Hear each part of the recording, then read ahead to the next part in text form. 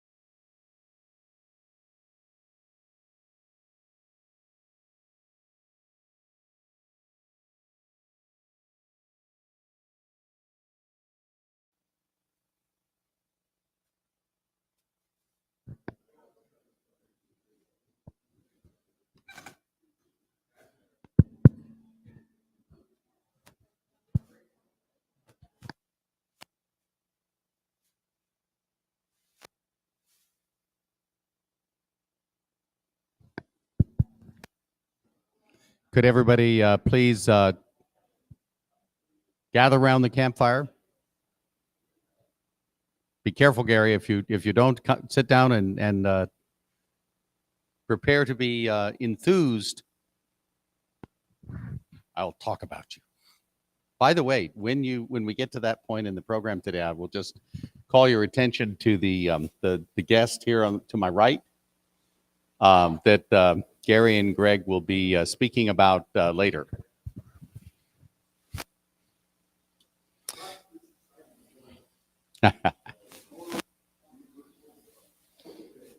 It's a fine thing, but don't tell us about it yet. Good morning. Welcome to this second day of the 6th annual Moon Village International Workshop and Symposium. Yesterday, first day, and obviously the celebrations last evening were also excellent, since we're down about 30% in terms of the number of people in the room. But that's not so bad, because it's at least still early, and so more will probably join us. In this morning's first session, we're going to have 3, I think, very different and very interesting takes on issues and concepts concerning the future settlement of space. And so it's very much in line with the kinds of ideas that within the Moon Village Association we're exploring vis-a-vis settlement on the moon, and which came to the fore in a lot of the discussions, particularly yesterday afternoon. So with that, let me please introduce Yamashiki Sensei from Kyoto University, who will be speaking about 3 essential core concepts: the biome, the core technology, and the core of society. I'm not sure. Please be careful. Now, if you stumble and you fall into the hopper, it grinds you up. Then we have sashimi. No.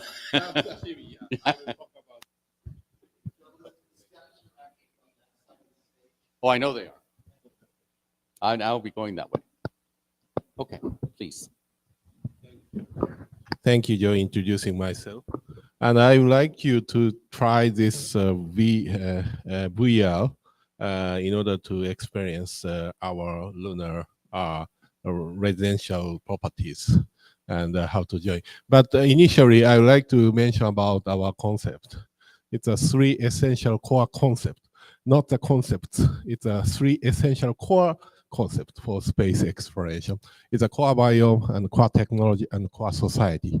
Yeah, how can I go to the front with using this? I don't know how. Is it working? Which button should I press? Do you know how to do? Arrow to the right.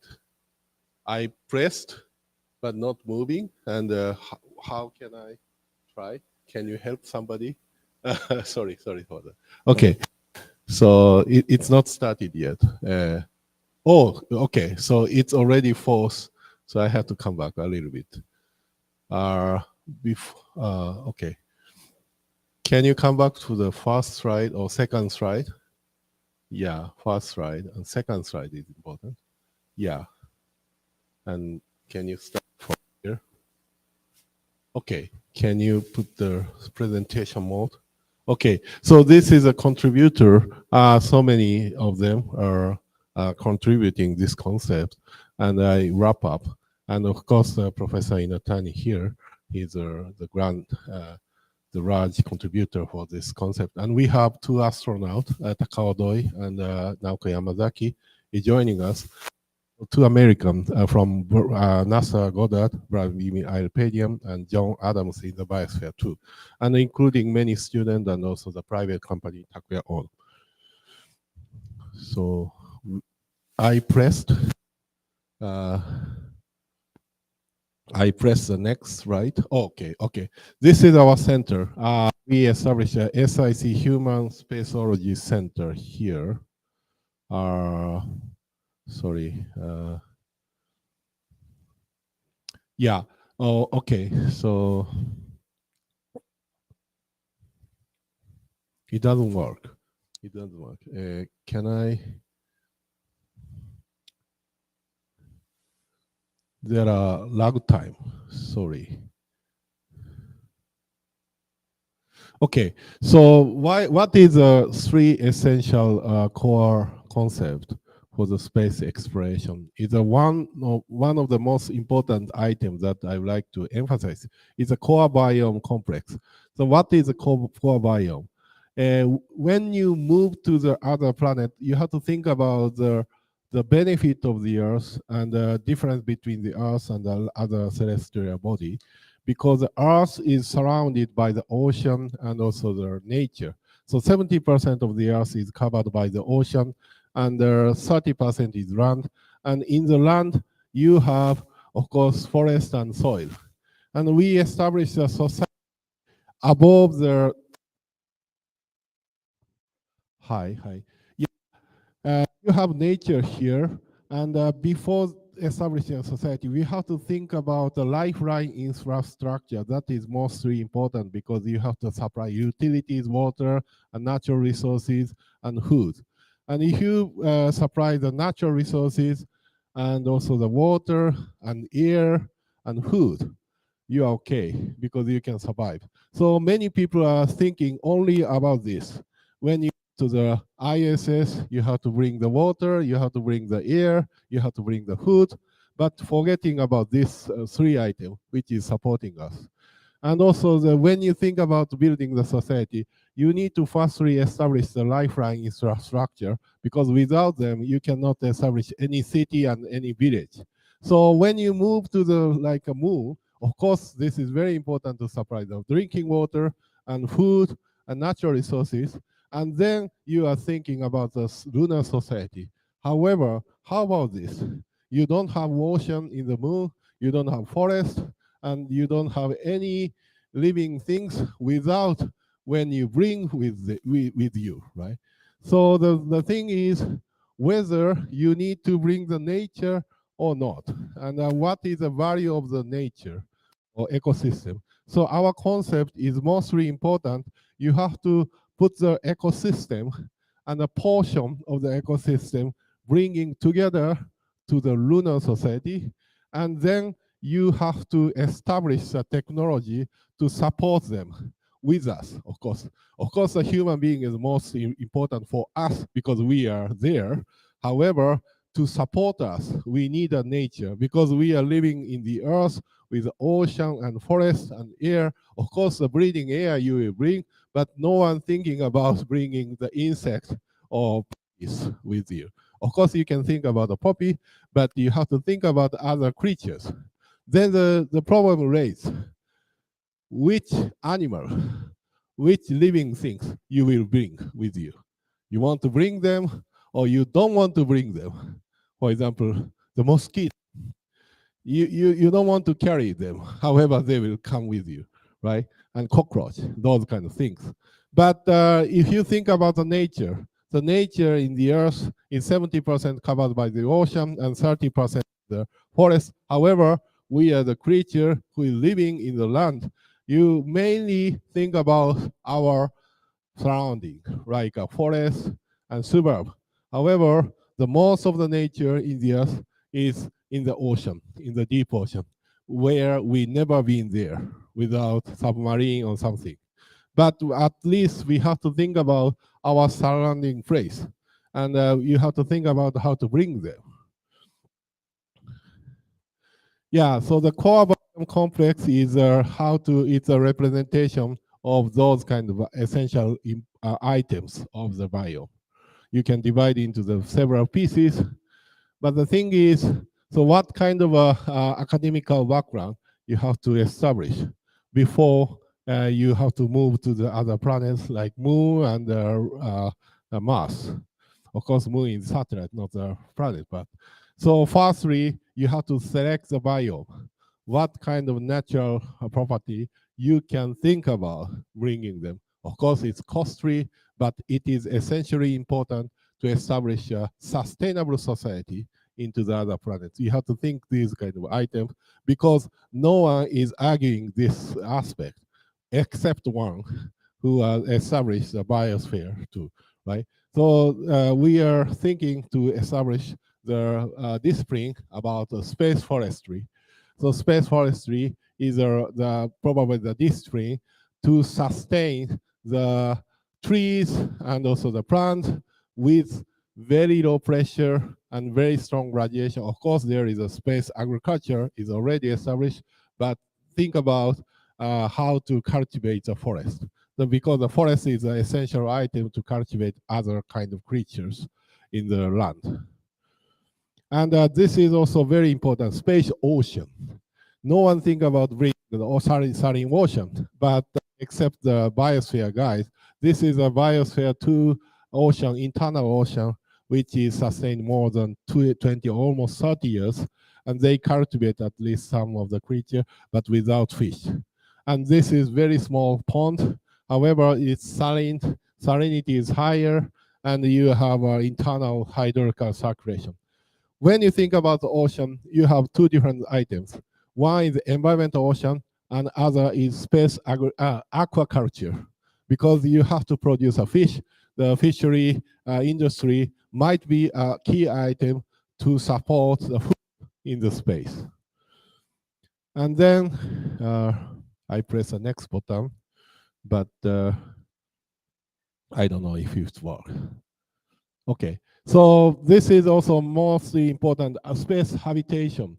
The core technology, we have to secure the artificial gravity and space radiation control. These two items is very, very important.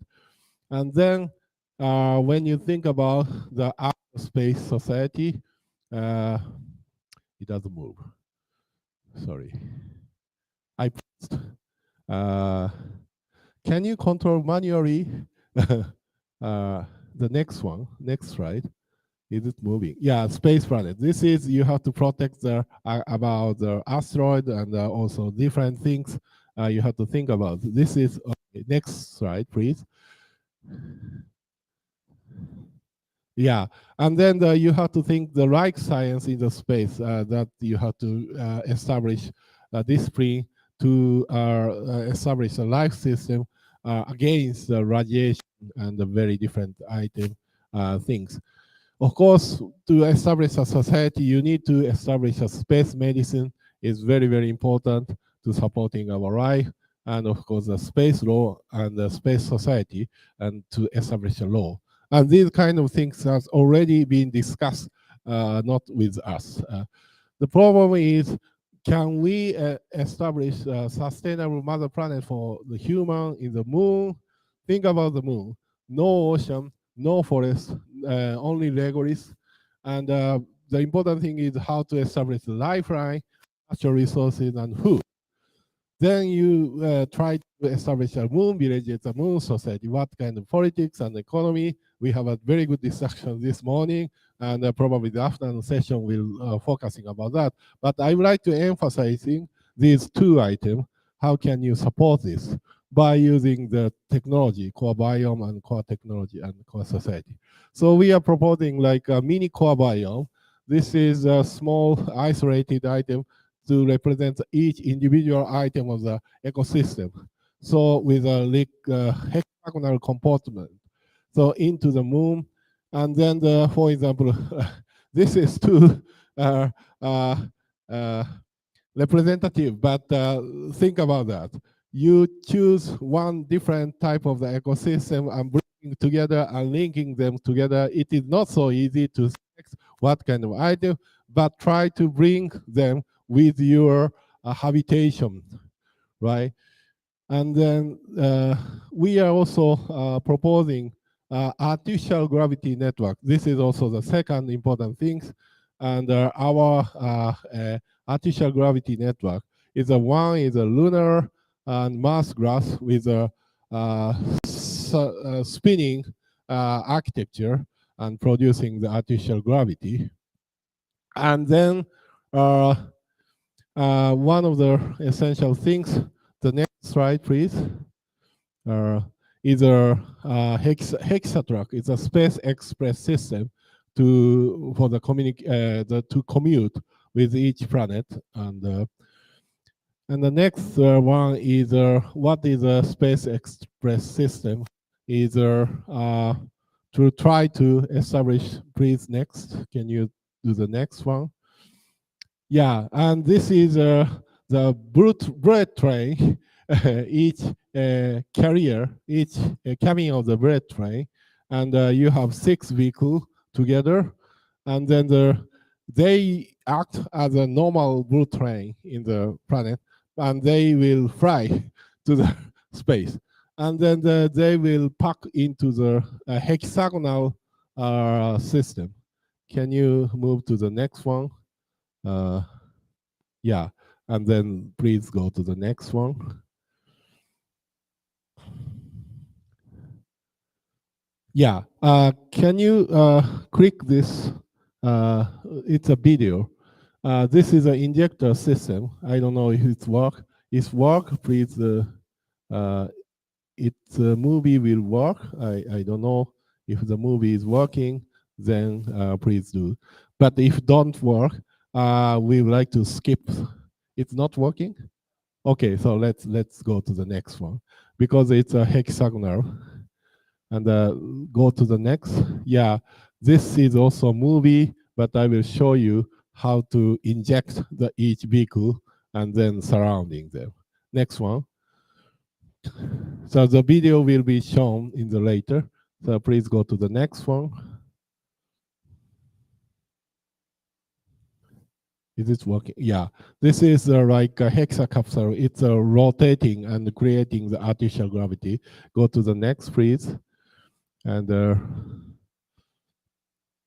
so the hexagonal space express system, you have a large capsule and small capsule.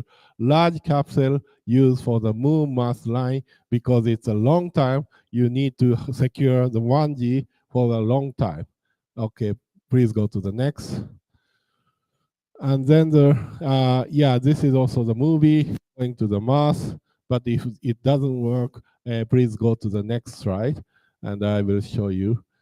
Please go to the next one. So the long term and the mini capsule will be used Moon Earth line. This is just for the short terms, just for 4 days and moving to the moon. Please go to the next one.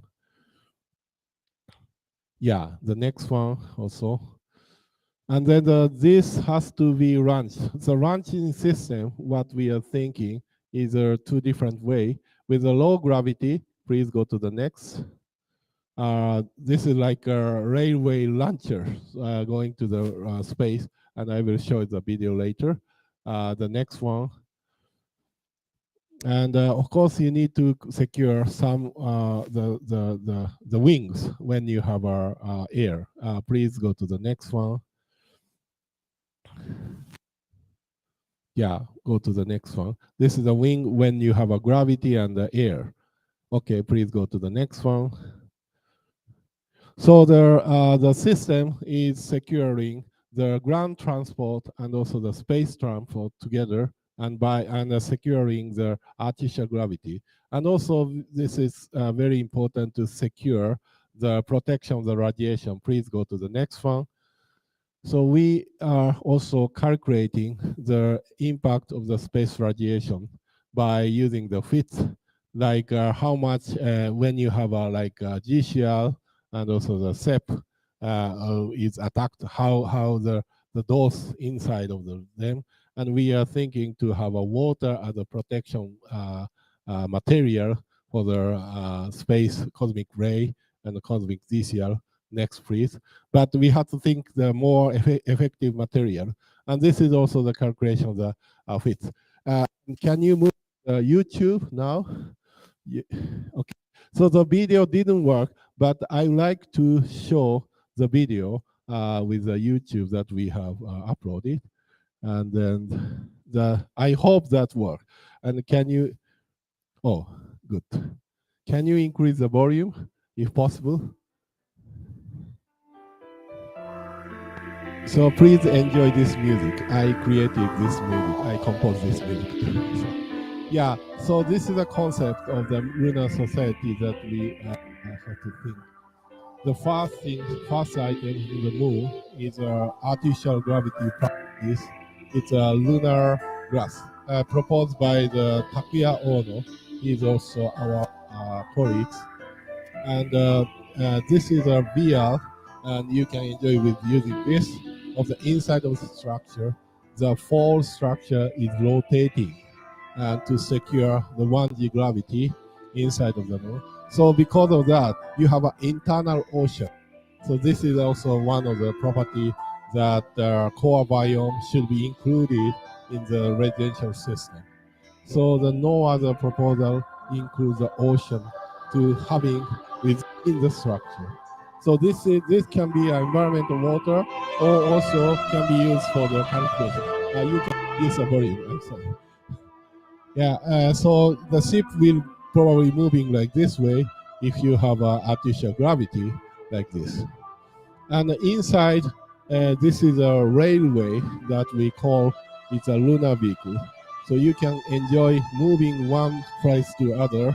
It's like using the gravitational force, and by using the minimum energy, you can move one facility to another facility by doing this. So, for example, if you take a look at the lunar surface, and this is the rancher concept. I don't know if it's work. I don't know Inatani sensei can support this idea, but you have to have a rocket in the front part. But the idea is to have a frequent launch to the going to the Earth, going to the Moon like this way. This is like every 10 minutes or every 1 hour, I don't know, whatever. But if you have a sustainable transport, you need to have that kind of run system to secure minimum energy. And with a low gravity in the moon, of course, you need to have a rocket, but you can have those kind of things. The rocket is just for the first vehicle, but they move directly with, this is an injector. So when you go to the lunar satellite, this is a gateway, and this vehicle, each cargo will be injected into the hexagonal capsule. And that hexagonal capsule can be like this kind of form. It's a big one, but it's rotating to create artificial gravity. So this property could be at a hotel like this Sheraton, but it should be rotating, because without that, it's no gravity. And within this station, you can have like each vehicle injected into this hexagonal system. This is a small capsule which is transporting between the moon and Earth because for the short term. It's like a starship system, but the idea is putting each cargo into this hexagonal system, and then you can have an equal weighted when you have a movement, and but you have to have a 6 vehicle or 3 vehicle to keep the symmetry, and this is very important. And then this is, of course, you have to inject in the no gravity field, because it cannot be done with in the surface of the moon or surface of the earth, because you have gravity. But if you in the space, you can do that kind of injection, and then you will move like this. So this is like a transporting system between the other planet to securing 1G within those times. So with 6 months travel from the moon to the Mars, of course it's long, but you can secure the 1G gravity without deteriorating the body. And when you arrive to the Mars, you can de-integrate to the train like this form, and it will settle. Of course, the settlement is not like this, and you have to think about the different way. And then when you arrive to the Mars, you have Martian property. This is a Mars grass, and it's also rotating. So it's another planet and another system, because the gravity is different, so the shape is different, the moon and Mars. course, you can think about terraforming the map. Of course, it will type. Okay. So I will wrap up in 1 minute, sorry. And inside of that's the Martian society, you have, of course, the grass, and internally you have the same structure, but it's a different shape. So think about terraforming Mars. It will take probably 100 years, 1,000 years, but before that, you can create a small ecosystem with a core biome, core technology, and core society within the small structure. So, of course, outside is a harsh environment, but inside, if you get into the property, you have ocean, you have building, and you have like green. So that kind of a separation with a small society to securing this. Of course, in the future, you can cultivate the land and trying to improve the regularies and going to the different phase. But until that time, of course, you have to limit your habitation within the certain area. But important thing is how to maintain our society to keep our natural body as a human race, as an animal, as one of the top predator in the natural system, but we need to be supported our life system. Okay, thank you very much.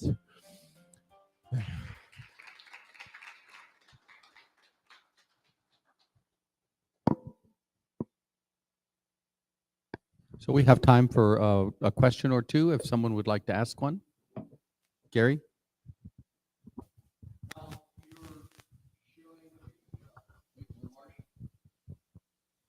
You're showing a Martian habitat that essentially, has, a wheel-like structure. Yeah, exactly. Okay.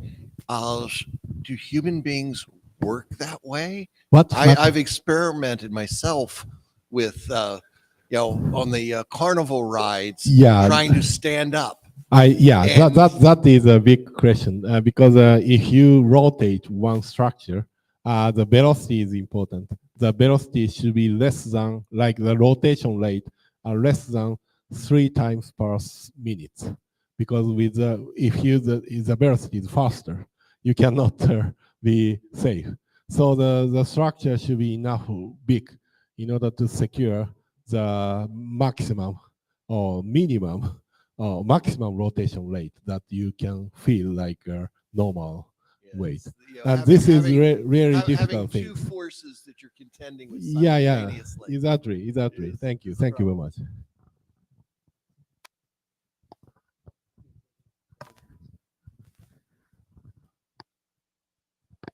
Okay, thank you so much.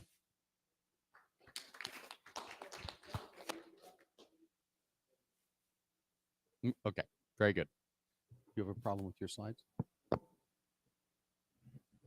Oh, this is not the slides now. This is for this afternoon. We're looking for Globus. Thank you.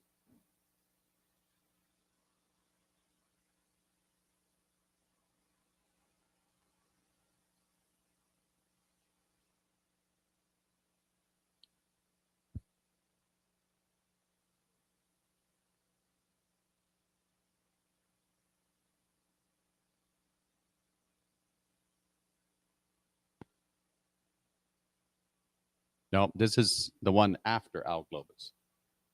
I think your system has broken down. If you were using my system, I put the time at the beginning of each alphanumeric string, so it lashes up nicely to the program. What's the name of your file? No, what's the name of the file? 15 minutes?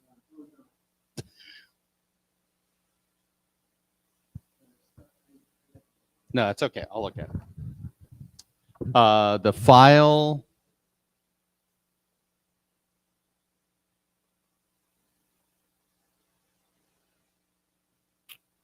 Okay. The file, I believe, has space settlement in Leo or Globus. It's 3.9 meg.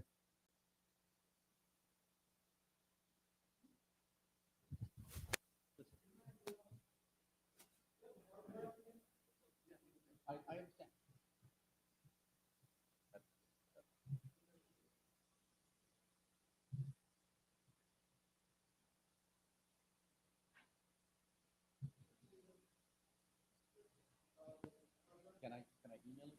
Yeah, no. Well, so which email? It's small enough. I'll just email it. We'll have it in a second. Did you confirm? Yeah. I watched him do it. Yeah, told you which file to use. Right. That's okay. You've got it now. Title of the email is Globus.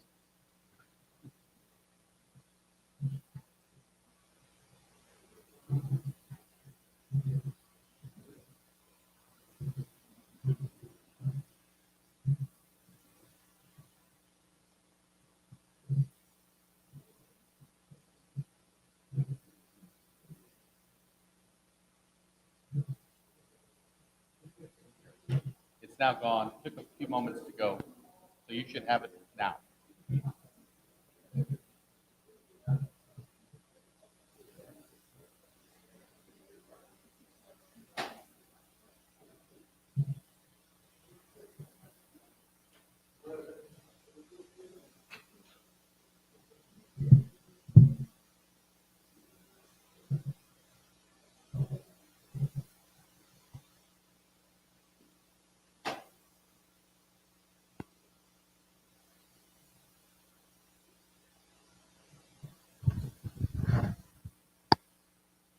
I'll take this opportunity to urge everybody, if you have not spoken yet and you have a talk coming up, by all means, get your slides in to me as soon as possible. And I'm creating a consolidated file, and then I'll make sure that the folks in the back have your slides. You had given it to me, but he assured me that he had it. So I think the computer gods ate it. Anyway, there we are. No, and we respect them. They actually control our lives. So the next talk follows in the same theme for this morning, which is future space settlement, but it starts much closer to home, so to speak, and to talk about space settlements in the near vicinity of Earth, Al Globus. Thanks. You've got the mic up there. There is a laser pointer there, and there is also a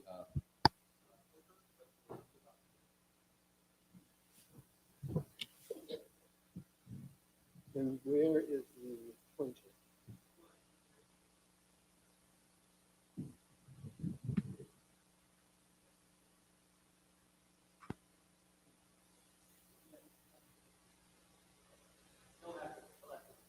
Okay. So I'm going to talk to you about space settlement. In particular, most of you are familiar with the concept. Most of you are familiar with O'Neill's concept, I'm sure you are. And the basic idea here is to note that that's a very difficult dream. Maybe there's an easier way, a significantly easier way, like orders of magnitude easier way. Next slide, please. So here's the basic idea of what the folks were getting at in the 70s. This is about a mile across, because it was thought that if you rotated more than 1 RPM, that was unacceptable issues for astronauts. It has a whole bunch of lunar regolith for radiation shielding. It turns out not enough, but we have a little better tools now to and so. But in any case, it works out to about 13 million tons, and we'll see a quantification of that in a minute. Next slide, please. Okay, so here's the problem. We got these beautiful designs and this wonderful thing that motivated me to spend essentially my whole entire academic career at NASA Ames Research Center, and yet there are no settlements, nor is there an effort going on that would terminate its settlements or even get to something like settlements. It's just not there.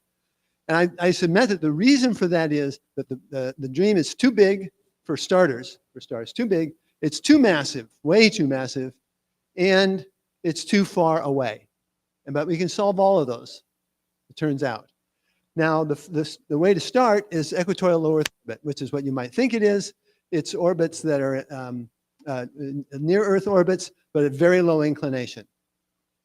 And that's key because that gets you out of the major radiation zones of Earth. Next slide, please.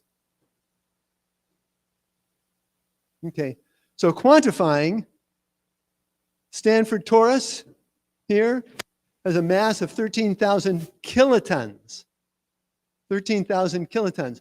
This is an enormous amount of mass. If you had the SpaceX Super Heavy today, it would take you 130,000 launches to get it into that's just not going to work.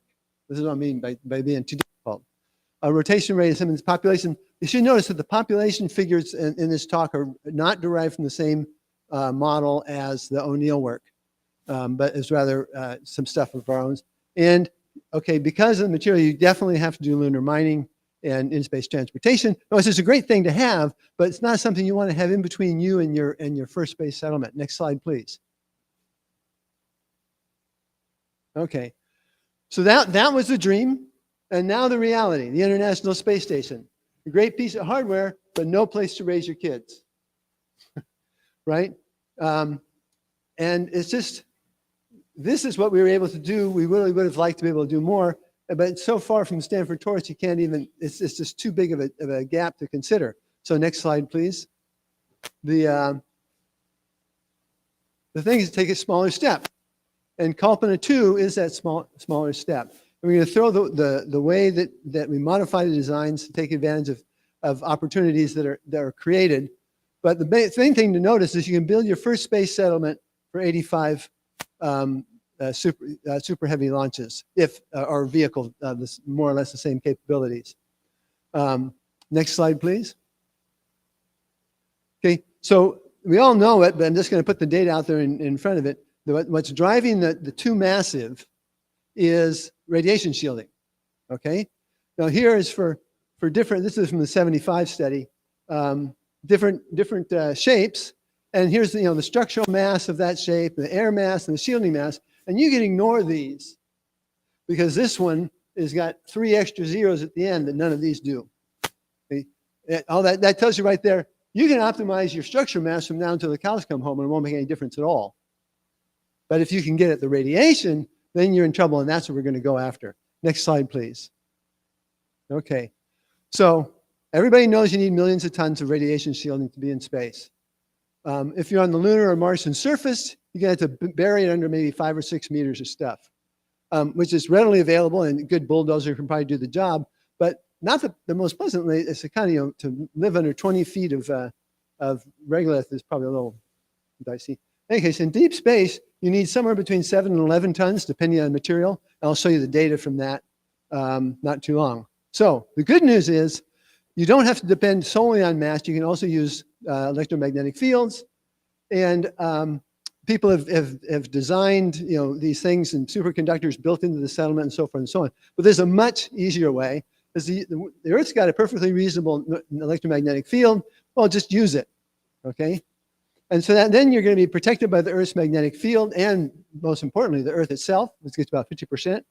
And if you do some calculations with Alteris and figure out where things are, you can figure out how to place your settlement very carefully so you don't need either any radiation shielding at all, this is possible, but more likely is you don't need very much. Okay, next slide, please. Okay. Here's a cartoon of Earth's magnetic field. Along with your location, by symmetry, no matter where you turn the thing, it's the same field. So the basic idea here is that particles coming in from this direction, because particles are omnidirectional, will be absorbed by the Earth, and they're not a problem. Particles come from this direction, if there's low or medium energy, will be deflected by these magnetic force lines and won't ever get this far in.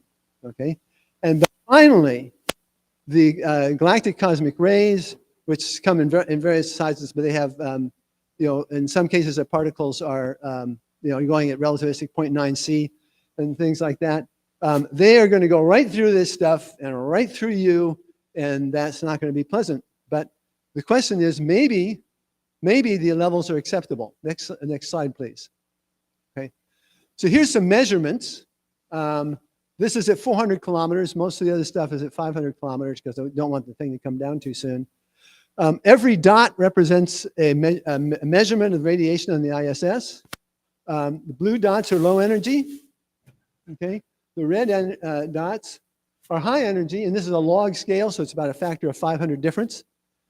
But notice that everywhere except in this region here, the Earth has got blue dots on it. Not a whole lot of radiation. And if you are very careful and you place your settlement directly on the equator, you don't go through the South Atlantic anomaly, which is an area that is the astronauts assiduously try to get not go through, and that reduces your radiation requirements quite a bit. Next slide, please.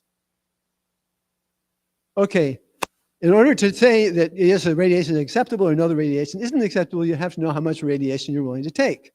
Okay, and the first thing I did with this, I started reading a couple of books. I spent a couple of days monkeying around with it, and came to the conclusion that it might be 20 millisieverts per year. SV stands for sievert.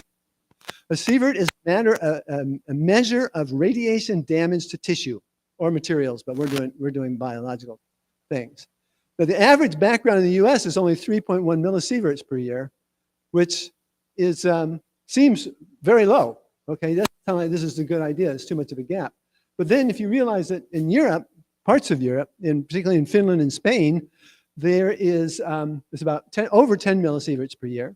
So that's sounding more like, okay, you're maybe in the right range. Iran, India, and China have much higher levels, including individuals who wore a radiometer for a month or so, 131 millisieverts per year. Nice song. Okay. Any case, so I looked at this thing and thought, I did this quick little analysis and stuff. I really need to get into this site. So I read every book I could get my hands on, and it turned out I had some help and got a lot of books on this. And the end of it, having done all that work, right back where it came from, the 20 millisieverts a year is probably about the right level. The International Commission on Radiological Protection, that's their occupational threshold. Nuclear power plant operators, X-ray technicians, that sort of folks are not allowed to be exposed to more than this.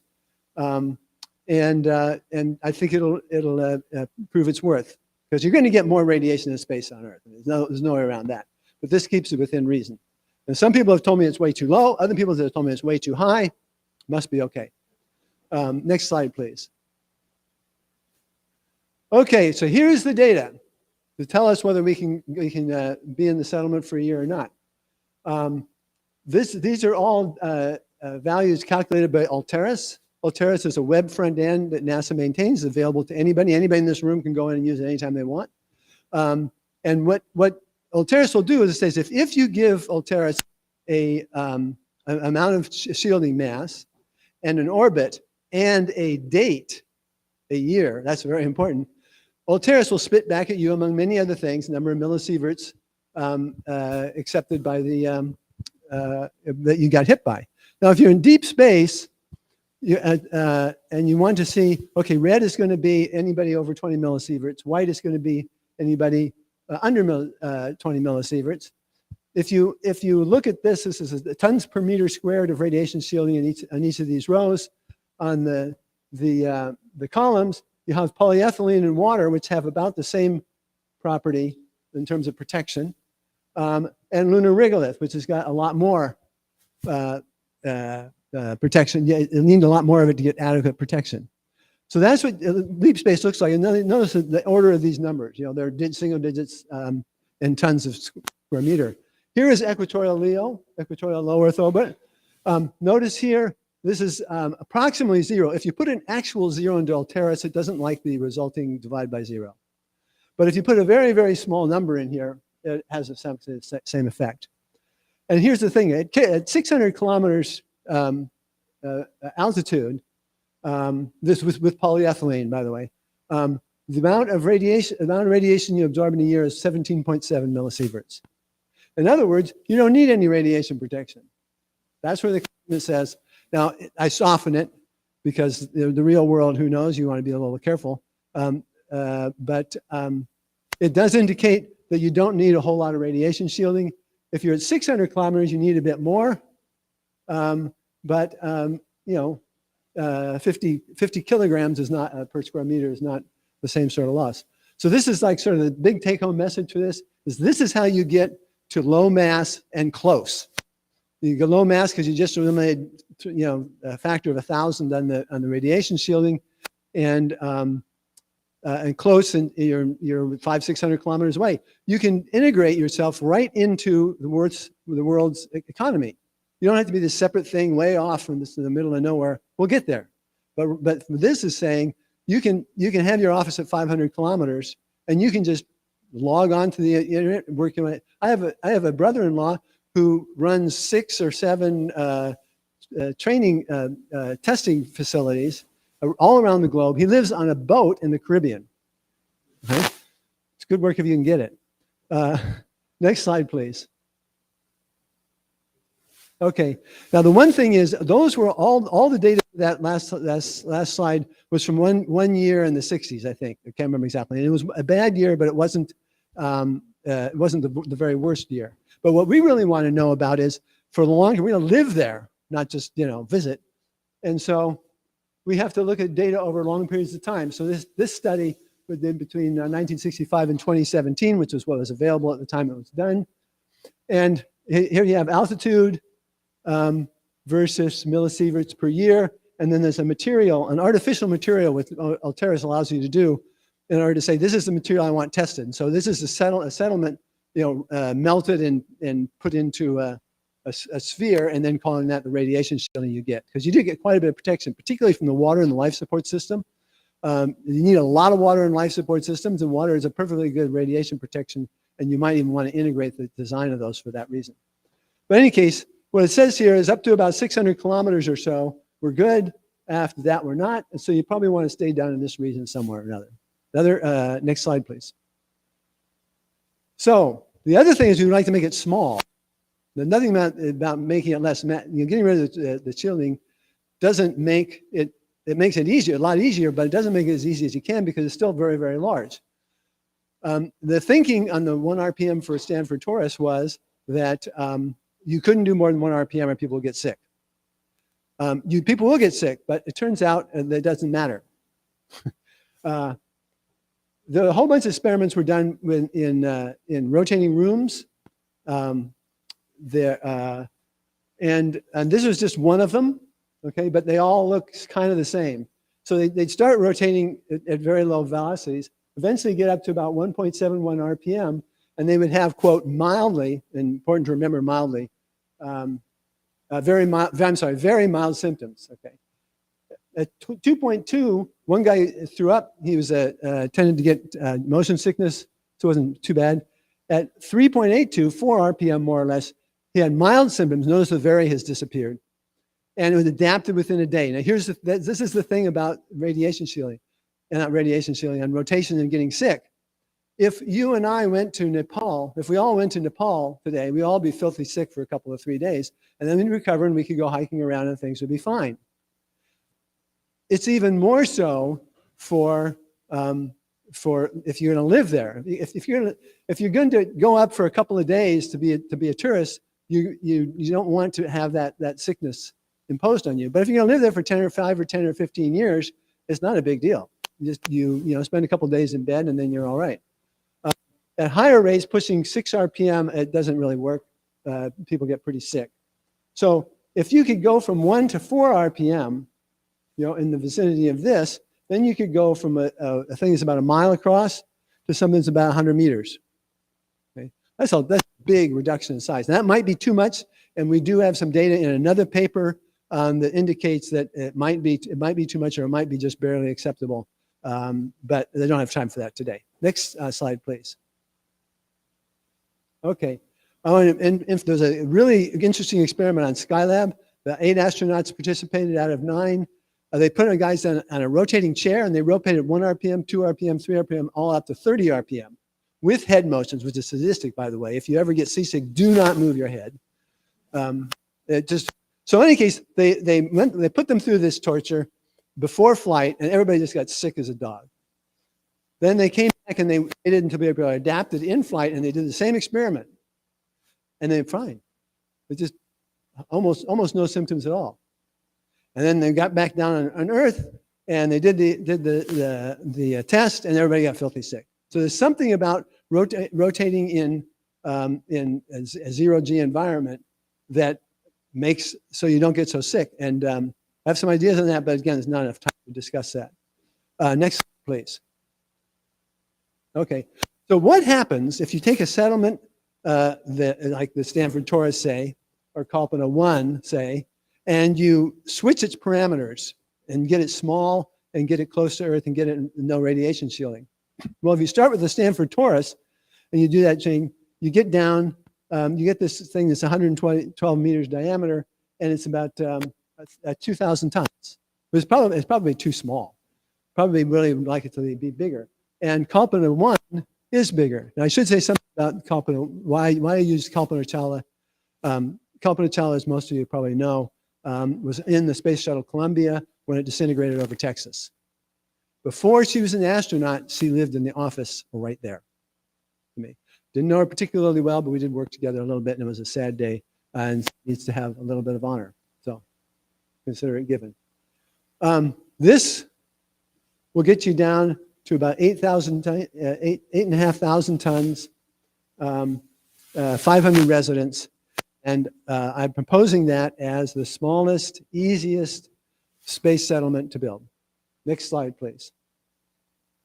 And so there's a couple of keys to it. The first thing is the equatorial Earth orbit to beat you over the head with. It gets you very close and it gets you low mass, two big things. The second is spin fast, then you get it small.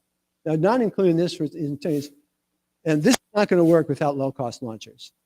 If the Falcon super heavy or Starship doesn't do the job, then some other vehicle will have to, but it's just no way around it. And one of the keys to that is high flight rate. Okay, but don't have time to really do the detail. And the last one is tourism. What tourism can do is supply with hotels. In this hotel is actually not a bad environment for living. Might be a little plastic for some, but and that means you can incrementally build up to well, that's the ticking of your clock. Please. Tick, tick, tick, tick. Okay, my clock is done. Thank you very much. We got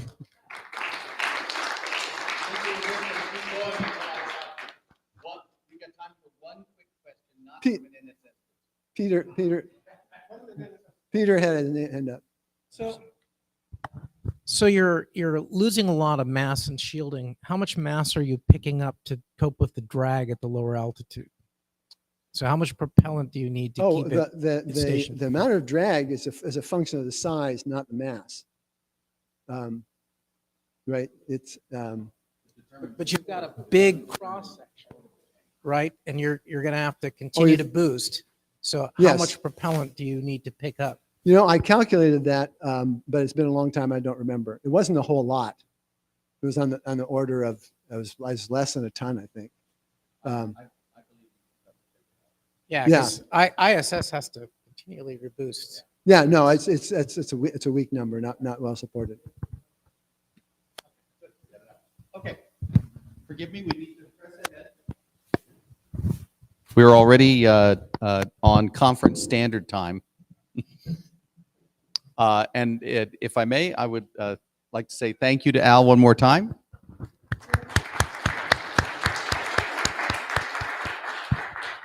And now I would like to turn the podium and the clicker over to Yoshifumi Inatani Sensei. Inatani Sensei has had a prestigious career at the JAXA ISAS laboratory in Japan and has been one of the co-leaders of all the architectural studies within the MVA architecture working group during this past several years. So please, Inatani Sensei. Good morning. Is it okay? Yes.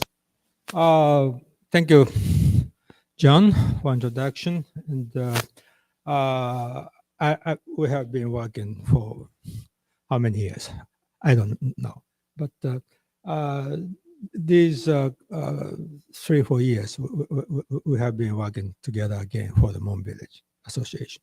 And my talk today is on just in the reference modeling. That's in the, to have a, how do I say, concrete and a realistic story to have a, let me say, moon village. Moon village, which means a number of people are living down there, doing something and working and staying, something like, and making life, something like that. And this kind of future vision it often happens. Some stories are belonging to a category of dream. And on the other hand, some stories are belonging to a category of too much realistic. And my talk and our vision, my story, which will be told from now on, is in between, but not too much in the reality, but too much in the dream. So on discussion for this kind of things, the modeling to think about having a concrete image, that will be the reference modeling to our understanding. Okay, slides. Can you?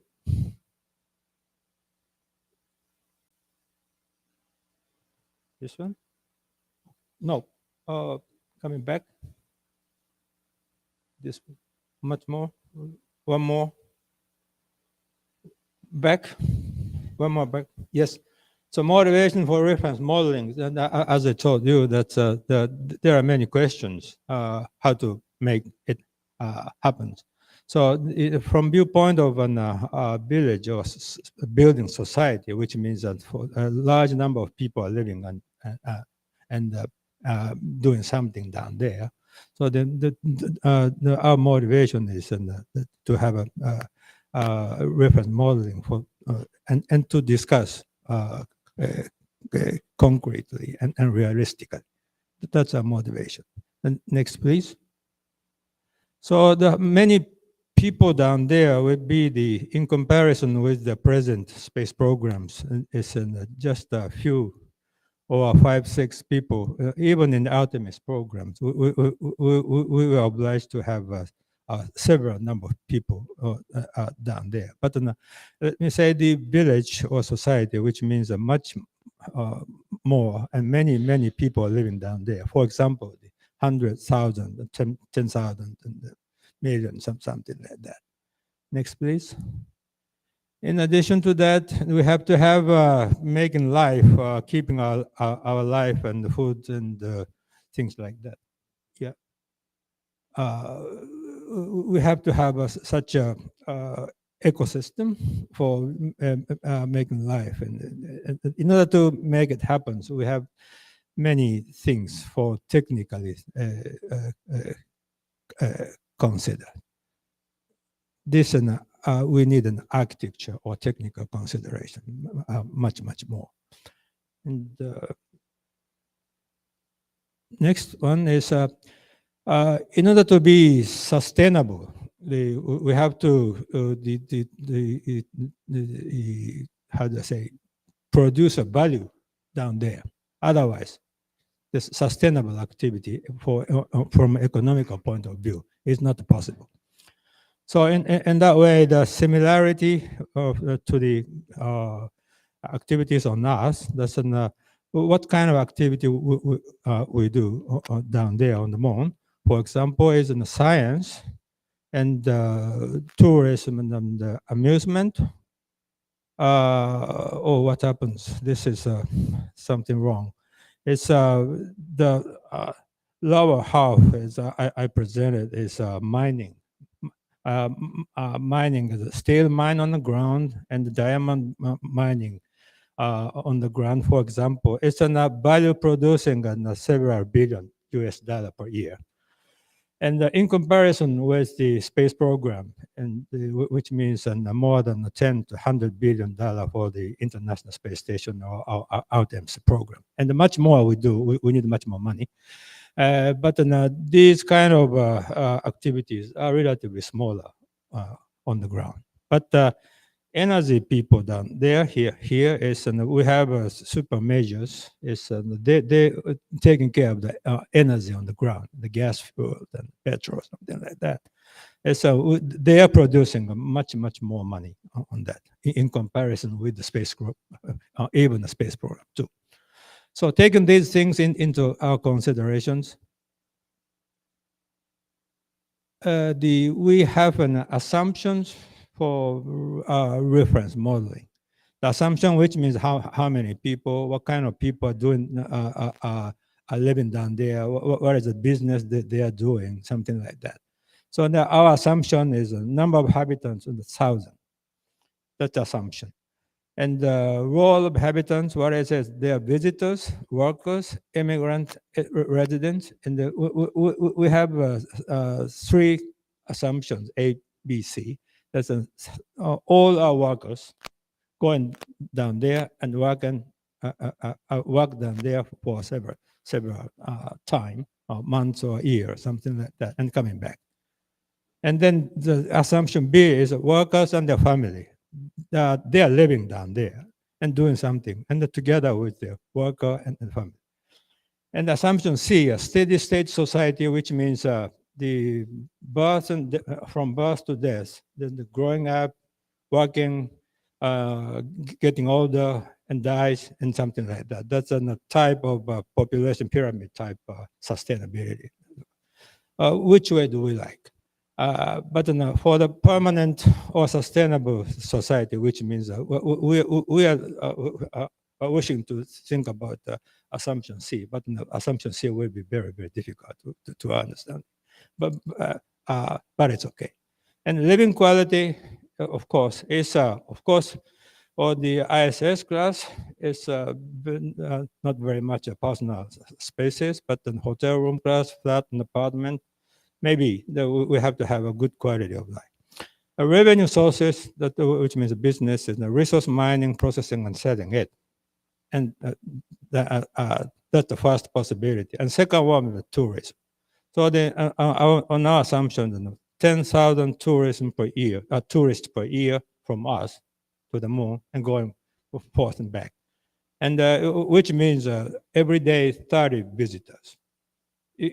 If we do the transportation system every day, 30 passengers on board every day. This is maybe tremendous in comparison with the present day's architecture, but not take it easy to think about it. That's our position. And so these reference modeling studies, and we have had 5 working groups, and in the last part of my presentation, the list of participants or contributors, and artificial consideration and business making consideration, and operating society and social science considerations, and life science, and finally the humanity and culture or anthropology type of consideration has been made. So today, I do not have a time to keep in touch with every detail on that. Just a brief overview will be presented from now on. Yes, so first architecture working group. They are doing that. This is what we did in architecture working groups, and these are 6 topics we have. Function, the number of people we need to keep this society sustainable. A living space and facilities, airfare production and costs, food production, regolith refining, earth moon transport. These are not everything, but these are the ones of the important things to understand. So in the drawing, we think about these kind of things. And in such a way, the 1,000 people is a settlement, and the 10,000 people visit and going back per year, which means 30 people every day. That's tremendous. But in order to take care of these assumptions, we thought about the food production consideration, regolith processing, something like that, in such a way. I'm very sorry to I cannot keep in touch with the details, but space agriculture type of considerations, and to take care of 1,000 people, how much the size of the agricultural facility or things like that. Those kind of considerations have been made. This is very small numbers presented and some sort of large space agriculture facilities that we have been figured out. Next one is important thing is this morning we have a commerce for people's meeting that we are doing quite similar things, and water processing, and if we find the water, of course, in the polar region, and take it out and processing it and making use for the life support and the energy source and the propulsion system for the transportation systems. And together with the cost estimate, we did it. In the last part of my presentation, the cost is tremendous. I will tell it to you. And transportation from the Earth moon, let me say that if we do carry 30 people every day, which means, let me say, traffic networking between ground and Earth. And there are many possibilities, but our finding is what is important is to depot in orbit fuel or propellant depot. And in addition to that, the propellant supply on the moon is essential in order to keep the cost becomes realistic. This one is a consideration on that. And yes, I'm very sorry. That's it for the architecture. And then the next business working group. It's a business working group, as I told you, they figure out the lunar business possibilities through following two major market elements. One is ISRU, that's in the resource utilization market. That's in digging the ice, water out of the polar region and extract from them, from the regolith, and process it and selling it. And tourism market, Atman, all-inclusive package tours, we have assumed. And for both market possibilities and population projection, fuel demand estimation, fuel pieces, prices estimation, and market estimate has been done. Tourism market, also the tourism package consideration, tour price estimate, visitor per year, and market estimate, and things like that. We did. Once again,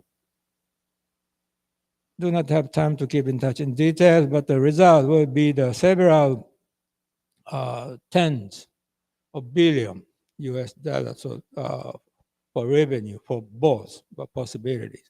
But once again, this is based on the assumption that we can use the water on the moon to utilize it for as a propellant for that, on such a way that this ISRU market will produce the propellant and the tourism market will consume it.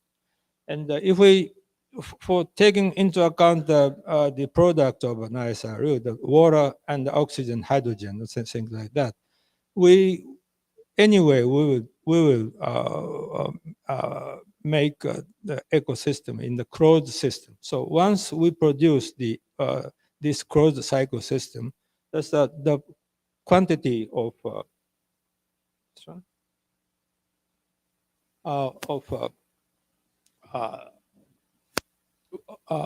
resources used for the life support is relatively smaller. And the propellant segment, propellant is only exhaust it and use it and never comes back. So that's in the cost for this propellant elements are the dominant part. That's the finding. So in such a way, this is a resource utilized market and tourism market are connected to each other. And in addition to that, in such a way, the architecture and business interactions are very strong. And as I told you, the osmond transport and the propellant supply and resource mining and the consume it by, from a business point of view, it's a very, very strong tie. Legal infrastructure, this is a society which, this is a number of these figures, just 100 people down there. So 10 times of this will be the 1,000 people. So many people living down there. There is, of course, the workers, bakeries, and the policemen maybe will be, and there are many kinds of people down there. How to take care of that is a societal point of view. Then this working group people topics of study is the relationship between the lunar community and us. That's how do we rely on the us or becoming more and more independent in accordance with the growth of the society on the moon. Rules inside the lunar community, rules among the lunar communities. There are several communities will be built. Rules for resource development. That is one important thing. The method study is something like that. We gradually develops from the beginning. That's an phase 1 to 3 means. Phase 1, we're starting with, let me say, similar to the present ISS Artemis type of a national program, and gradually coming the commercial aspects are getting into accommodated. And the phase 3 will be the independent activity, commercial independent activity. So such an assumption has been made. And social science and the study topics is the first national approach, the first stage on the autonomy approach and ISS approach and something like that. And there's many regulations, the rules for to internationally working together for the ISS approach. And the rules inside lunar communities and physiology and rules of decision making, rules of operation, jurisdiction, and intellectual property rights and public services. This kind of how do we do has been taken care of by these society science people. So this kind. Once again, I'm very sorry to tell you the result on that. In the very near future, we'll be able to show that the result on some opportunities. Yes. So life science working group is thinking about as the talk from him as one of the environment outer space is, and of course, the radiation, the gravity, confinement, lunar dust, other factors. And the major difference in the living environment in space or on the moon is this radiation, gravity are the major two. But countermeasures, even if it is heavy stuffs, but something like we need a radiation shield and gravity, artificial gravity or something like that. That in the previous talks this morning. But we can imagine countermeasures. So these people are composed of medical science people or life science people are in 1,000, 10,000 habitants, how many medical care staffs are needed? That's 5 to 10 medical caring staffs, and maybe in the hospital or health caring systems or something like that. They are thinking about that. And in addition to that, the living much longer time for sustainably for 10 years, 100 years, 1,000 years in the future. And then we have to think about the evolution of human connected things like that. So another 2 minutes. It's okay. Yes. So for a longer stay, that we have to think about these kind of things. So it will be very important. So the gene and cell engineering people and this they say the oh, this one is also broken. That's the beyond life science, which means the bioscience, biotechnology, or people are taking care of that and enhancement of human capability.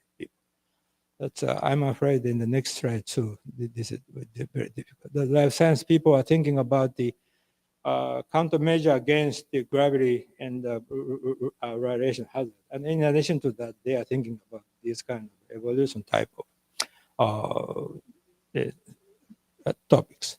Humanity and anthropology working group is thinking about is a human is inherently has an Homo sapiens, Faber, Ludens, and mobilitas, which means they are inherently doing something for fun and intellectual and making something and moving. So hope this picture will oh, that's very difficult.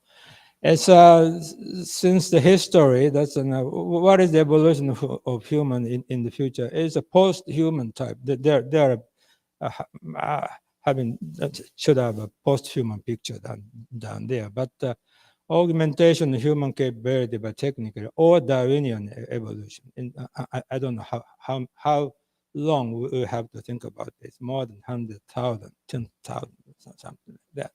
This kind of things.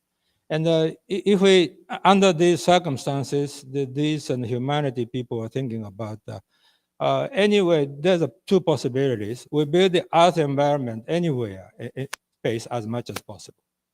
That's to have a normal human will stay. But then on the other thinking, human to adapt themselves into new environment on the moon, space, and Mars and things like that. Making use of an enhancement, augmentation, human capability, technically or bioengineer. So as a result, if we take the latter way, that we have to think about the new human, post-human, evolution human, Darwinian evolution or enhancement. So leave these questions to individual freedom or legally control to take care of that. As a consequence, what happened?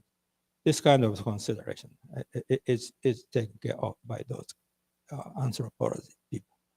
So as a result, the summary and the remarks and finding, this for the architecture business point of view, that these two topics are very much connected to each other. So we have to work together in order to figure out the realistic and economical operation. Assumption of Southern member society will be maybe to be reconsidered for many aspects. The legal society people highlight the society operation and life science humanity consideration. People are doing such a. So this is the last slide, and I'll show you the introduction of our working team, the members. More than 10 of people are working together with us. These are working of all volunteer basis, and our studies are going on into the next stage, and we will continue this study. Thank you very much.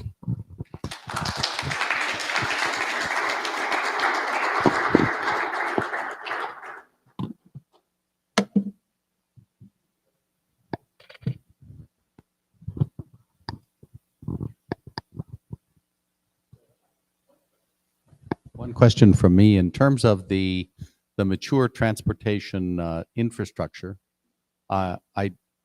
I didn't notice, maybe you showed it, but I didn't notice any discussion of using electromagnetic launch from the moon.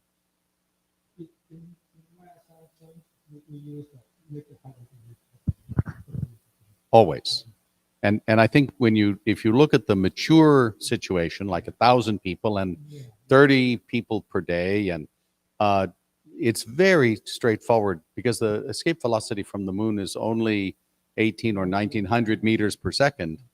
To use an electromagnetic system, would eliminate a significant part of the recurring cost from I think your analysis. Okay, I agree with you, but our thought is very much keen about the presence of the water on the moon.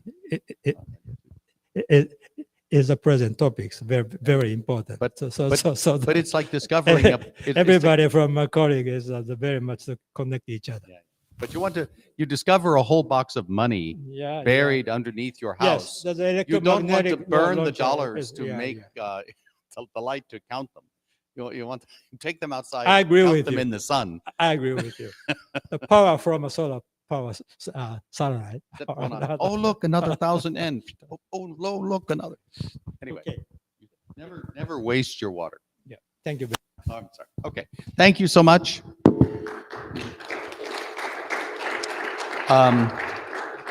So we're running just a little bit behind. Is Pascal Lee here? Excellent. He's all right. And I will explain just a little bit. So Pascal was busy with another matter. He's our first speaker after the break. And so I thought it doesn't do any harm now to take a little extra time because the Japanese studies have been very extensive and they have a nice large team. And anyway, so I invested a little bit of all of your time. And now it is officially 10:10 a.m. Conference Standard Time. So let's go ahead and take our break, and we'll reconvene in 10 minutes, or rather at 10:40, in 9 minutes, if you don't mind, and then we'll start the next session. So thank you so much.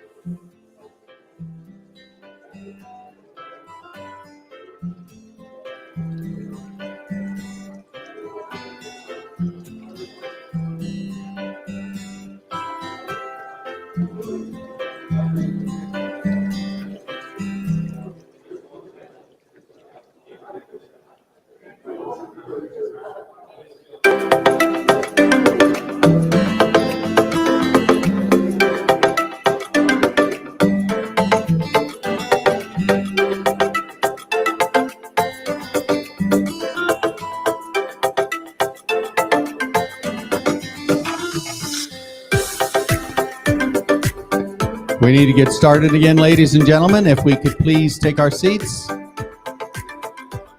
Thank you.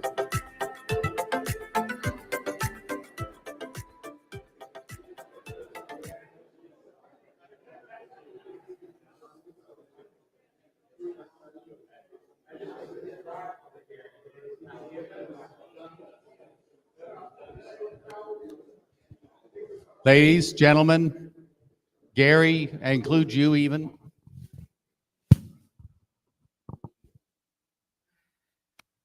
Thank you. It's a sign of a good meeting when people are having too good a time chatting with one another. That's why we have lots of breaks and we are not too strict about things. It is my enormous pleasure to introduce our next speaker, Pascal Lee, from the Mars Center and other places. So, Pascal, you have the floor. Thank you.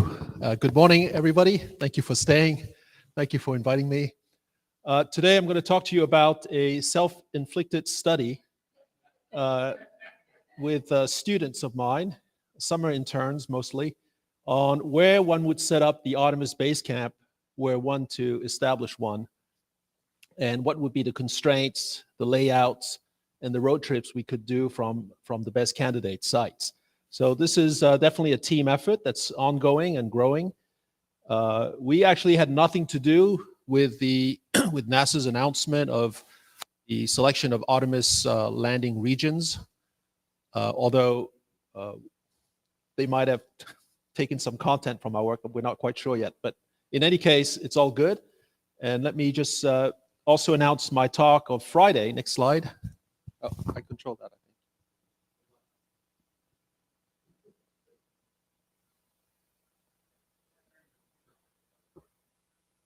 Turn the pointer on.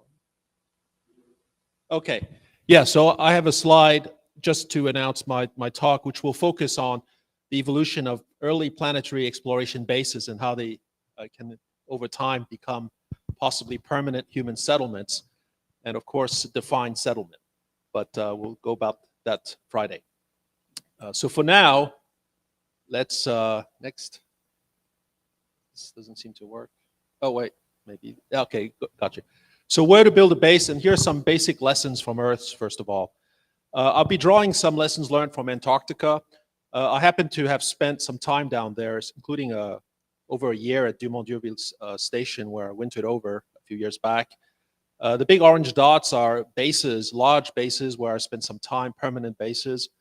The orange dots are places where I spent some time in field camps, some of which we actually established ourselves temporarily during field campaigns. ANSMET is the Antarctic Search for Meteorites program, so I joined that a few times. And of course, McMurdo is the largest settlement, in fact, probably the only settlement in Antarctica, which it has a population of over 1,000 people, at least in the summer. So anyway, this was home to me for over a year. Typical Antarctic station, sort of on the larger side of things, with buildings that each have specific functions. So that's, very modular in design. Also, the buildings are separated just so that if there's a fire in one building, it won't spread out to the whole base. So there's a hazard mitigation sort of design in the layout. But at the same time, they're not so far that you have to sort of go on some sort of a polar EVA every time you go from one building to the other. So, it would be quite common, even in the middle of the winter, to run between buildings in shorts if you didn't have anything on the way to do. Oops. Okay. Now, the key thing about Antarctic analogies is that it's never just the base. It's the base plus a mobility system that really gives you access to the terrain around you. McMurdo is a much larger base, and the key ingredient, the key to the success of this infrastructure in Antarctica is not just this base itself, but the massive mobility system infrastructure that the United States has in Antarctica, which allows the US to essentially control access or have access to the entire continent. So you have C-130s for long haul trips. You have Twin Otters for shorter hops and lower masses. You have helicopters for really short hops to inaccessible places like the dry valleys. You have cats, bobcats, and other surface vehicles for long raids to the pole and back, and then snowmobiles for local excursions that are short range. And again, the key thing is it's not just your base, but how you will access places that almost by definition are going to be far away from your base over time. The base itself is usually chosen in a location that's relatively benign and if not boring, but very safe and logistically easy to access. This is really what allows you to get to the places that are going to be very interesting. Okay, and so this is an example of a place where we set up shop for a few weeks to collect meteorites.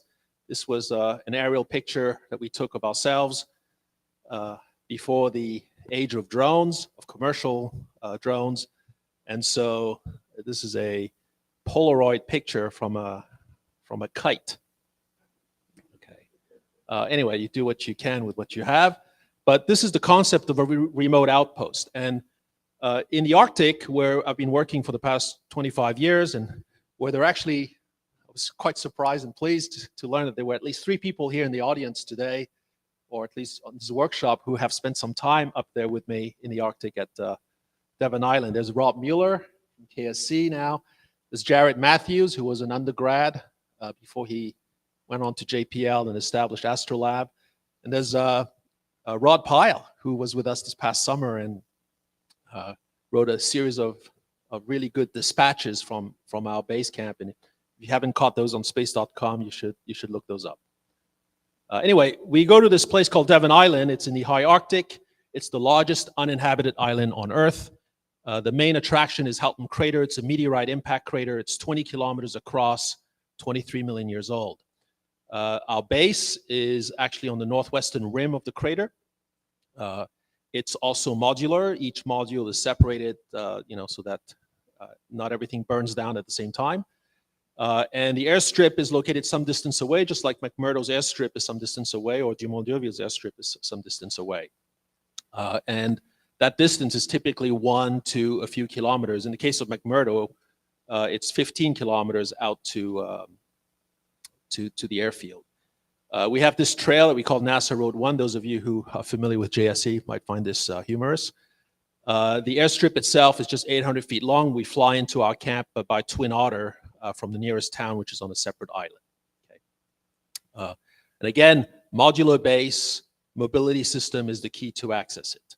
And here are our mobility assets. We have access to Twin Otters, helicopters, Humvees. The yellow Humvee, Rob Mueller and I drove across Devon Island to get it to camp, but also smaller vehicles as well. Okay, so Artemis Base Camp, if we really have to set it up at the South Pole, which I personally would not recommend we do, but if somehow we are fixated on setting up shop at the South Pole, and I misspelled Artemis, sorry. It's not Artemis, it's Artemis. Okay, so this is why we would be even interested in the South Pole to begin with. Every one of these little, so the South Pole is at the left, the North Pole is shown on the right. Every one of these little bright blue dots is a hydrogen signature. So presumably water ice in the ground or even at the surface in some cases. Of course, in some of it in permanently shadowed regions, but others are actually not in permanently shadowed region, which is really intriguing. And fewer dots in the North Polar region, but some as well. Okay. One of the main attractions, of course, at the South Pole is the South Pole itself, where there's a large crater, Shackleton crater, exactly the size of Halton crater, but quite a bit deeper. Halton is about 400 meters deep. Shackleton is 4 kilometers deep. And this is Washington, D.C. Shown to scale compared to Shackleton. So the place is really cold, dark, hostile, has a lot of resources, but requires a lot of power to operate. And this is true for Shackleton as well. Say again? Okay, bum. Not sure everybody got it, but okay. So this is the concept that NASA has, a few assets like mobility systems, astronauts on EVA, solar panels, visibility, of course, of the sun, but presumably also of the Earth for communications at a South Polar setup. And so the criteria we applied came in two types: logistical criteria and science. In spite of the fact that I'm a planetary scientist, I put logistics ahead of science because you really have to make sure you can survive and power your systems if you're going to have a base before you worry about which one of these sites might actually give you best access to the science. So you could presumably do it the other way around and iterate, but logistics is, I think, the easiest way to start with. So we have in total six main criteria and several sub-criteria within each. Number one, solar illumination. We have to have enough solar power. We want to have direct-to-Earth visibility at least part of the time. We want a good site for the habitat itself, the habitat area. We want a good site for the landing and launch pad for the starships and other landers that might come in and go. We want then to make sure that among the sites that might be logistically viable, we are in proximity to an water ice-rich PSR, permanently shadowed region. And also, if possible, we want to be next to the South Pole Aitken Basin, or at least be able to sample materials from the South Pole Aitken Basin. Water ice and South Pole Aitken Basin are really the two huge leading drivers of lunar science in the years to come. And this is why they're sort of singled out as being really top priority things to try to, check in your checkbox. So solar illumination, we want at least 65% of solar illumination, 65% of the time or more. And we end up with this cluster of dots across the South Polar region. Every one of these little white dots is actually a circle that's 2.5 kilometers in radius around a point of maximum solar illumination locally. And these dots actually are placed in places where you have a solar illumination that is sort of semi-permanent for more than 65% of the time. So you don't have that many options because, and this is really giving you a sense of how topographically rough the South Polar region is, because essentially if you're trying to draw a 2.5 kilometer radius circle around places where you have more than 65% of sunlight across the year, that's all you end up with. It's really not that much. Okay. Every one of these other places has less than 65% of sunlight across the year.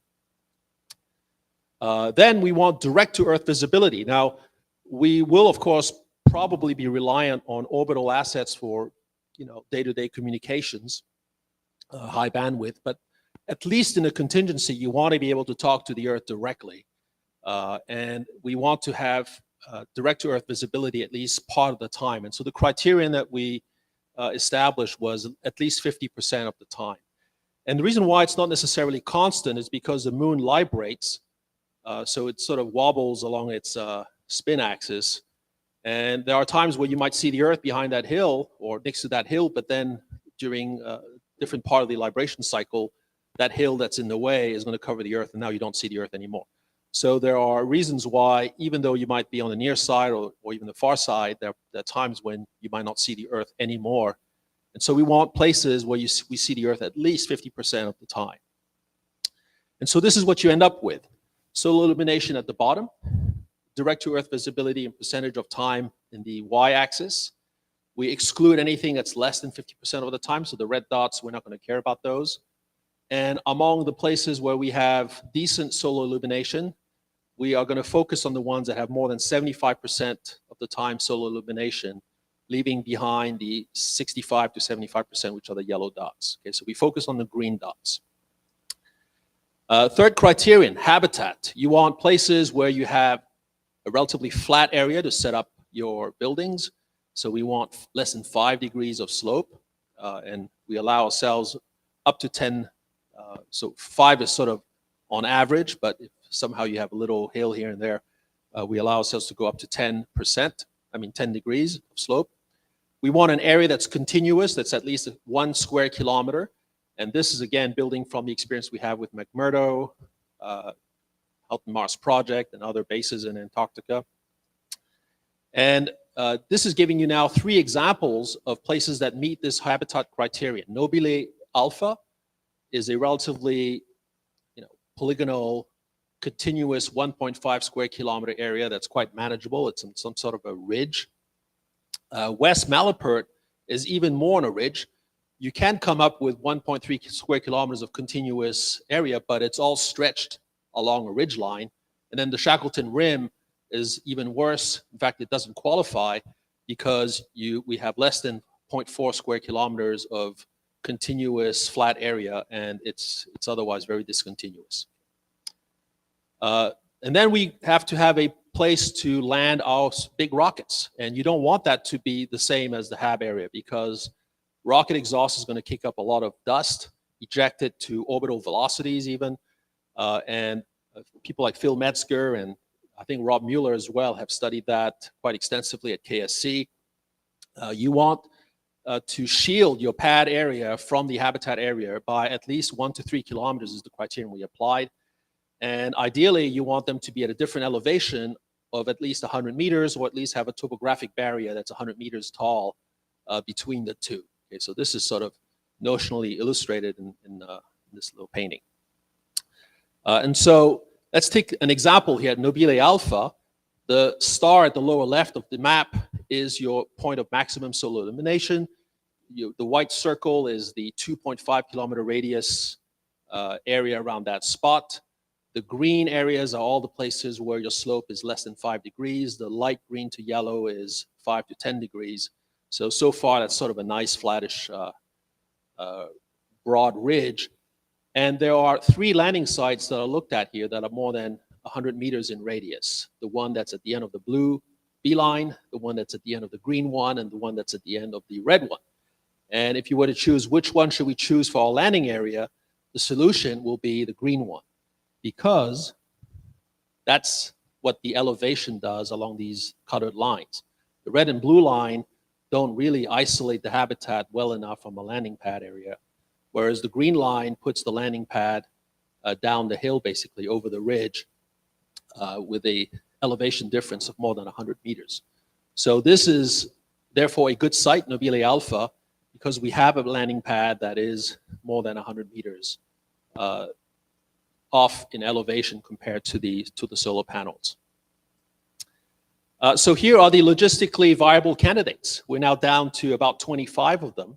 A couple of them are off the map here, but these are the ones that are closest to the pole. And notice that there are several that are actually beyond, I mean, on the far side. They are beyond the 90 degrees west, 90 degrees east, longitude or meridian.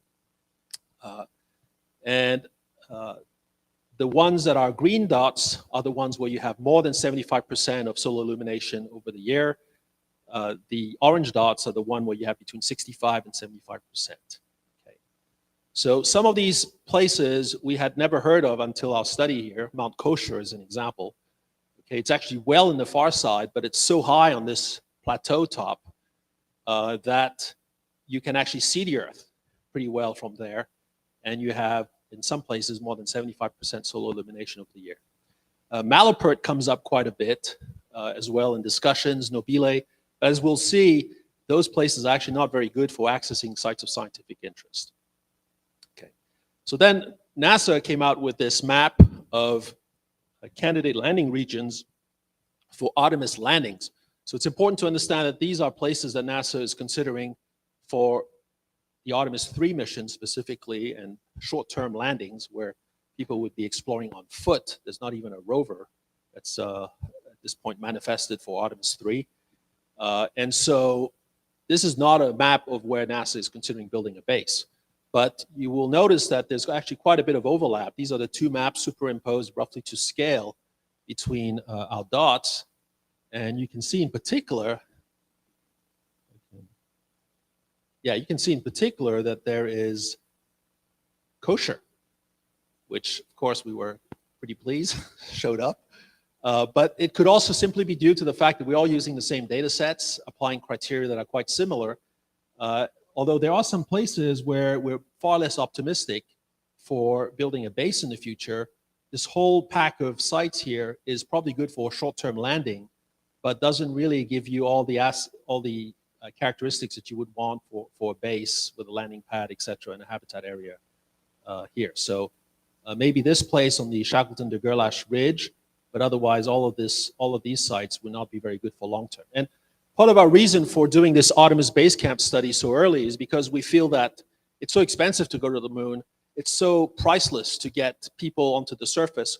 We might as well go to places where there's actually some prospect of having a base built there in the long run, because we can document that site and start exploring it and understanding it a lot better. We can validate it. And it's the same thing with these CLIPS robotic landings. I've been suggesting to NASA that we should really go to places where we have a prospect for long-term setting up of a base, as opposed to just, doing some follow the science strictly landing sites like we're still doing, because we really have to essentially scout out all of these places before we can decide down the road where we might set up a base. So in terms of science access to places, this is a sort of a subway map, so to speak, style of representing how far you'd have to drive to get to different places where there is water ice that's known to be exposed. We apply different criteria on these different maps. Some of them allow you to rove on terrain that's only less than 10 degrees in slope. Some allow you to rove over terrain that is up to 15 degrees in slope, and then others also allow you to rove on terrain that's up to 20 degrees in slope. For reference, the Apollo Lunar rover experienced slopes that were at maximum of 17 degrees. And then access to the South Pole Aitken Basin is a huge sort of other science priority, because here you have the near side of the moon in terms of topography, really. Here is the far side, and you can see this gigantic basin that essentially bit into the upper mantle of the moon when it formed early in lunar history. And the big interest in the South Pole Aitken Basin area, and it's mostly in the rim area, but also in part of the central portions, is that one would be able to find samples of the interior of the moon, and in particular of its upper mantle. And that would be a very important thing to understand the evolution of the moon, the history of volatiles, its volatile content, etc. And so what are the places among the sites we have found so far that would allow you to access South Pole Aitken Basin? Well, there's only one, Mount Kosher. Okay. Mount Kosher combines giving you access to water ice rich PSRs, permanently shallow regions, and access to Mount Kosher material, to South Pole Aitken Basin material. It's in fact all there, and it straddles the South Pole Aitken Basin rim. So Mount Kosher, in principle, would be a very valuable site scientifically to go explore and maybe set up a base. What I show you here are the top contending sites, okay, here in the first column. The first pair of columns here is if you only wanted to access the closest water-rich PSR and were allowed to drive up to 20 degrees in slopes, at Shackleton-Slater, you would have to drive no more than 4.8 kilometers to get to the ice. If you allow yourself to drive no more than 10 degrees in slope, so this is more restrictive, then you would have to drive 6.7 kilometers to get to the water ice. Okay, so that's what this table tells you. Now, if you want a site that gives you access to several PSRs, 5 water-rich PSRs, and again with the same types of slope constraints, then this is the average distance you would have to drive to access the water ice. At Shackleton-Slater, you'd have to drive an average of 17.4 kilometers to get access to the water ice of any one of 5 PSRs that you can drive to. Okay, and if you are really limited to very shallow slopes, you'd have to drive, on average, 39.2 kilometers to get to any one of these 5 water-rich PSRs. So that's what this table represents. What's in red is basically outlandish driving. 30-odd kilometers to get to anything. The yellow is not good either. The green is credible. At Wester Gerlach, for example, you'd have to drive 10 kilometers to get to the closest water-rich PSR. That's half the size of Houghton Crater. We do that in one afternoon. We can do that with a route that's recon ahead of time. So what's in green, I think, is feasible in terms of exploration range to access some of these targets frequently. What's in yellow and red isn't.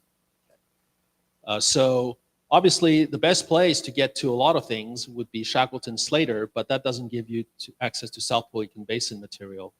Whereas Mount Kosher gives you access to a bunch of PSRs.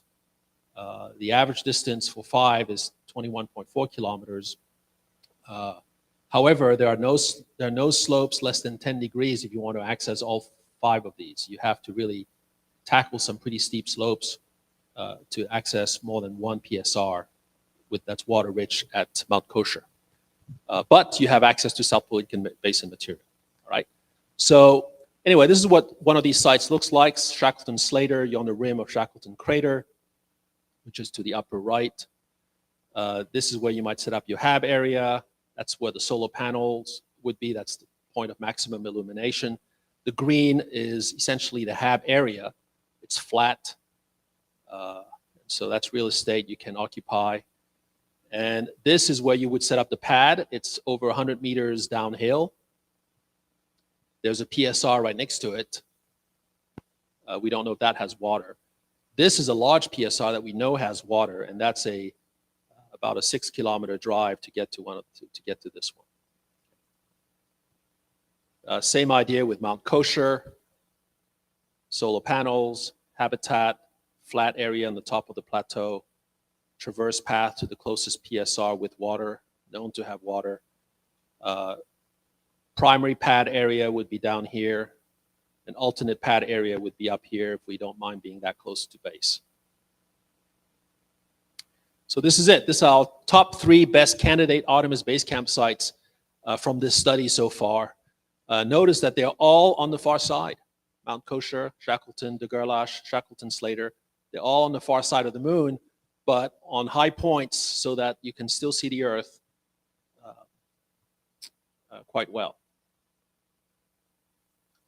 So I guess I'm out of time, but if you were to set up a base in a non-polar option, place that are a lot more benign but still very good, I would suggest Clavius of 2001: A Space Odyssey fame. For some reason, I think they hit it really right to have a base there. And of course, with a mobility system now to give you access to places of interest, including this particular region of interest where they found the big monolith. Okay. Where would you set up your base? Well, I would propose that we focus on Copernican age craters, which are very recent craters. The Copernican era is the latest era in lunar geology. It's 1.1 billion years ago to today. And so all of these big splotches are large craters with large impact ejecta blankets. But the dark ones are also Copernican age large craters, just a little bit smaller. Every one of these dots on these 2 maps, near side, far side, by Don Willems, is a Copernican age crater, meaning it's relatively recent in lunar history, and therefore the ejecta that it has exposed is very fresh. It hasn't been weathered.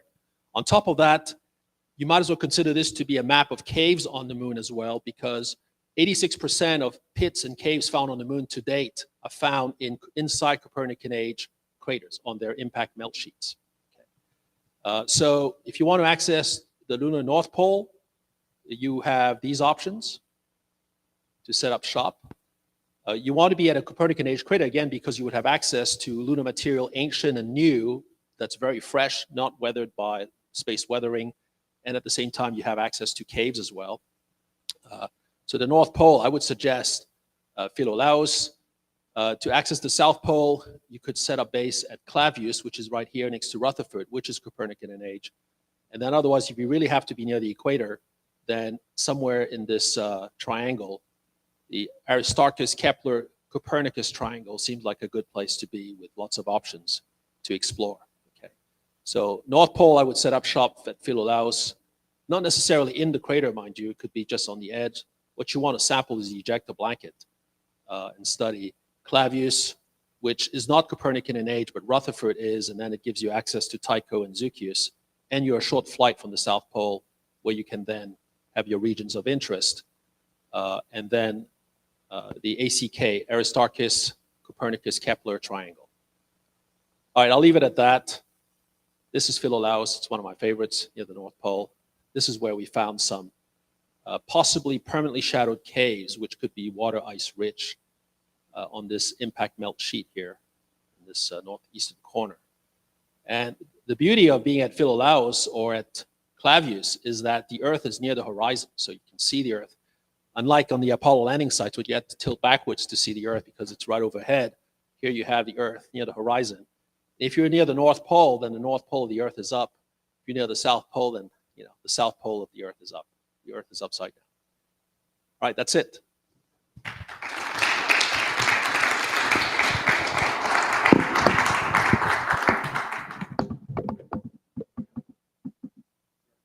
Two questions, please.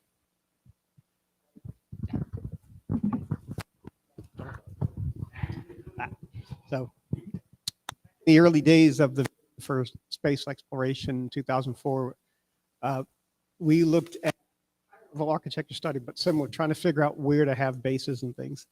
And in the end, our conclusion was 2, and it was, equatorial, polar, so we didn't get down to where exactly, but just like you have 2 different bases at the South Pole on the Earth, we found a logistical advantage to having 2, essentially a larger base and a smaller base. So I don't know if you looked into that or discussed that. Yeah, so this is an interesting example. If you look at where different countries, so the United States is very resource rich. So, it has a huge base at McMurdo and also a base at South Pole. But if you look at how other countries that can afford only one base in Antarctica, they're all on the coast. And they're all on the coast of Antarctica, not because the coast is so interesting, although it does allow you to do marine biology as well as, geology. But it's because it's logistically easier to access. And then you bring whatever you need to conquer the rest of the continent. The French do the same. They have a base at Dumont-d'Urville, but now they have Concordia, which was a secondary glaciology base on Dome C, which is operated with the Italians. And that base was made possible only because Dumont-d'Urville was set up in the first place on the coast. So I would advocate, first of all, there's so much exploring that still needs to be done at the South Pole. And possibly without excessive human interference for us to really assess where the ice is, where it might be extractable, what are the best places to set up shop. There's so much exploration to be done first that I would personally advocate setting shop with humans and going, with a base in a place that's a lot more benign than the South Pole, where the lighting is very predictable, where safety is much easier, where you're closer to the equator or even at Clavius or Philolaus, and then over time, once you've established where you want to really extract the water ice at the pole and how you would go about that, then you set up a permanent human presence there. So that becomes our South Pole Station or some glaciology drilling site in Antarctica by analogy, versus the coastal station, which you can set up much earlier in a place that's a lot more benign. So I apologize. We only really have time for one more. Yeah. Greg, if you are you on mute still? Okay, now it's There. The question I have is, has anybody ever done any studies about doing this to pick a spot for commercial reasons as opposed to science reasons?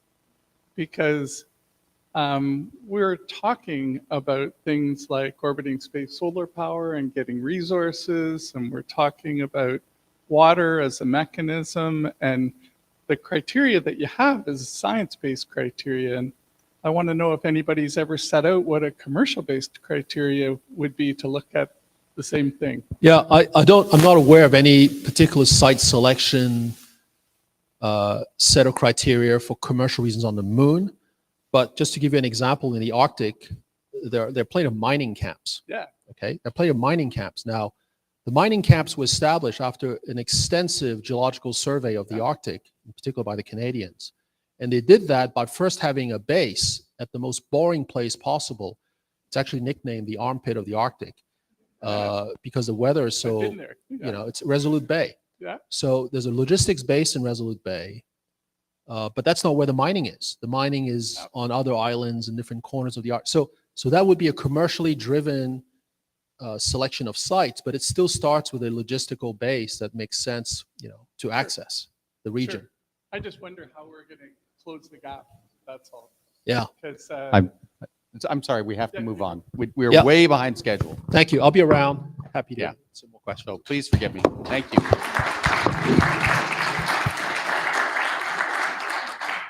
So we're turning now during the time before lunch to a series of talks that will get us up in the mood and get prepared for the breakout sessions this afternoon. I don't have the program in front of me. Who's first? Oh, thank you. Okay, so to begin, a quick synopsis, and I would appreciate it if you could try to shave your time a little bit. I'm looking for Derek and Dallas. There's Dallas. Where's Derek's not here? Yeah, you are. So if you would be so kind as to speak to the Lunar Commerce portfolio, which was the subject of the breakfast meeting this morning. But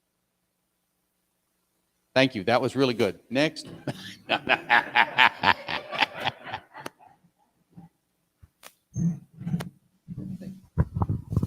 Think of this as a movie teaser. I'm going to tell you what you're going to not tell you what we did. Next slide. So we did this study over the last 2 years. Do I have control? Everybody says that. We looked at 9 market areas. We looked at 9 market areas for revenue, the customers and the suppliers.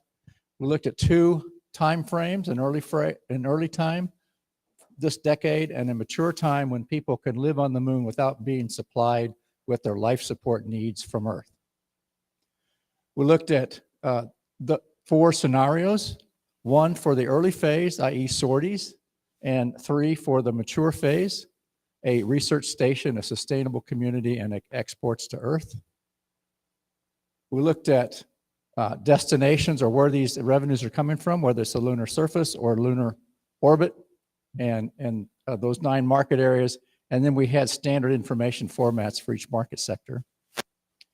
We built a model with drive-in assumptions to quantify that revenue. And we generated revenue numbers for each of those scenarios. So come to the 1 o'clock breakout session if you want to learn more, if you want to ask questions. And sometime today or tomorrow, it will be available on our website, the report and the spreadsheet that's behind this, so that it can be challenged, modified, fixed, used by whomever. Derek? Thanks, Dallas. Yeah, we certainly welcome feedback. That's the whole idea of the thing. We have a 2-hour breakout session this afternoon. So we're going to go through a massive 2 years worth of work in 2 hours.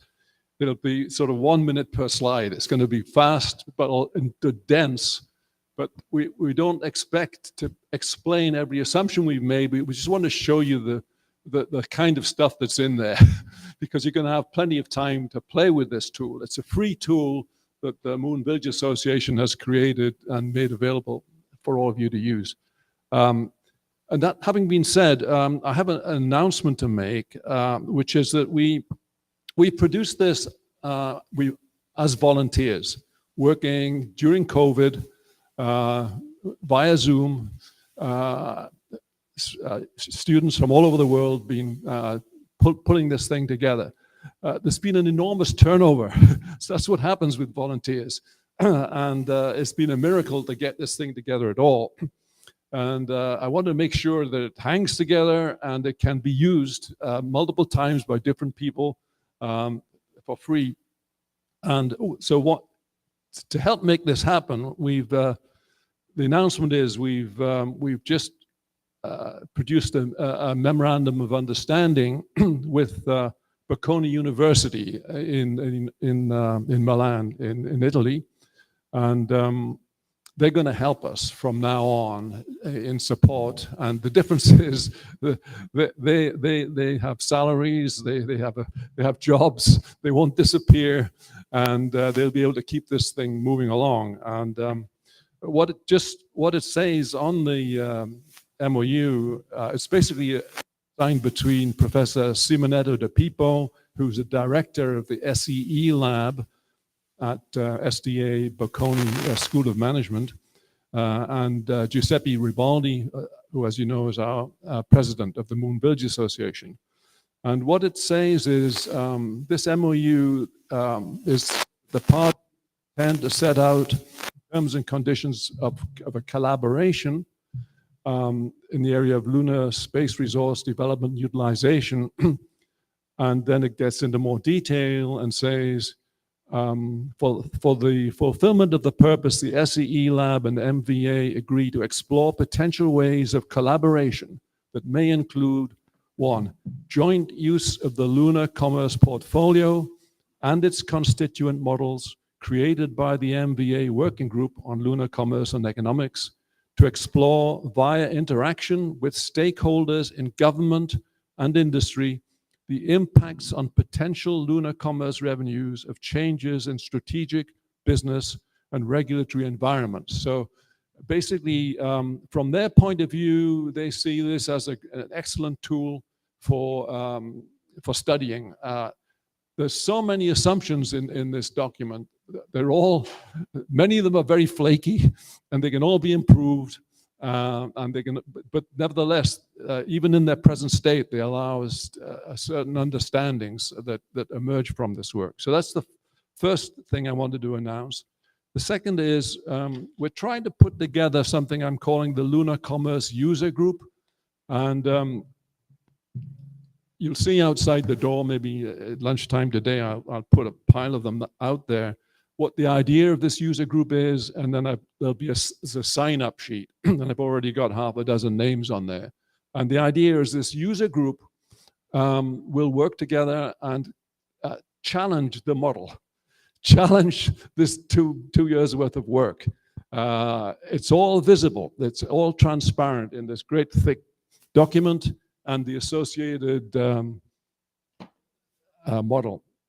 And so we want that challenge. We want your expertise from the user community to say, hey, you assumed $50 per kilogram for this. That's ridiculous. It should be 20 or something. Okay, thank you. Give me the data and the source and the reference, and we can change that.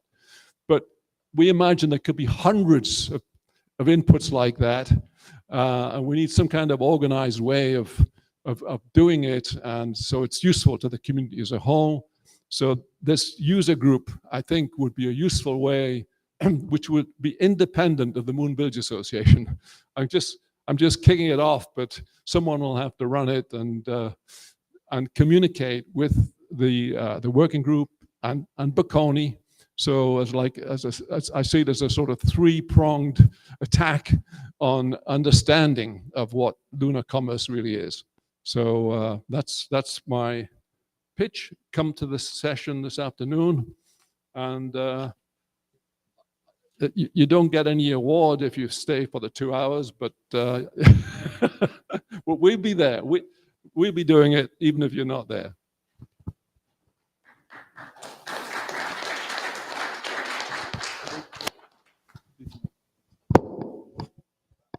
Thank you, gentlemen. Very, very nice. Thank you so much. Next is Michelle Hanlon, who will be leading this afternoon a breakout session on essentially humans and the moon, i.e. the social and governance side of things. Michelle, please. Thank you. Thank you. It was a very tough act to follow. I might be talking a little bit longer, but my name is Michelle Hanlon. I am the professor of law at the University of Mississippi School of Law. We are one of the only programs in the world that has a space law and an advanced degree in space law. We are the oldest program in the world. We were started in 1967, and we're very proud to have a tradition of that space law.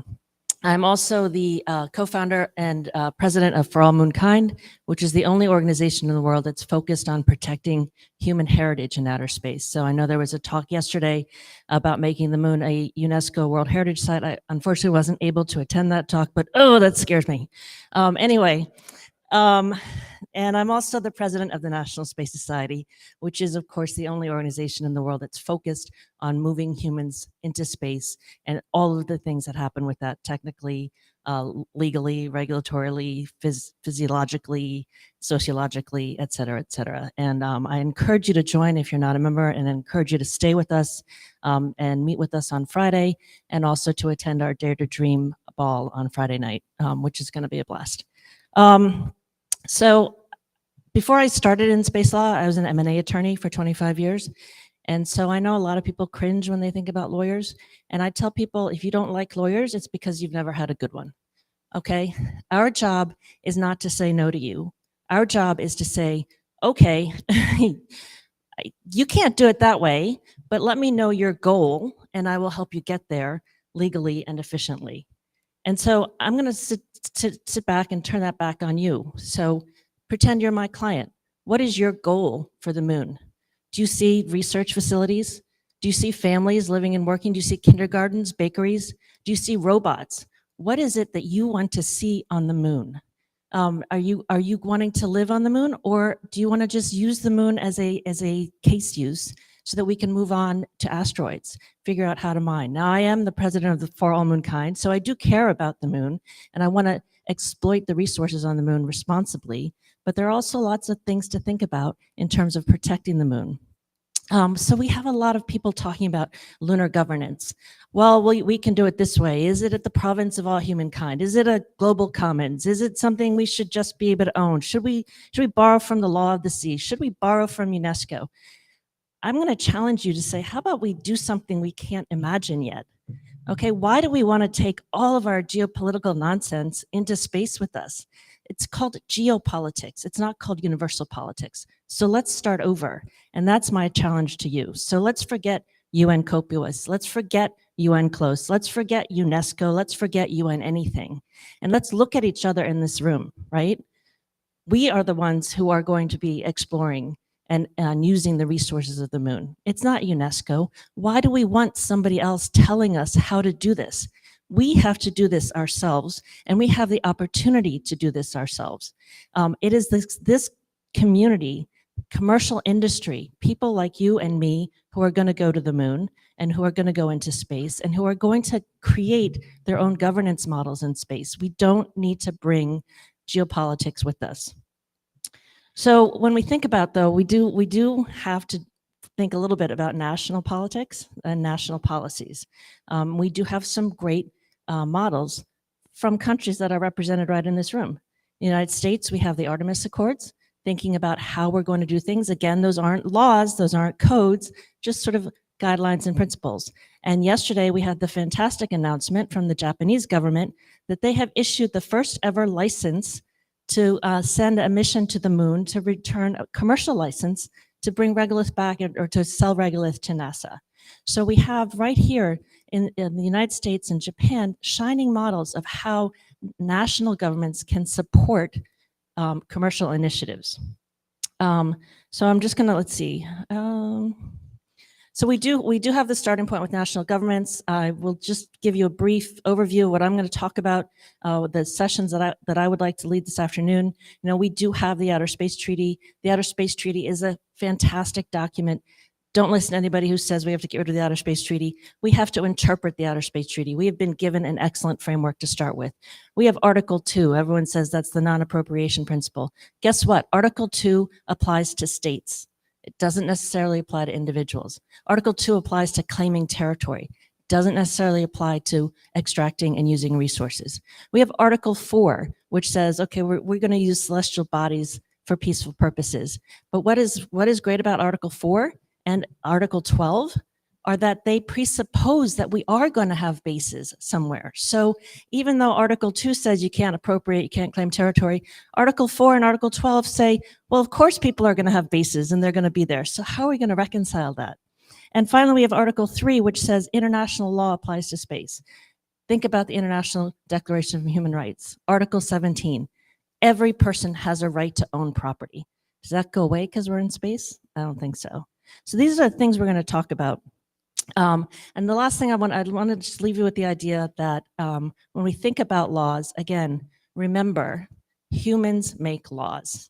States don't make laws. Humans made the states that are creating these laws, but we have this opportunity to bring that lawmaking back to the humans, to the individuals. Laws are about how humans relate to each other. It's not about states coming down and saying, this is how we're going to do it. And the last thing we want is somebody on Earth telling somebody on the moon or on Mars or on another celestial body, this is how you have to do it because this is how we've done it on Earth since the Treaty of Westphalia. Guess what? Things are changing and we're not going to do that anymore. And so I hope that you join my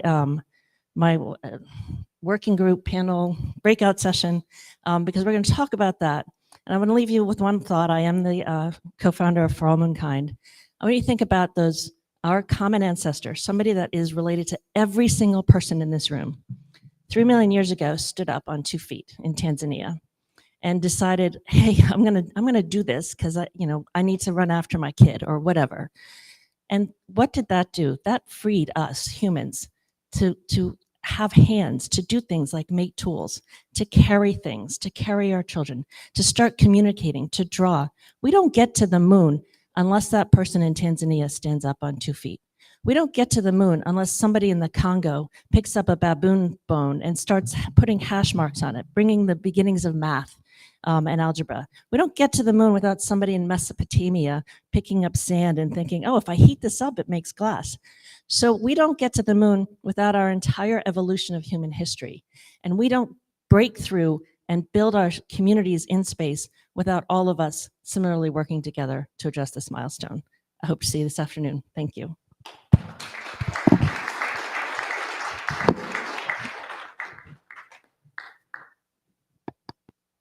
Thank you, Michelle. Next, Rob Mueller, who is the co-chair of the Analogues work, will say a few words about the topic of analogs and also about what the plans are for a really exciting and novel breakout session this afternoon, I hope. Okay, slides, please. Okay, thanks. Next slide, please. Oh, am I doing it?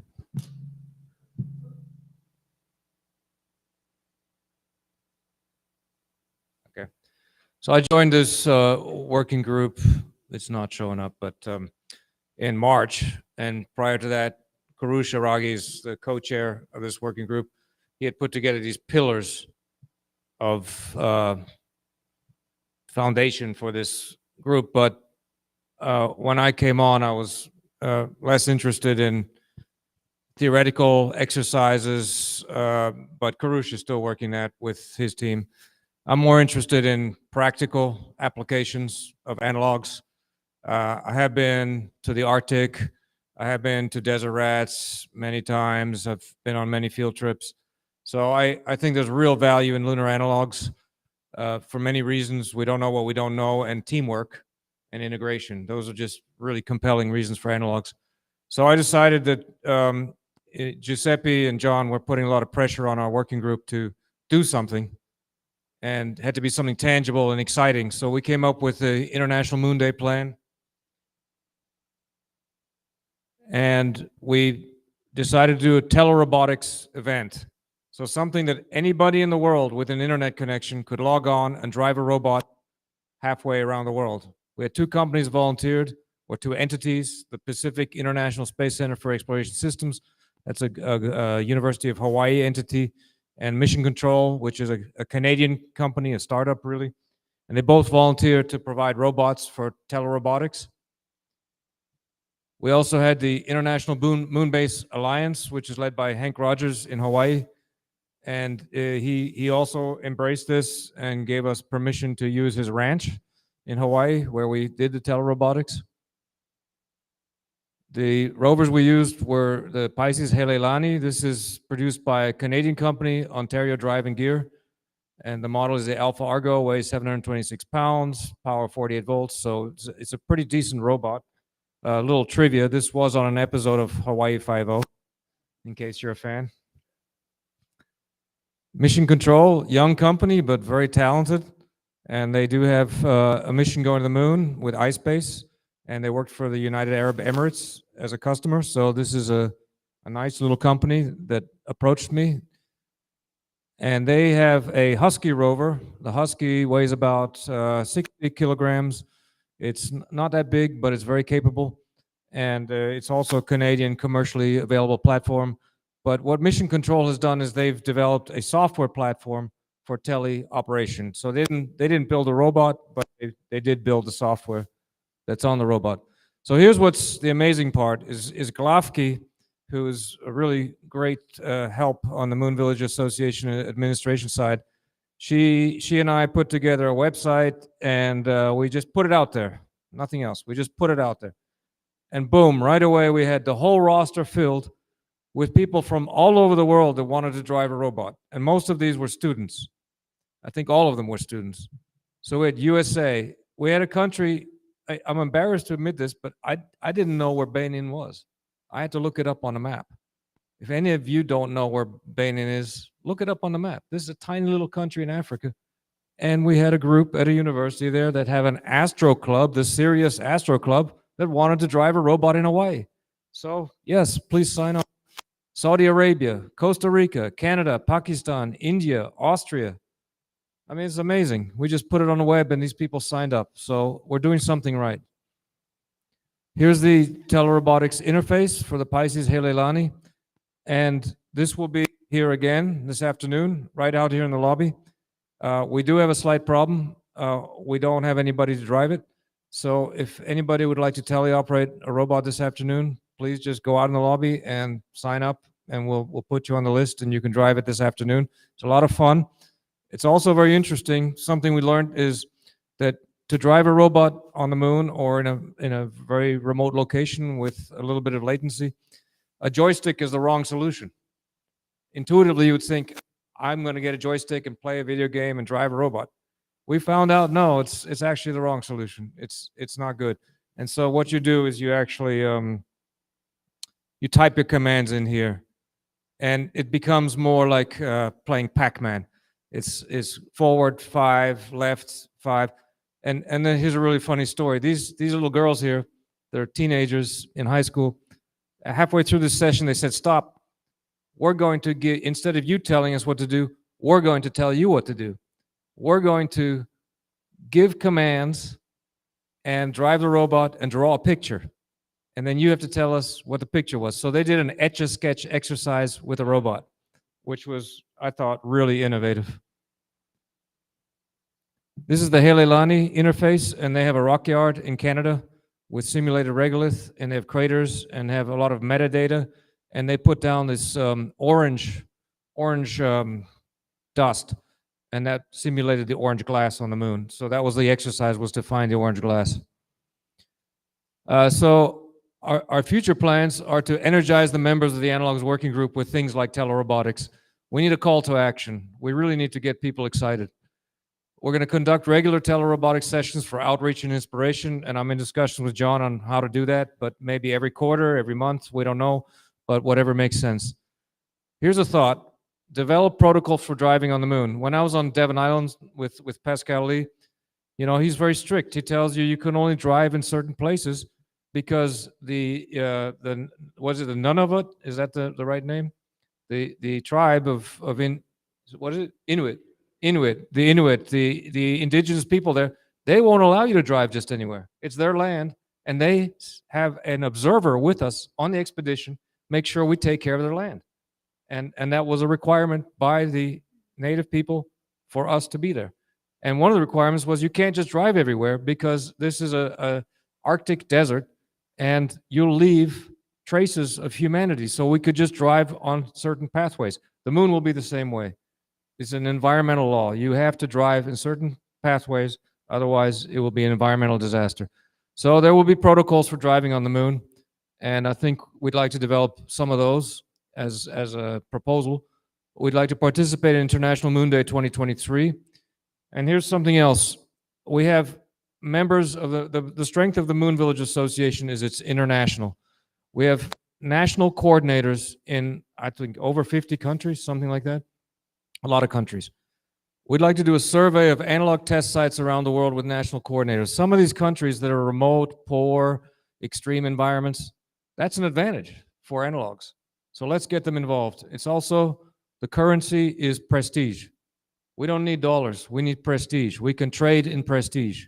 A lot of these governments, it's so prestigious to work with the space community, they will offer us resources in that country.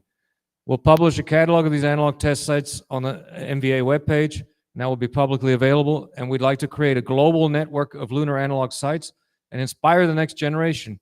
Because imagine you could go on expeditions. Imagine you got a scholarship to go on an expedition to an analog site and then do telerobotics all over the world from analog sites. And we just create this giant wave of excitement.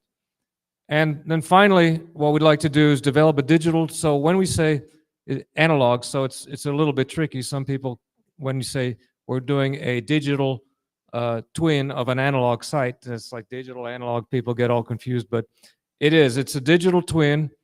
And we'd like to take the OASIS 2045 case study, the first human lunar settlement that MVA has already done, and we'd like to build a digital twin of it so that people can go operate and live on the moon today in virtual reality.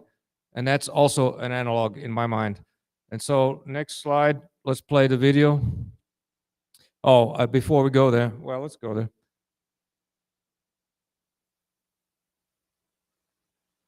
Can you advance it for me? Okay. So I'm the former chairman of the American Society for Civil Engineers Aerospace Division, and they would like to collaborate with Moon Village Association. They're doing something very similar. So let's play the video, and then I'll tell you about it afterwards. It's just a 1-minute video, so I'm almost done, John. It's my last slide. To look out 50 years is not normal, but we felt we had to take a step out that far. This is an industry that has built nations over thousands of years.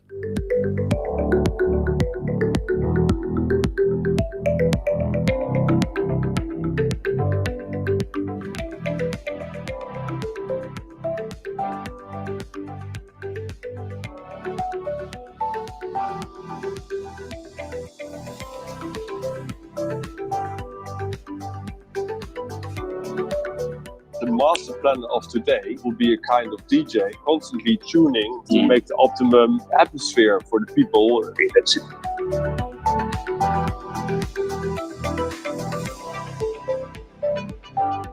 This is going to be a very exciting ride. So ASCE has done this exercise at futureworldvision.org. They have 5 cities. They built one city. They built a mega city, which is a 50 million person city in the year 2070, and it's gone vertical. So they've done this thought exercise of what would that be, and they built it in virtual reality, and then they ran out of money. And so they said, the off-planet city is up for grabs. Who wants to do it? You know, they don't have budget left to do it. They already did one. They set the vision. They have the software interface, and so I suggested to them that, you know, I said, I was at a conference 2 weeks ago. I said, the only reference architecture in existence today that's been published is the Moon Village Association 2045 vision. That's the only one out there. Why don't we take that and turn it into off-planet city? And so that's my proposal to the Moon Village Association. And last slide. So in summary, we had a successful telerobotics event. I think we were quite surprised it was successful because of the logistics involved. Turns out it wasn't hard to do at all. And I can explain to you outside this afternoon on how all that works if you're interested. We had 2 companies that volunteered, and what's so great about this is when all the other companies heard about these 2 companies volunteering and the success of this event, they all called me up to complain that they weren't involved.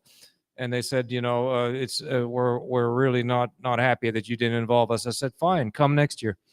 So they will be there next year. We have several more companies want to participate. We have students from 8 countries and 5 continents were able to experience teleoperating a lunar rover prototype in a simulated lunar terrain. I think that's a great outcome. And the Exploration Analogues Working Group has plans for exciting work in 2023. The catch is we need more volunteer help. We can't do this just 2 or 3 of us. We need to excite everybody. And I think where we're missing it is social media engagement and international engagement. I find that internationals are way more motivated than North American people because it's more exciting when you're over there. And here there's more competition. We have so much going on here. you know, it's a lot of stuff. But when you're overseas, you get the chance to work in this domain. It's really exciting for them. So if we tap into the international community more and we do more social media outreach, I think we can do this. Thank you.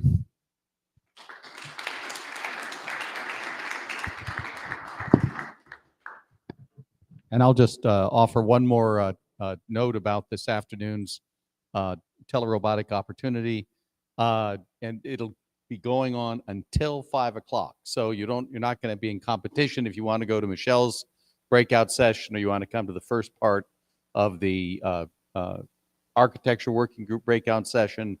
You can or go to the Lunar Commerce portfolio breakout session. You can still participate in the telerobotics experience because it's going to continue during and after the afternoon break until 5 o'clock. So we got one more left between you and lunch, and I'm gonna follow the splendid example made by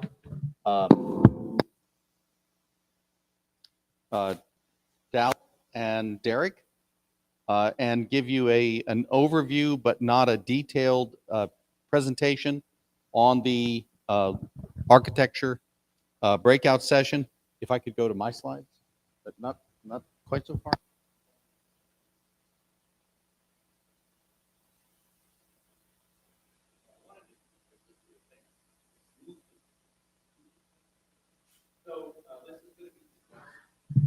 This is going to be discussed in greater detail in the architecture breakout session. I want to just go forward quickly. So this is here at the 6th annual Global Moon Village Workshop and Symposium. This is the reason why everybody's going to the moon. For most of my career, the moon was known, established, understood to be dead, dry, and of no value scientifically, except to, people who did lunar science and who listens to them anyway. That's all changed because of the presence of water ice. I'm sorry this graphic did not come through. Is it you're doing the PowerPoint, which allows us to use the clicker, but the picture didn't come. This is the Moon Village Architecture Working Group case study doing OASIS 2045. Not too surprisingly, for anybody who's in systems engineering, you start with your requirements, and then you proceed through the key steps. In this case, we're doing a case study. We're not doing an option study or scenarios. We are looking at a particular location. We're looking at a particular concept for a lunar settlement, developing concept of operations, identifying systems, and marching along to contributing to a long-term discussion on standards and interfaces and systems options that we hope will inform future planning. The basis is on the lunar South Pole. There's a series of zones that have been established. I'm not going to go through all that. I do want to, is Pascal still here? Pascal is still here. So I think Pascal and I were both mutually surprised when he made a presentation very much like his presentation today at the ISDC, and I made a presentation very much like this one, and it turned out we had arrived quite independently at a very similar conclusion with a slight difference. In particular, these are the requirements. I'm not going to go through them now. A lot of them have to do with the requirements for a human settlement, and a lot of them are extraordinarily similar to the requirements that Pascal described, having to do with local smoothness. Rather than access to the PSRs, permanently shadowed regions, for purposes of science. The question was asked this morning about who's done a study relating to commercial objectives for the moon. I forget who asked that question. You did. Oh, yeah, it was Greg. And the answer is this study is based on commerce. So that's a for better or for worse, that's a fundamental requirement because of the settlement doesn't have a viable business model, then it doesn't endure. It is not sustainable. Variety of other requirements. I just want to flop forward. So this is a key one, and that is that we've presumed an initial population of 40 individuals living essentially permanently on the moon. with children and people dying and all of the things that go into a settlement, with the goal that after a number of years, it would grow to about 120. And that's modeled on a variety of data, and we can talk about that over the reception this evening. And the presumption that there will be, in fact, thousands, if not tens of thousands of other species going with humanity to the moon. You don't have a settlement with, people and fungus, or, people and lettuce and supplies brought in from Earth. And you don't have agriculture. And the idea is you don't have access to replicators, Star Trek style. You've got to live with the systems and the technologies that we understand well. And that's farming, it's agriculture, and it's aquaculture. And so, oh, that one should have come through. It's a shame. We'll see if the others come through. If they don't, we'll switch this afternoon to a PDF. Main drivers: energy, thermal, access to resources, terrain smoothness, and a view of the Earth. And the view of the Earth is not driven by the desire to make astronauts feel good or have a line of sight communication. It's for space tourists. Lunar tourists are the number one thing a lunar tourist is going to want to look at when they get up and they go to breakfast at their hotel on the moon, is the Earth through a window. And if you can't see it, then if you're just living in a hole in the ground, then you're just not going to spend $10 million a night for that kind of experience. This is our choice. It's on the connecting ridge that Pascal was describing. It's in between two of the boxes that are on the Artemis 3 landing site maps, and in particular, this is just tragic. I blame the old operating system on that PC. This shows the it's a series. This is the slope maps. This is thermal, and anyway, it's just a mess. Thermal is, I think, a really important one. I actually regard this particular environment as extraordinarily benign because the average thermal loads are very, very easy. And if you're going to have a settlement, you've got to deal with a lot of waste heat. You don't want huge swings in the thermal environment into which you're going to be rejecting waste heat. This gives you a map of the cold spots are obviously blue, warm spots are yellow, and these are a very nice benign average temperature at about minus 100 Celsius. You can't see the legend, and I apologize for that. And then the same thing with regard to the identified ice. And there are cold traps. One of the big economic drivers, Greg asked about commerce-based drivers. Well, one of the big drivers is you want to sell oxygen and hydrogen, liquid forms of oxygen and hydrogen. It takes an enormous amount of energy to pressurize and liquefy gases. If you can use a cold trap and basically put your game out into the cold and let it freeze overnight, this is old hunting metaphor. It's very useful to do that. These are locations where you might be able to do that and basically allow the cold of the moon of a artificially made chill your hydrogen for you, and that way you don't have to spend energy to do that.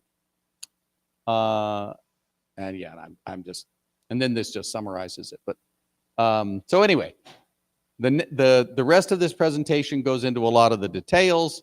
I won't belabor that, but just to say that it does mirror many of the topics that Pascal talked about for a landing and a nearer term activity, but with the addition of the desire to have these operational features like access to multiple cold traps over time. This is a risk mitigation strategy, and also presuming you can start out with the Sputus PSR, which is nearby and a very easy access site, and then progress to the Gerlock and Sverdrup, which are also nearby or within range.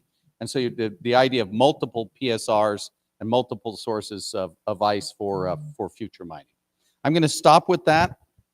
If you want to maybe turn that off, and then we'll try to get a PDF version for the afternoon session. we've had a good introduction at this session on what the various breakout meetings will comprise. We are almost back on schedule. I'd like to thank everyone who spoke in the last few minutes for getting us there. I deeply appreciate it. And our plan is, just like yesterday, lunch is outside. We're going to go out and get lunch. I have high hopes that our luncheon speaker will show up. There he is. I didn't see him. Well, I'm sorry. I'm sorry, Rick, you're standing next to my wife. If I'm looking in the general direction of my wife, I don't see you. I mean, this is, I'm that smart. No, well, and it's pure intellect on my part. So outstanding. And the hope is that Rick will say, you know, maybe one or two things that's a little controversial and exciting, but mostly it'll just be dull and bland and uninteresting. You know, Rick. So let's get some lunch, and hopefully Rick will start his remarks in about 25 minutes. Okay, thank you so much.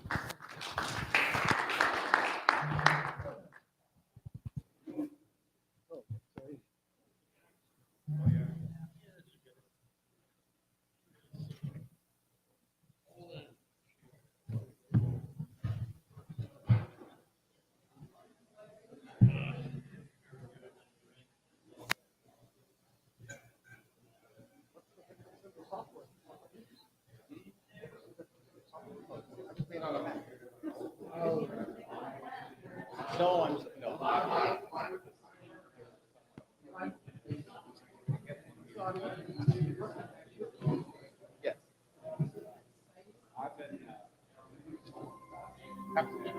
And I have the perfect location where you can do the mining, do the processing, take these parts of the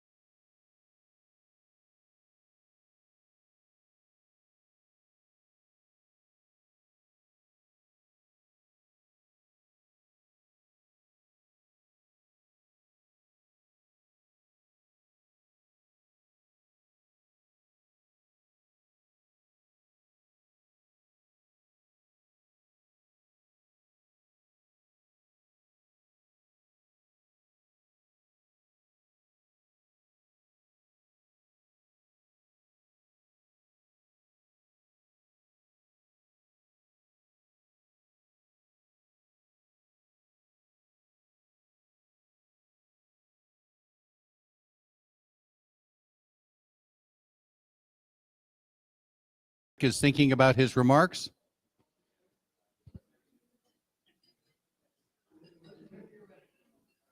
Anita. Thank you. And Dale Scran. That's amazing. Oh, sorry. Behind you. There's a gentleman behind you.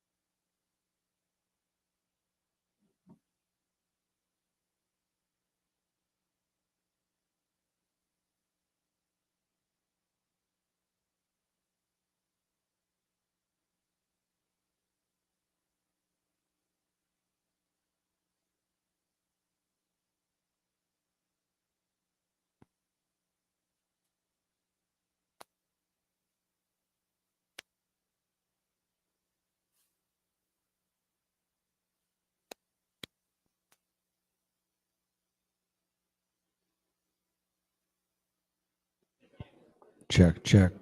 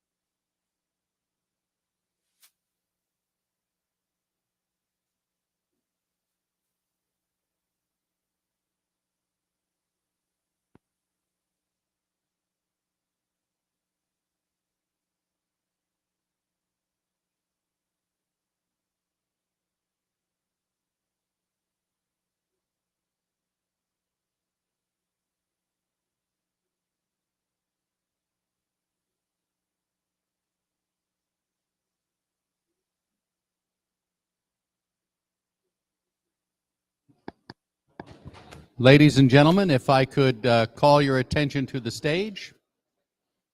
That includes you. Hello. Hello. That includes you. It is my pleasure and honor to introduce Rick Tumlinson, revolutionary par excellence.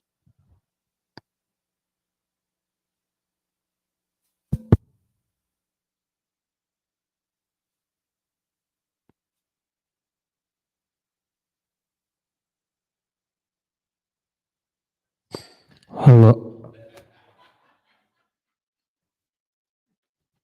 I just did a conference, so you figure I'd be thinking about this stuff. So literally, I whipped this together this couple hours ago. So let's see how this thing goes. And I by John to be invited, and it's great to see so many friends. I won't say old friends because I'm in complete denial right now. Or as a friend of mine calls me, Ramses, king of denial. And I'm not speaking under this hat, although I will mention in a moment. So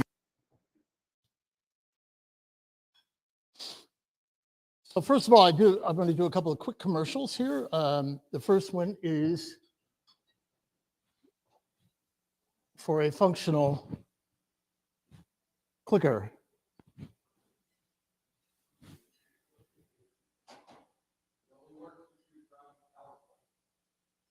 I'm driving PowerPoint. Oh, there we go. Something's happening. And we can go back to show mode. Boom. And we are go. Yeah, and the reason I threw this together, life has been a little crazy lately. I've had some family issues and just finished my own conference. Couple other things going on, but we had our conference in Austin, New Worlds, and some, I don't know if anybody here was there, Pete, who burned the dance floor, I got to tell you. Aggie, who was managing it for us, did a fantastic job, Aggie and Mike. But anyway, it was a fun conference, kind of a Renaissance event. Hopefully we can work with NSS in the fall, maybe have next year, have some sort of cooperative situation going on. We also had the Space Cowboy Ball, which is our way of proving that nerds can dance. And it asked the question, what would you wear to a party on Mars in 100 years? Because I was in Austin and I was going to do the typical conference banquet, and I had some friends go, dude, you're in Austin. Nobody's going to wear a suit. So we went for it. You can see we had Gwen, the queen of rocket ships, and you can't really see who that is, but that's Loretta Hidalgo and your own Lori Garver in the red wig there, litting it out. And it was a great time, good time for everybody. I also want to mention Space Fund, because I'm going to try and get them to pay for this when I'm done, so I have to pretend that I actually did some work. I gotta quit saying the quiet part out loud. But anyway, the Space Fund, we're a venture capital fund. We have $20 million of companies under management, 19 companies. We focus on startups, what we call frontier enabling technology-based startups. We have 2 funds right now. The first one's very small, but is basically doubled. The second one is well on its way. And hopefully in Q1 next year, we'll be announcing Fund 3, which will be a $50 million fund. We are in the market for anchor investors for that. And I know you've seen my partner around, Megan Crawford, at several different events. She's out and about quite often. This is really a matter of trying to walk the walk, get out there and do it. I will tell you this, for those of you who are contemplating trying to do something new, go do it. I didn't know anything about VC 4 years ago. We went for it. I knew what VCs were because they'd been on the other side of the table turning me down in all my projects. I was like, what motivates these people? Now I understand. So go out and make it happen for yourself. So my talk, I just threw a title up there. It could be any title, doesn't matter. But the idea here is to dive into some things. And I had somebody actually say to me, I told him I was going to talk Moon Village. Like, well, hold it. Aren't you an asteroid guy? I'm like, don't pin me down, man. You know, it's really about everything. And, you know, had an organization called Fines I worked in. We gave Bob Zubrin the first 100K to start the Mars Society. We've done asteroid work. But the moon has always been sort of my, pun intended, I guess, touchstone. And, you know, I started working with this gentleman, Dr. Jerome O'Neill, who I consider to be the godfather of the space revolution, or the father of the space revolution. And, you know, there's a lot about that going on there. And then I started the Space Frontier Foundation with a guy named Jim Muncie and a guy named Bob Werb, because we felt somebody had to get a little bit radical and start poking the beast, I guess, might be the best way to put it. This was our first brochure. The first one, the outer cover said, "Never again." The second time said, "Next time we stay," which you wouldn't see until you picked it up. We started with a petition. We got over 40,000 signatures back in when you had to do it with a clipboard, calling for a return to the moon. I was part of a company with a gentleman named David Gump and Jim Dunstan and some other folks back in the 90s. This was one of our projects. Carnegie Mellon professor, Red Whitaker, was part of our team.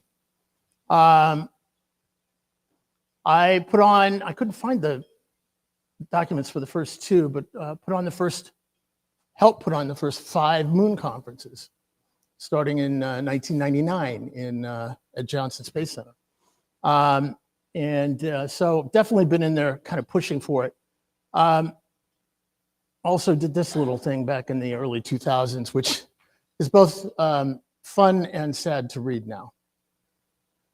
Because we basically had a bunch of great authors talking about different things you could do and how to do it on the moon, and all of it was completely ignored. Around the same time, I was invited privately to some meetings in Maryland by a guy named Tom Kremens and with Pete Warden and I just blanked on his name, Taylor from University of Hawaii. We put together the groundwork for what became the Lunar Exploration Analysis Group, which has turned into something actually. So look, you've got all these, you guys have been seeing pictures, and you're gonna see more of them, right? These great pictures, like we're gonna return to the moon, you know? Oh, there's the other thing. I worked on a thing called Lunar Prospector. We helped kickstart that. Began the confirmation of hydrogen in permanently frozen parts of the moon. That was a Space Studies Institute project. It was later picked up by a guy named Al Binder and turned into an actual mission. But you know, you're seeing all these pictures. This is great stuff. I love it. You know, great things, wonderful, amazing possibilities of what we can do out there on the moon. That's what you guys are all about. And I think it's really important that we keep that dream alive, that we have these possibilities. So I was invited to a strategy workshop in Houston a few months ago. I don't know if anybody else here was there, but there was a contingent from the National Space Society. They didn't tell us we couldn't take pictures. So I took a couple. And what's really interesting here, I don't have all of them. There were only about 9 slides they showed. But it's the Moon to Mars strategy. What's interesting is the focus was, of course, Mars, not the moon. And almost everything in it had to do with Mars, Mars, Mars. As you know, there is this philosophy battle in NASA. We don't want to go back into the gravity well on the moon because we may well get stuck there and we won't move on, et cetera, et cetera. This one is particularly disturbing to me. If you look at this thing, this is 2031. 4 crew members for maybe 30 days camping out on the moon. 2031. This is the opposite of exciting. But that's what you're dealing with. And I think what I want to do here is help you maybe really get an understanding of the fact that we're living in our own world here. At the end of the presentation, my hand shot up. I actually heard my NSS friends go. And I started asking them about some of these They had this one that was all these overlapping Venn diagrams, right? It had all this good stuff in the middle. And then in the middle, it was empty, right? It had government and science and international partners and all this. It was empty right in the middle. And to me, the overlap was basically like, that's where the civilians are. That's where the citizens go, right? We're going to do all these other things on the moon. None of it had to do with the people, right? The citizenry, the taxpayers. But they didn't get it. And I talked to the lady who runs NASA. And what was really interesting, she was up on stage and the meeting was starting to break up, and she was up in the high place above me, as government officials should be.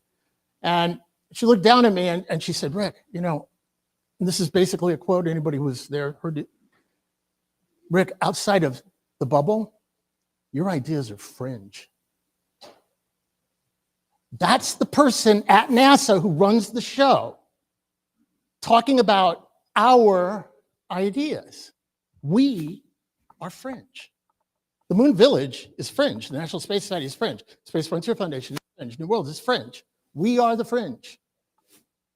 That's who you're dealing with. That's who's giving you the pretty three-dimensional artwork and all of these great illustrations, which is, by the way, what they did in the old days anyway. Back in the day, for those of you who aren't of an age, there were things called slides. And I remember back then, because we were all about space settlement, that a company called Boeing issued slide sets to us. And the slide set basically showed how you build the space station and how that led to O'Neill colonies or settlements, right? Playing the game, lure them in, you know, get them on your side, that kind of thing. That's what you're up against today. And if these people have their way, if we get back to the moon at all, we, United States, not really worried about China, they're going. But if we get back to the moon at all, we're not going to be able to stay. Artemis, as currently configured, is a hoax. Artemis, as currently configured, is a cruel joke that plays into the visions, passions, and excitement of those folks out in the world like us and a generation that believes, because they haven't been led down this path before, that it's actually going to deliver human civilization expanding into space. This is the end result of Artemis. By the way, it's not a village. You don't get a village out of this. You get a couple of fairly nice pup tents covered in lunar soil. This is a village. By the way, those of you who've been in the field a while probably recognize that. That's a picture from SpaceX of Mars. I just turned it black and white. Oh, it's the moon. Seriously, that's a village. That's a community. I'm using community, by the way, more than I am settlement nowadays, and colony sells a little better with it. A lot of the different part of the public. That's what it's all about. But that's not what they are going to deliver to you. And if you believe that, and if you're basing all your plans, all these great ideas y'all are coming up with, on the fact that that is somehow going to happen based on the current program, you're lying to yourselves. You are engaged in mental masturbation. That's it. That's what we're doing. We've been down this path. There are some people in this room who are of an age, shall we say. You've been there. And if you allow it to happen again, I hate to say this, shame on you, shame on me.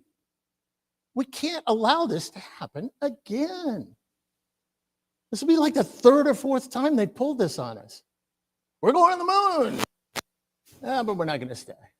You know, we're going to build a great space shuttle station thing, and it's going to enable us to go into the solar system. No, we're just going to go in circles and wait for another one to fall out of the sky. That's, by the way, a paraphrase of the NASA Administrator Payne. That's not their interest. And you have to understand this chart, because this is what you're dealing with. As one of the people that was involved in creating the term new space, this is kind of what new space is about, right? Push the prices down, go faster, build better, minimize overhead, market competition, expand access to space markets, and fill the boats with people. That's the goal. If you don't like new space, call it the frontier movement, call it commercial space, whatever. This is who you're dealing with over here, right? Keep the government money flowing. Don't rock the boat. No market forces. Build the maximum workforce. Extend the life of the project. Keep the prices as high as possible. That's the constituency that's in charge right now.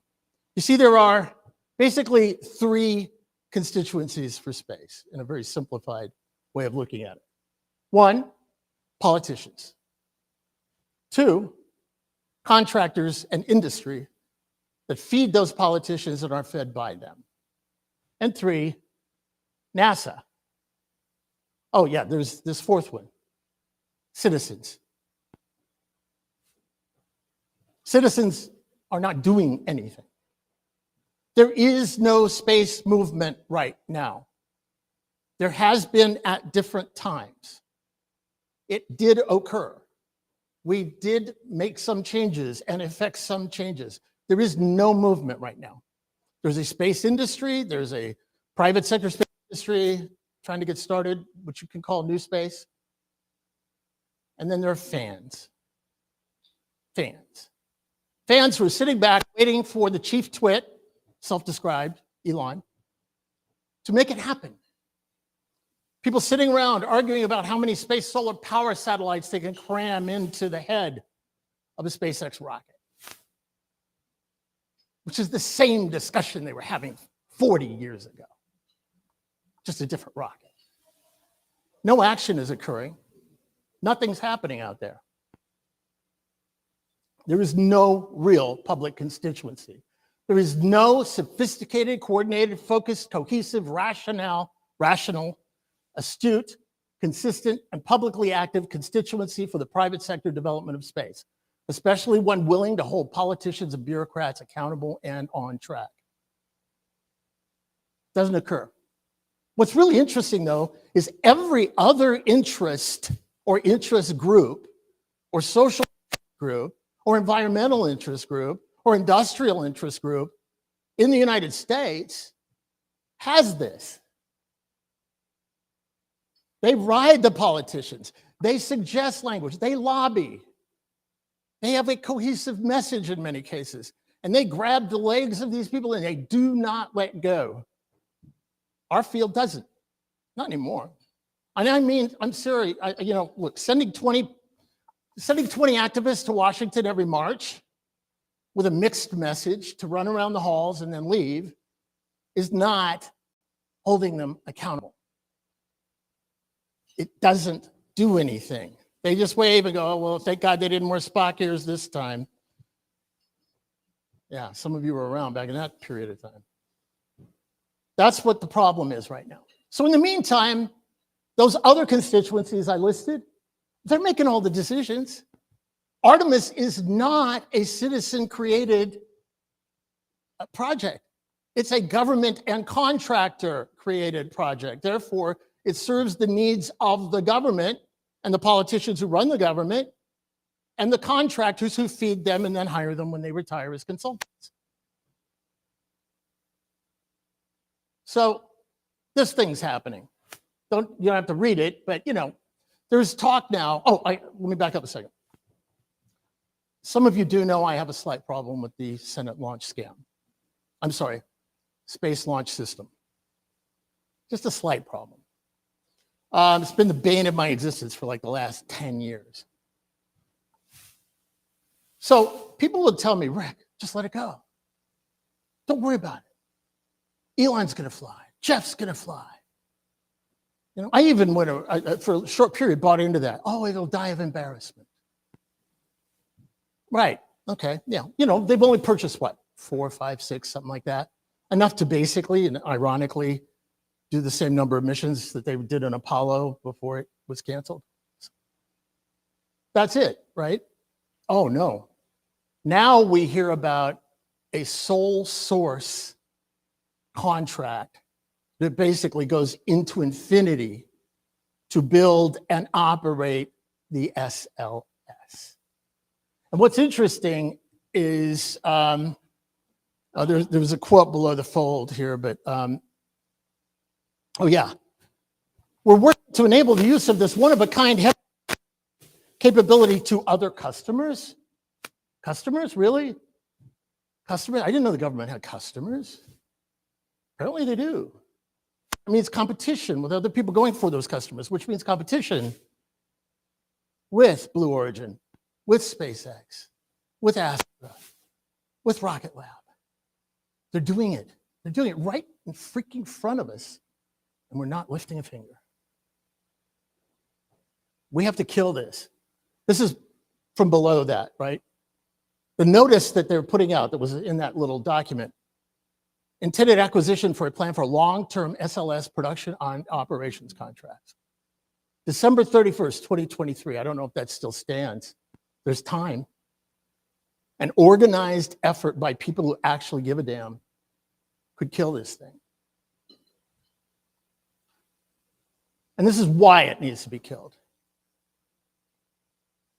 Because the other ways of getting there and doing things, at least one of them we know of, is approximately 40 times cheaper.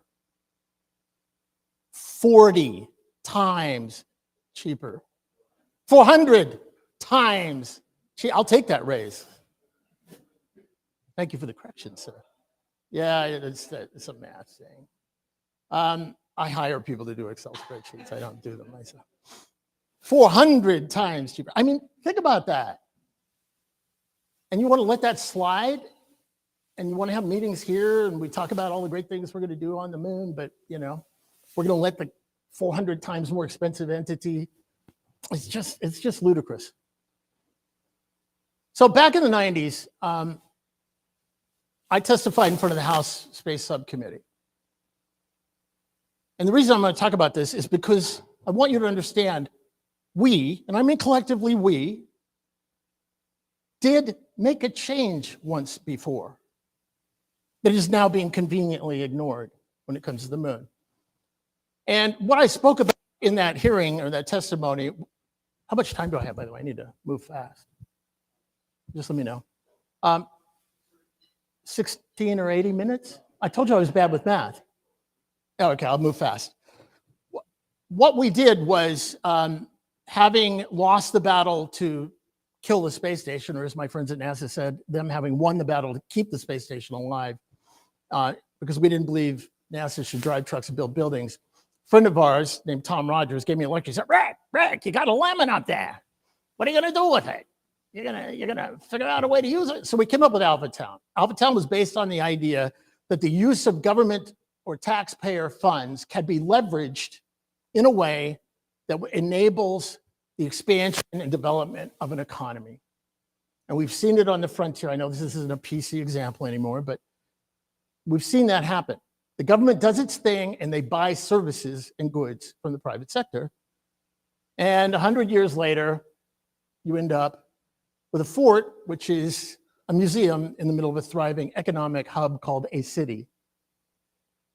That's the goal. And so what we did was that translated into a bunch of white papers and activities and other actions that we took that were designed to how do we leverage the space station? Transportation. And so in 95, what was it? It only took us like 15 years, whatever. But at some point later on, we succeeded. Now, you can do the same thing. We succeeded when that first Dragon docked with the station after a program called COTS CC-DEV was developed, where the government works with the private sector on the research and development and then becomes a customer. So I'm replacing some of the language here. This is partially almost a quote from my testimony at the time. But why not use the power of taxpayer investment, national scientific strategic needs to kickstart a cis-lunar economy? Therefore, all transportation to and from the moon would be commercially provided. All expansion or replacement of lunar facilities would be commercially provided. There would be the creation of an in-space lunar power utility. I knew he would turn his head when I said that. That would be commercially provided, and the development of lunar resources to support intersolar flight. That's it. Go in there and start demanding that. We did it. We've done it before. We won this one, kind of. Okay, Boeing gets like several $1 million more per astronaut to fly them to the station when they fly. And by the way, they're not smaller astronauts. There's something else you can leverage. There's somebody else going. You got the tools. You don't have to do it just because we have a fantasy or a dream or an unprovable belief that when we go into space, life will be better for humanity. There are actual strategic reasons. Make a really good argument. But you have to make the argument. You have to line up. You have to get organizations together and not run in trying to pitch 25 different things. Focus on one or two. Get a victory or two, and let's move on. It's up to you. It's not up to them. So I want to join up with you. Earthlight Foundation is a belief set. We believe that humanity is here for a purpose. We break it down into 3 areas. The Earthlight Foundation won't necessarily be involved in this because it's basically a belief, right? It's a concept. We believe humanity is here to protect and expand the domain of life, improve and evolve human civilization, and explore and experience the universe. However, we are setting up the New Worlds Institute, which is basically an excuse to allow me to start writing flaming op-eds and send out press releases, and for some of you to join us in publishing white papers so that we can take on this fight. Because I can't sit back anymore. It's really important that we make this happen. I want to wrap up my presentation here with something a little more positive. It's a little, very, very short story that kind of symbolizes or puts together what it is I want to see happen. And I think what you want to see happen. Because I think underneath, we're right. You are right. And I do want to, something I should have said right at the beginning. I love the idea of Moon Village. When I first heard that name, I immediately, brilliant. How brilliant is that? Not a moon base or a facility village. That's beautiful. That's human. That's what we're all about. And that's what is exciting to me. This is a very short little piece, and I'll end with this. It's called A Letter from My Granddaughter on the Moon. I saw a butterfly today.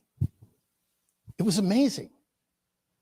So beautiful, so fragile, delicate. It's like a flower with wings. They've started letting them fly around now. The dome's been finished a while, of course, but they wanted to make sure butterflies and other insects wouldn't, get caught in the vents. I guess they figured it out, because there she was. I was up on the ramp near the rim. It goes all the way around the crater. I guess she flew up from the grove. It's kind of a place where they've let it go a little bit wild. They say it's kind of like the way most of the earth used to be, wild. We looked at each other. We really did. Her wings were like slowly opening and closing. She was so beautiful. Orange, red, like the EVA suits the emergency people wear. I've been told that people were surprised at how easy it was for the bugs and the butterflies to adapt. Kind of like me, I guess. Except they tell me I'm taller than I'd be on. Her wings are smaller than they would be down there. But that's what Ms. Anson says anyway. Not as much gravity to push against, Same with me. I don't have to push against it either. Good. It sounds like a lot of work. You on Earth, you people must get really tired a lot. Speaking of Earth, what made it all so cool was that it was Earthrise. That's why I was there. I love watching Earthrise. The blues and greens of your world are so, they just stand out against the black. You know, it's hard to see in here, but I'm told on the surface, when the sun is down and the earth is up, there's a blue-green color to everything. Dad says it's called Earthlight. What was the coolest, though, was when the butterfly landed on the glass of the inner dome right where the earth was. Maybe she saw it, too, and thought it was like a flower or something, you know? It's a little blurry, and the rad glass isn't as clear, you know, like the glasses we drink from. Anyway, for just a second or two, it was like she was holding the earth, and her wings were slowly moving, lifting your whole world higher and higher into space. Then she flew away and down towards the grove. I stayed a while longer. I was looking at the earth. It really is like a little blue and green flower floating in the dark. It rises and it falls, but it always rises again. Beautiful. Thanks.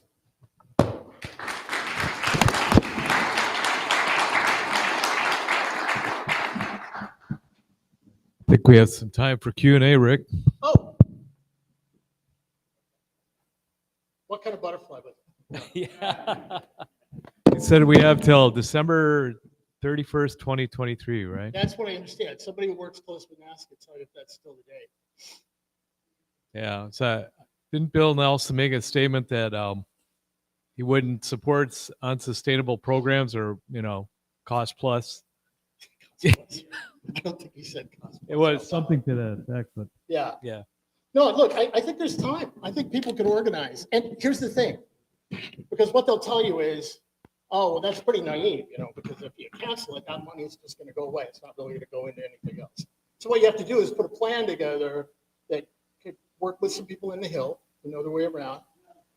People like Tony DeToro, these kind of people have been up on the Hill a long time. And work out a plan that says if this money is removed, it is transferred into this fund to purchase rides, something like that. Because what they're doing right now is just great. I think Artemis 4, maybe Artemis 5, there hasn't been a lot of talk about this, but from what I understand, this could be different. Don't quote me on this. Actually throwing a Starship away. They're going to fly to the surface,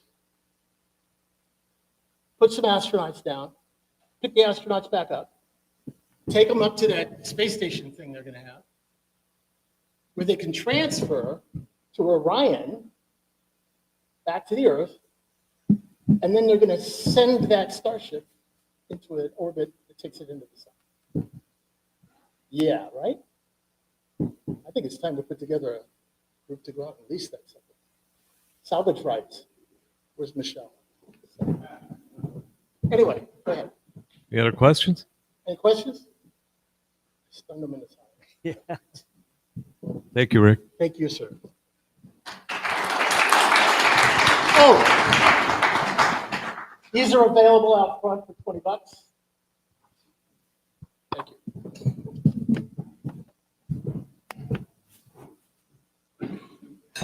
John.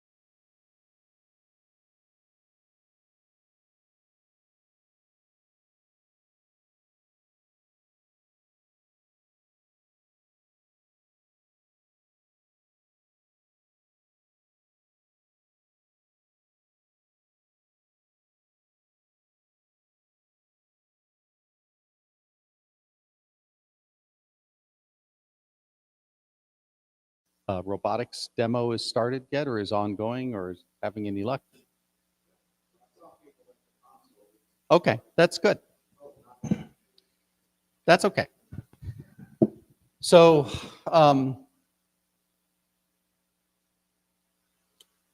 what I had wanted to do to begin this conversation of several topics, I want to verify, is there a Gary Barnhard here? Oh, hello, yes, okay. And a Greg, is it Biden or Baiden? Baiden, okay. Do we have Sefer? Excellent, yes, I thought so. And Ahmed HALA is presenting by video.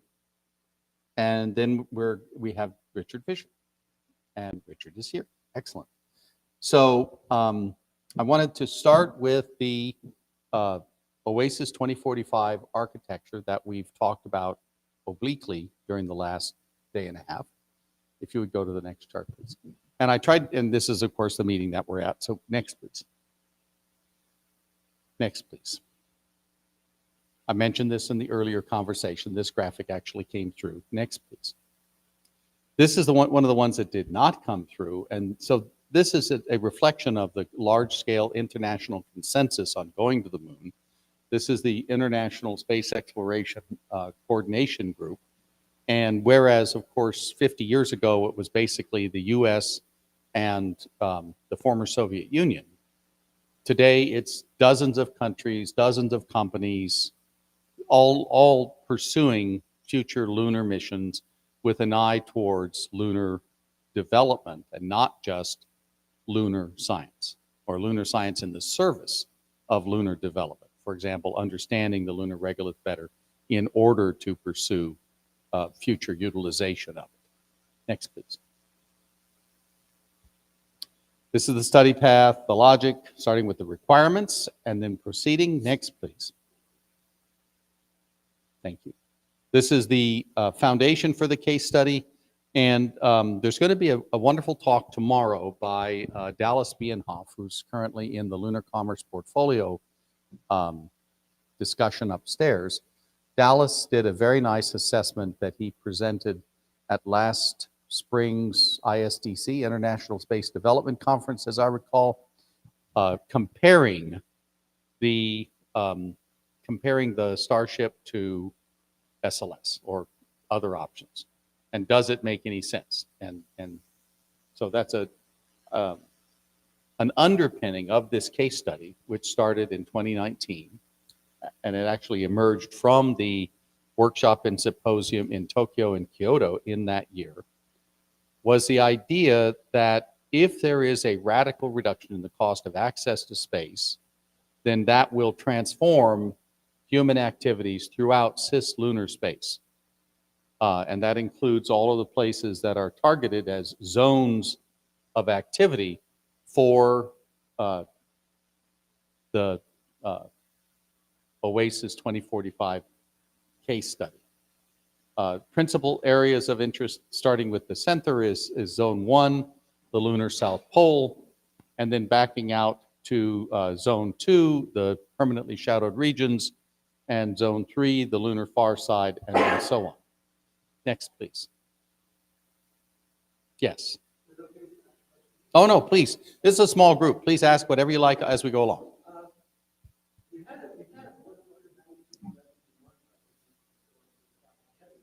Right.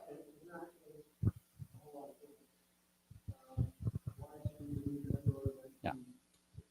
And on the contrary, it's made a huge, not the Falcon Heavy, but the Falcon 9 reusable has made a huge difference in the space industry during the last 7 years, the same 7 years that that's Falcon 9 reusable has been flying. We have seen the emergence of 4 or 5 or 6 large-scale LEO mega constellations, thousands of satellites in one economic business case. And those things weren't going to happen as long as it was Atlas and SLS. If launch costs are $20,000 to $40,000 a kilogram, You don't launch swarms of mega constellations that are going to spend 75% of their time over the oceans. The way those things close, those business cases close, is because you have the prospect for radical reductions and increased access to space. Lots of launch service providers, and many of them at significantly lower prices. Now, to do the moon, and 7 years is a remarkably short time in a major industry. It can take 30, 40, 50 years to transition, say, from coal to oil, or from wood to coal, or from, so don't be too disappointed that the whole of the space sector hasn't been transformed in the 5 years that Falcon Reusable has been flying regularly. It takes time. But there's already, in just those 5 years, the emergence of a whole new business sector that did not exist before. I'm talking about ground-based internet service from space.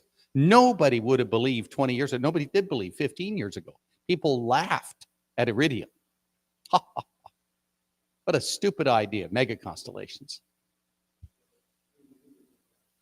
That was because of their business model, not their technology.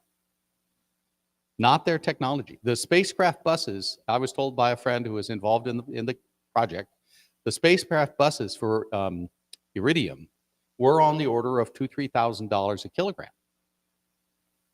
Falcon, or the Starlink, is at about $900 a kilogram. But they've made 4,000 of them, not 70. So and that was all, I remind you that Iridium and Teledesic were in the context of RLV. Any moment now, we're going to have very low cost launch. So looking forward to 25 years from now, the observation was that if the cost of launch becomes, as it seemed like it was going to do, became like $100 a kilogram,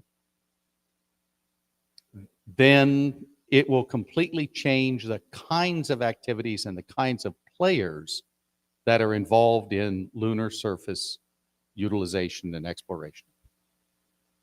Hence the case study. So, okay? Okay. So some of the requirements, starting with the requirements, included access, obviously, to the Earth, including landing and ascent, communications, either through constellations or line of sight, energy, availability of solar energy, got to have an environment that allows the regular and reliable rejection of waste heat, need to have energy delivered to the permanently shadowed regions for ice mining. That assumption, one of the assumptions was L-cross was true. There really is ice on the moon. There are questions, and other volatiles, there are questions about where it is and how deep it is, but the evidence of hydrogen discerned by orbital instruments was validated. That's the assumption. Now, if it turns out that was a fluke, and there is no more ice on the moon other than that one spot where L-cross hit, that would be a remarkable turn of events. But that's not the assumption. Yeah, that's true. Then there's a whole set of secondary requirements having to do with people, radiation protection, healthcare, quality of life, self-sustaining populations. Next, please. Whole bunch of, yes.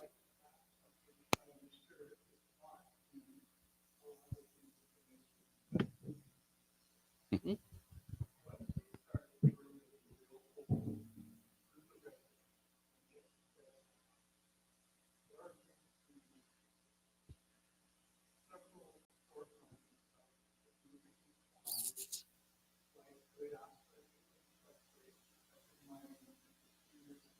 Mm-hmm.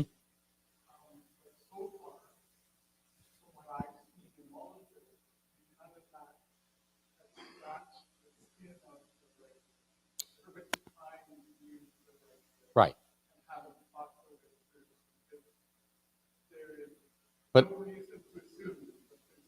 But I'm going to make the argument, and you tell me if it's not true, that the principal advantage of a major ore body is on the Earth and will be on the Moon, that you have large amounts of an elemental material, such as cobalt or nickel or steel, iron, that is not rusted away. It's not oxidized to the point where you've got to invest enormous amounts of electricity to extract the metal. Well, but I'm saying, otherwise, why do I care about an ore body if I can find limitless amounts of iron in the lunar regolith? It just takes power to extract it. And that was my argument. My argument is the virtue of an ore body is not that we're going to find, not that we can imagine or predict. We're not going to find unobtainium. This is not a movie about the aliens and their flying birds and the,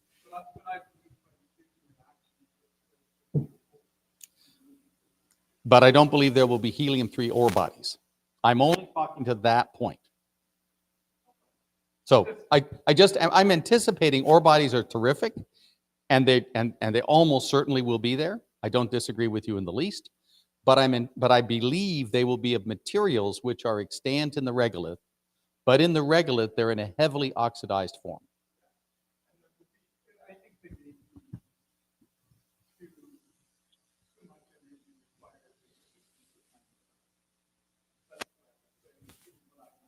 Yeah.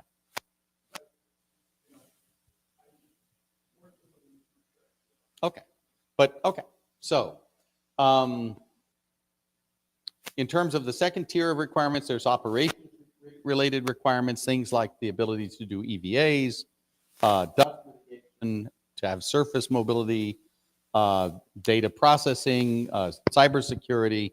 Those are all operational requirements that must be satisfied. And then there are requirements that have to do with the self-sufficiency of a settlement, such as the recycling of all sorts of air, of water, of the chemical cycles, things like the carbon cycle, the nitrogen cycle, the phosphorus cycle. We depend on massive recycling of all sorts of elemental materials to make DNA, to maintain our gut biome, to etc. So those things have to be true. We have to be able to produce food. We have to be able to have agricultural systems, and this is a presumption. There is no way that I've seen in the literature or that I've heard anybody argue to get away from some form of agriculture. If you talk about food factories and so on, behind one layer of here's a building that's got all these greenhouses inside, outside of that, upstream is an enormous source of nutrients in salts and so on. And downstream, there's the ocean and the rest of the world that takes away the waste products. And so the only reason why, as an economic model, a food factory works, whether they're growing tomatoes or lettuce or basil or whatever it is because there's a whole rest of the biosphere outside of that, or in the inputs that you need for the high-intensity farming and the outputs. And they typically run, well, a lot of them run with fairly significant electricity loads, because you need to drive them to make value, to have a value proposition that closes. So this is the presumption here as a requirement is for self-sufficiency, you must have agriculture, and that there'll be lots of species involved, and you got to have local manufacturing. You cannot break a wrench and have to wait for a wrench to be shipped up from Earth. You cannot, have a requirement for a dental chair and you have to wait for a dental chair to get into the next shipment, 6 months later, arriving from the dental chair warehouse at KSC. You got to make dental chairs. You've got to be able to make, precision instruments. You've got to be all of the things that are characterized with impact as outfitting. Absolutely, absolutely. So local manufacturing. And then you got to have permission in markets. You've got to be able to do things like transportation services. You've got to be able to handle missions on the surface, and you've got to be able to deal with visitors. So one of the parts of a value proposition for a lunar settlement is that visitors, for example, from NASA or from ESA or from General Motors or whomever, They will arrive, and they will, or maybe it's Jeff Bezos and his new wife will arrive, and they'll need accommodations. They'll need food. They'll need fresh air. They'll need water. And so you've got to be able to provide those accommodations in order to have a business that closes. Next, please. The requirement is for a self-sustaining population that you, as a de minimis, you don't violate inbreeding. So if you have as a standard in genetics that you don't marry your third cousin, you just unfold the tree for that, and it works out to 32 individuals. That you got to have 32 independent breeding pairs so that over the course of multiple generations, you don't marry your third cousin or closer. And I choose 40 because there are also a wide variety of skills and talents that are needed in order to undertake a civil society. You've got to have, as Inatani Sensei mentioned earlier this morning, you've got to be able to have peace officers. You've got to be able to have dentists. You have to be able to have electricians. You have to have people who write software. You have to have. And that works out to be like, with a little bit of cross-training, i.e. there's no reason that your dentist couldn't also be your minister. So the presumption is that that'll be about 10 more folks than 32, and I just chose 40. With the idea that the population is going to grow from the 40 to a steady state of about 120. And everything is sized to that number. Now, could it be larger? Yes. But if it's smaller, then it's probably not healthy. So there's a minimum size for a breeding pool, for a successful breeding pool. And then there's all the other species. You have to be able to produce 2,700 calories per day per person on average. There's got to be agriculture species, including, say, for example, pollinators, all manner of fungi, bacteria, insects. Insects do a wonderful job of fixing nitrogen out of the atmosphere. That's how nitrogen gets into the soil. Nematodes and beetles and so on, they fix nitrogen out of the air. If you look at the viable soil is about 5% living. So if you've got a ton of soil, about 50, which is about a third of a cubic meter, or a little more, about 50 kilograms of that is alive or has been recently alive. That's viable soil. I live on a ranch. I have a lot of viable soil. And when it rains, I have a lot of viable soil on my boots. And this is one of the big differences with the space settlement things. I'm sorry we don't have anybody else except for Dale here, Earl and Dale and Al. So there's literature from the 70s that asserts something like 100 square meters per person for things like the Stanford torus as the number. There is no such number on Earth. There is no evidence that such a number will ever work. The actual numbers are anywhere from 3 or 4,000 square meters. That's about 1 acre, a little less than 1 acre, up to about 3 or 4 acres per living human being. And on the moon, using lunar regolith as the starter kit for soil, the soil is not good soil. It's got a lot of aluminum in it. It's got a lot of other trace elements that are not found in good soil in Indiana or outside of Singapore. And so it's not going to be as good as it might be. So assuming 100 square meters per person is not a sensible assumption. I assume 1,000 to 1,500 square meters per person. That still is not found in nature. In nature, you also find seasons. You also find night. You find lots of things that would diminish the productivity of good, viable soil. So, and to a depth of a half a meter. So it's not a planting, it's not a flower pot, it's not a window garden. It's a real garden, it's real soil. And if you look at things like corn, you look at how far down their roots go, you look at tomatoes, you look at small trees, flowering trees like clementines. they go down a couple of meters. So we just chose 0.5 meter as the average, and some things will have to be deeper if you ever want to have apples. Next, please.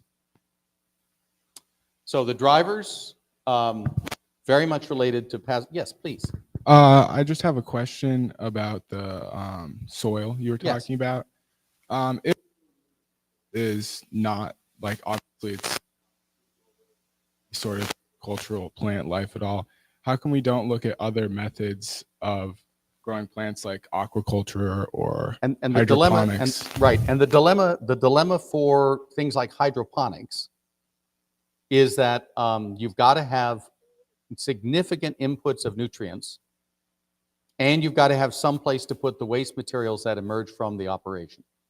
Is that not a problem with conventional agriculture as well? So, with conventional agriculture, what you tend to do, especially in a setting like this, and this is jumping forward to something that's not actually in this presentation, you can find forced agriculture outside of San Diego, and what you see is a layer of soil, like 0.5 meter of soil, and underneath of that you have ceramics. You have a layer of ceramics, and you periodically flush the soil. So you need water to occasionally flush it and then let it lay fallow. It's called flood farming. And if you don't do that, then you end up with something like the Great Salt Lake. Salts and minerals from the soil will accumulate if there's no way to flush it out. And that's how all of these fertilizers end up in rivers and streams, is they get flushed out of the soil, they go into the rivers and streams, and then they wash out to the ocean and make these big blooms of algae and the red tides and so on. But you can deal with that if you plan for it. And it's not, like I said, I'm not going to get into that level of detail here, but the plan would be that this would be based on flood farming, and that periodically you'd have to be able to set aside a 1,500 square meter plot, flood it, and flush it out. And in the design of the modules, that implies drains, i.e., it's not a dome on a piece of regolith. It's you got a dome, you got a pressure vessel that encompasses not only the soil and the plants and the illumination and so on, and underneath the soil you've got to have drainage.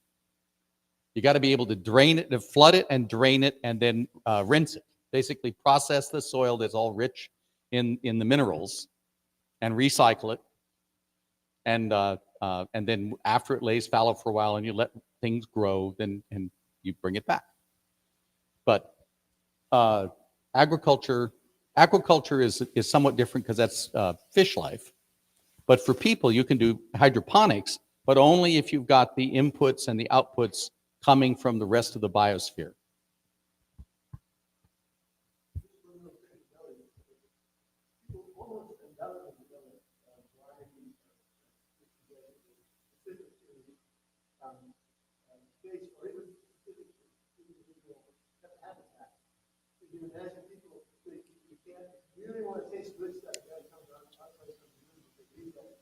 Oh no, yeah, absolutely. But in the absence of science fiction assumptions, in 22 years, in 23 years, we're going to be using agriculture, and we can grow new species of plants. I actually have a whole line of thought on this. I haven't published on it yet, but if you think about 1,6G and you think about the competition between gravitational forces and surface tension and capillary action, I could easily envision on the moon ending up, with tomatoes this big, because they won't be crushed under their own weight. The stem won't collapse when it gets bigger than about a beefsteak tomato. So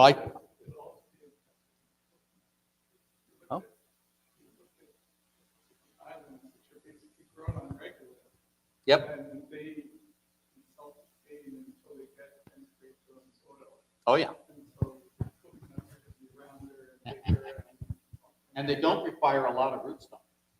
They're very shallow, but they do like to get tall. I think dwarf coconuts would be the right thing. Right? By the way, this is another ancillary product for all of the agriculture is both flora and fauna making wood, making fiber. Natural fibers and natural cellulite. Those are great materials. And yes.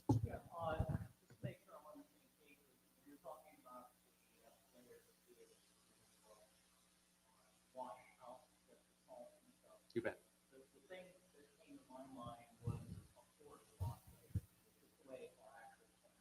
Yeah. But below that, I actually have drains.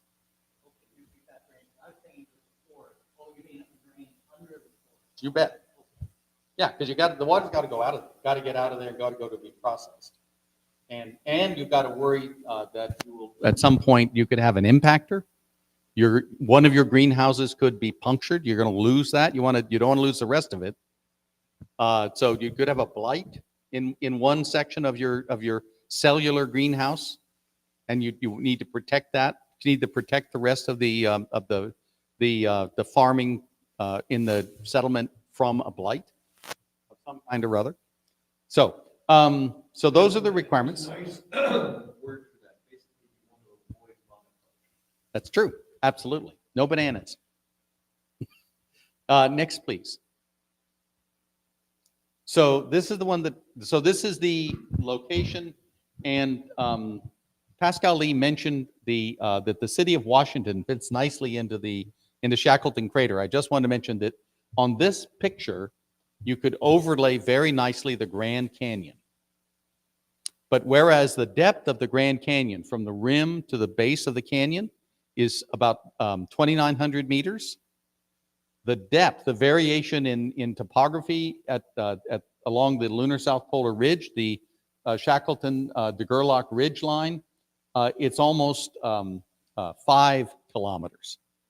So it's the same area, but the variation in height from the highest to the lowest is twice as stark, twice as breathtaking as the Grand Canyon.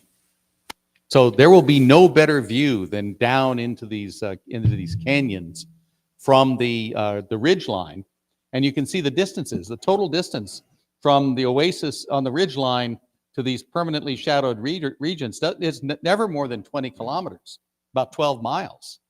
So if you're looking down 5 miles over a distance of 12 miles, it's going to be a hell of a view. So, except of course that these are permanently shadowed regions. I think there'll be a business in firing a flare out over Shackleton, just so you illuminate the thing and you can get some snapshots of you there with your sweetie, assuming that you're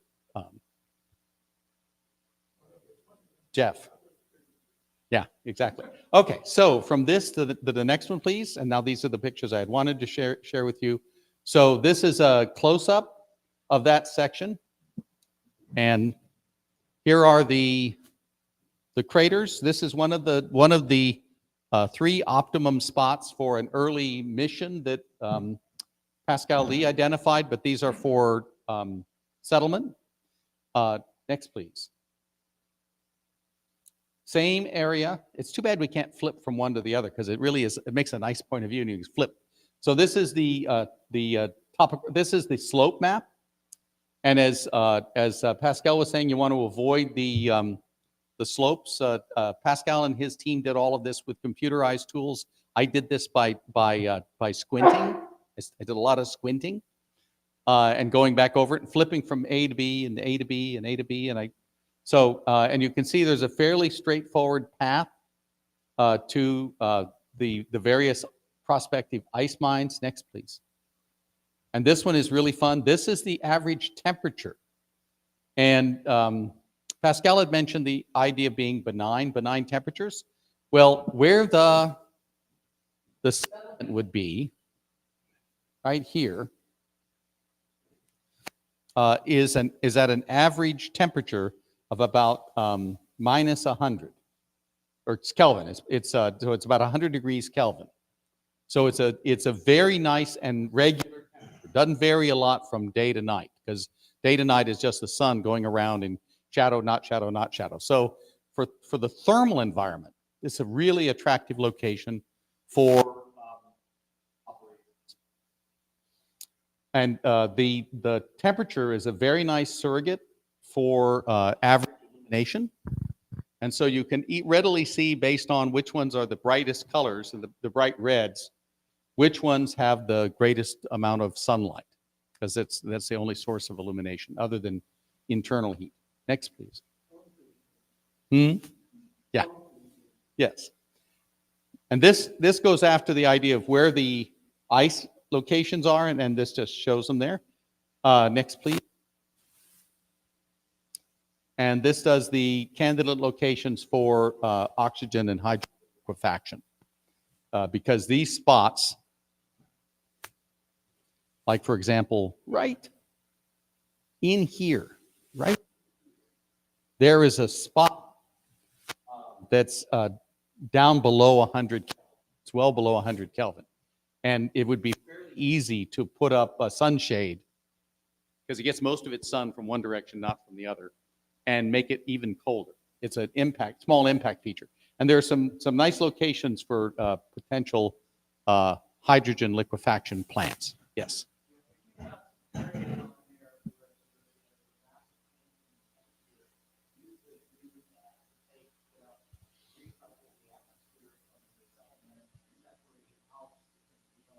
Absolutely. You can use liquefaction separation. Yeah, no, without doubt. Next, please. And this just summarizes those features, those factors. Okay, so back to summary. This is the overall vision. Next, please. Now, topo maps, and I do like topo maps. It's and this is the lunar south polar ridge line. This is the crater that was selected for OASIS 2045. Next, please. This now is a zoom in on that crater. And this distance is about 800 meters, and it's on a slope, as you can see. So this is higher, this is lower, this is higher, this is lower, and it opens out. It goes down to another crater, which is right below it on the slope, which is a slightly larger crater. The slightly larger crater below is less attractive because it can't see the Earth. On the upper edge of the rim of this, the chosen crater, here on the edge, you can look across the valley, the crater base, and see the Earth. So it opens up very nice. This is the impact feature with the where there's an opportunity for a cryo depot, and there's a nice open path basically at one elevation to go in here and get to the pit. And then on the far side of the ridge line, very much as Pascal mentioned, is the site for the spaceport, which is pictured in a couple of minutes. Next, please. This is the same thing, but with a synthetic image from LRO. This is a metro map showing the concept of operations between the various pieces of OASIS. And I'm already taking longer than I intended, so I apologize. I'm not going to continue go into the details. The idea is that there's a whole range of systems that are the building blocks for an actual settlement on the moon, things like surface transport, vehicle transport from orbit, dust mitigation systems, construction systems, manufacturing systems. Next, please. This is a different way of looking at it. This is a quantitative model that I built, which is in a spreadsheet form, which is a monster, which illustrates the different parts of OASIS, and you can see indicated here which it's in which of the zones. And I show you this just for the sake of completeness, but I won't go through it at the moment. But next, please. From this, we put together a set of 20 use cases. Now, this is a completely different approach than has been taken by the Lunar Commerce Portfolio, which is kind of top-down based on the market opportunities. And this is entirely bottoms-up based on everything that's come before this. So, for example, use cases include navigation services. It includes on the surface or terrestrially based computing services. It includes imaging services, basic materials and systems, power, water, fabrication, construction, the production of viable soil. You don't have agriculture without soil. You don't have soil on the moon without processing the regolith to make the soil. In the longer term, solar power satellite components and export market. Transportation, a lunar surface propellant depot, a low lunar orbit propellant depot, surface mobility services. As shown on the previous slide, if you wouldn't mind going back a couple. One more, couple more. A little farther. Okay, right there. So I meant to highlight that. So this is the settlement. This is the pit for cryogenic processing. Over here are a cluster of shallow craters on the far side of the ridge. And so the concept is rather than putting your landing site on a flat and then building a berm around it, instead you put it in a shallow crater and you flatten the floor of the crater, which you could do with fairly straightforward, I believe you could do with fairly straightforward tractors and so on. And then you have a spaceport on the far side of the ridge where if there were, and it's about 4 kilometers away, that total distance there is about 4 or 5 kilometers. And the fun thing is in the elevation maps, if you'd go back one more, no, yeah, back one more. So all of this from here to here is at the same elevation. It's an elevation of 1575 meters above the geodetic average of the moon.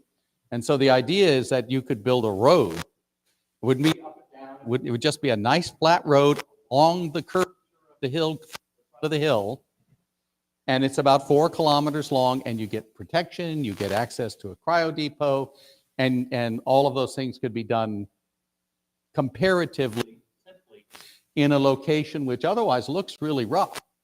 But lots of people live in the Andes, and they do it by terracing. So you build your road on the terrace. Next, back to where we were, please. Okay, so just a few quick examples. These are the specific use cases. Each one of these might, in principle, become a business. Next, please. This is the idea for the actual habitation system. It's based on the cliff dwellers and the people who lived in the earth for thousands of years, both in the Middle East and in this case in the American Southwest, the Anasazi people who built a whole community of about 100 people, 150 people in a cliff face. And the idea is that this would be like being on the rim of the crater. And this, I'm not going to go into the details here, but this is the agricultural greenhouse. And it's set up like a snake, so like the shell of a nautilus, because nautiluses have a very simple strategy for maintaining pressure and buoyancy. And they build some shell and then they put in the diaphragm. Build some shell and they put in the diaphragm. Build some shell and they put in the diaphragm. And they use their own shell as the basis for building more shell. And the idea is to do the same thing here. And if you did had an accident, you were punctured, bang, punctured, you're okay.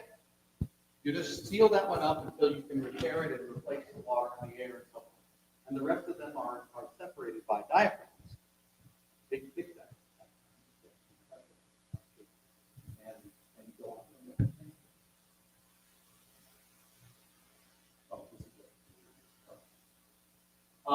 This is the off-world example for mining and modular mining.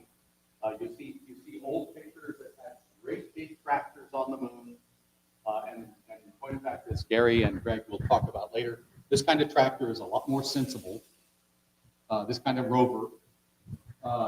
Nobody's ever going to build a big combine kind of tractor. no sense in the absence of internal combustion motors. Next, please.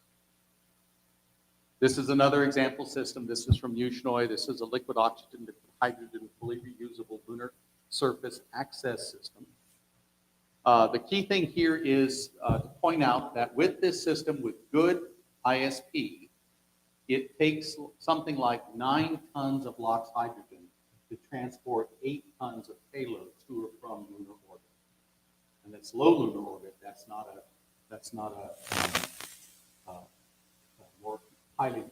higher elevation orbit. So it's about 100, 150 kilometers altitude. And backing out of that, if it takes 9 tons to move 8 tons, you can, and it's 5% of regolith by mass is water. That's the data from LCROSS, approximately.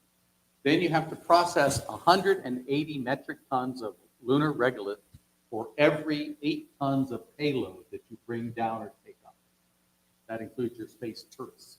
This is at the heart of Inatani Sensei's big numbers, which is why I was asking him about using electromagnetic launchers rather than using hydrogen for all their transportation forever. And if you look at the electrolysis, and you look at the mining numbers, and you look at transportation numbers for regolith, it works out to be a really big number, i.e. if you're going to fly back and forth, it's not huge numbers, but if you're going to fly back and forth a couple of times a month, about 26 times a year, then it works out that you need an ongoing power of 1 to 2 megawatts just for this, just for the mining and the fuel processing operation. So you very quickly get into megawatts of power requirements rather than kilowatts or hundreds of kilowatts. Next, please. This is the spaceport as conceptualized by an artist that we worked with last spring, little company called Extend. It's on the far side of the ridge. You can see the solar power generation on the ridge line. Over there to the right is a notional version of Shackleton. It's intended to be notional so that you can get in lots of different features that you can talk about. But the key idea is that you cut a path, cut through the rim of the crater so you get at the crater floor, flatten the crater floor, and built your landing pads inside the rim of a crater that is about 1 kilometer across. It's got a nice, up on the far edge, it's got a nice control tower. And it's about 4 kilometers, about 2.25 miles away from the Another use case, this is just a lock hydrogen production use case. Next, please. A lot of steps. Next, please.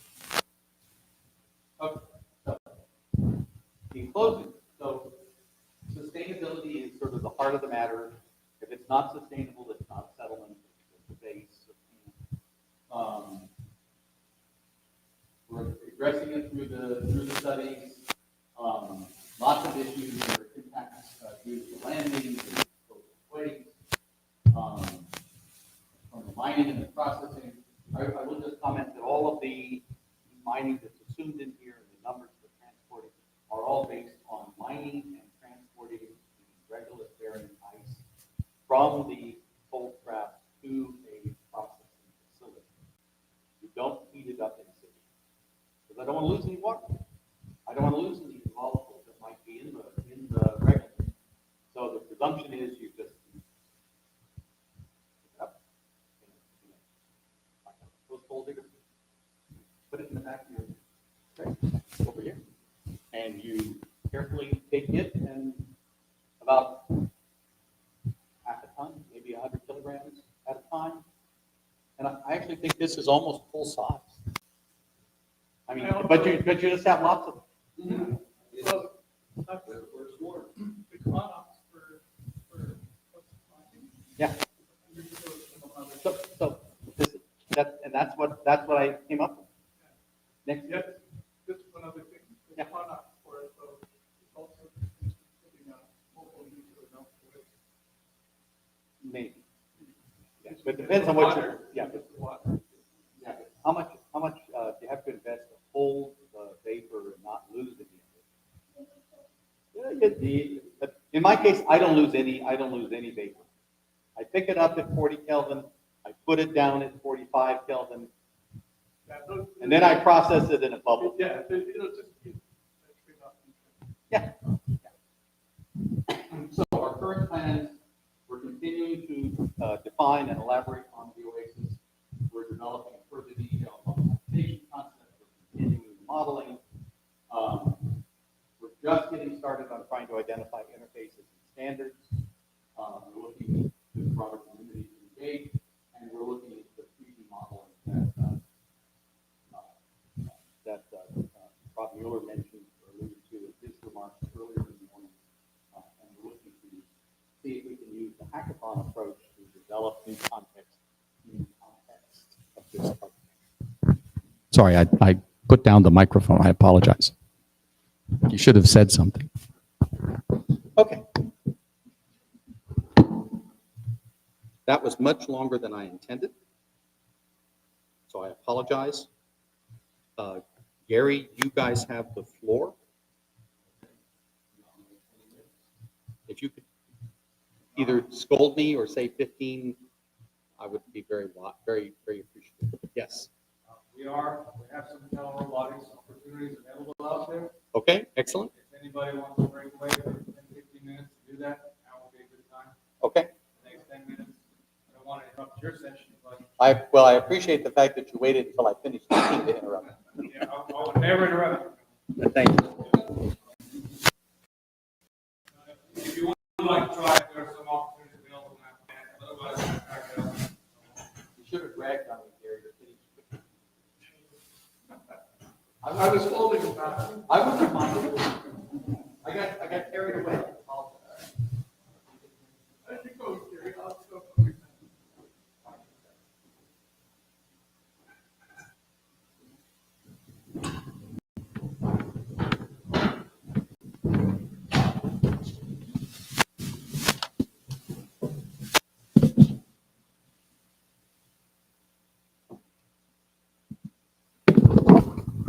Well, I'm Gary Barnhard for any of those. I guess the one person over in the corner that probably doesn't know that. Yeah, the situation. Do I have a? Okay, see how the speakers work here. I'm not exactly a firebrand, but I did co-found the Maryland Alliance for Space Colonization in 1977. So I've been around here for a while. Same era as Rick, if you will. What we're here to talk about today are lunar robotics options, something I know more than a little bit of. I own the system level requirements for advanced automation and robotics for what's become the International Space Station. And my team wrote the robotic systems integration standards from scratch to deal with the same. So I'm no stranger to complex systems engineering and integration problems. What we want to by way of introduction, I'm here in the capacity as the president of Extraordinary Innovative Space Partnerships, Inc., or XISP, Inc. for short. What we're in the business of is mission development, but not just any particular thing, but the idea is that there's a significant number of missions that require solutions to what one could consider general problems. Hey, if you can find somebody who write you a big check to go do something, have at it. It's a whole hell of a lot easier. Okay, but there's in a lot of cases significant stranded intellectual property that's on the wrong side of the technology development valley of death, or maybe even a totally different discipline than what you're to dealing with. And if you can find a way to aggregate appropriate pools of that intellectual property, find out who cares about it, who the stakeholders are, who thinks they own what, and what's the public domain, you can define some number of missions for each increment of resources you put into it. You get something of demonstrable value that one or more other entities will actually be willing to use and hopefully help pay for. And those are the classes of missions that we're chasing after. And part of that falls into an intersection with lunar robotics, including the requirements for power and ancillary services beaming, interoperable network communication architectures, and really the fundamentals of how it is you actually field a tool or set of tools to actually meet customer requirements. It seems that robots aren't an end unto themselves. They are literally tools. They're supposed to help you get something done. And our work is, that's why we call it, technology development, demonstration, and deployment missions. The idea is that it should result not just in another hangar queen in some sandbox, but in proto-flight, if not flight equipment that actually gets pressed to use. So what we're going to be talking about here is how it is that we bring together robotic systems as tools that are both EVA and robotic compatible, that are maintainable, and our rapid implementation of the technology. There's some curious things with respect to robotics. A lot of times roboticists go and will talk to you at length about the wonders of inverse kinematics. But when's the last time you bent your elbow backwards? It's not exactly a bright idea. You should teach robots that. Okay, it works out a lot better. Okay, you can do extraordinary mathematics with respect to coordinate transforms, but you know how in the hell you get a robot to work right? You take it to its task area and you lock into a single coordinate system, which is the task area of the work area, and you work from there. Okay, that's what ends up mattering. Okay, the pragmatics of sharing between people, humans, and advanced autonoma. You have to be able to work together to take advantage of the strengths of each to deal with both established situations and emergent ones. The notion that robots need to know not only what they can do, but why they're doing it. A failure to do so is going to result in a failure to meet expectations. The goal really that we're trying to pursue here is to help reduce the systems engineering to practice, driven by commercial customer requirements for mining, which is really what you're talking about with ISRU. Okay, it's a lot simpler to say to boot. And what you need the clear customer requirements, and we think they should be commercially driven, and you need clear hardware and software specifications.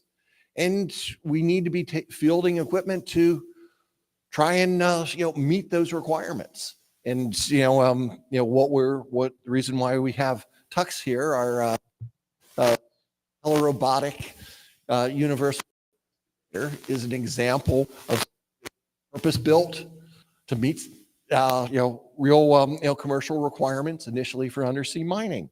And why my colleague, Dr. Greg Baiden, whose expertise is in mining, okay, to be able to how you can go through and understand what it really takes to meet the commercial mining requirements, and we can raise the technology readiness level, that we're dealing with.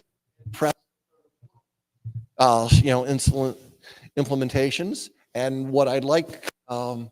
Baiden to talk to us about now is show us what he's done and put that in the context of forward to make this happen.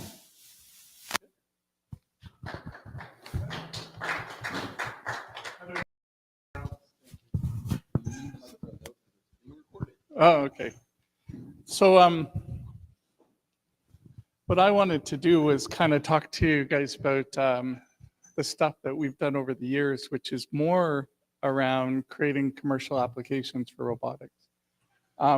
Turns out when I started, we had a huge budget in the mining company of about $500 million, which is way more than I think a lot of people have put in.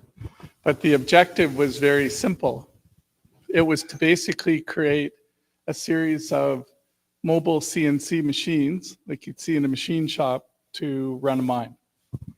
And so all the unit processes of mining, which included exploration drilling, the delineation into 3D models, then the tunneling so we could access the ore body, and the long hole drills or whatever other method we had of breaking the rock to begin to size it.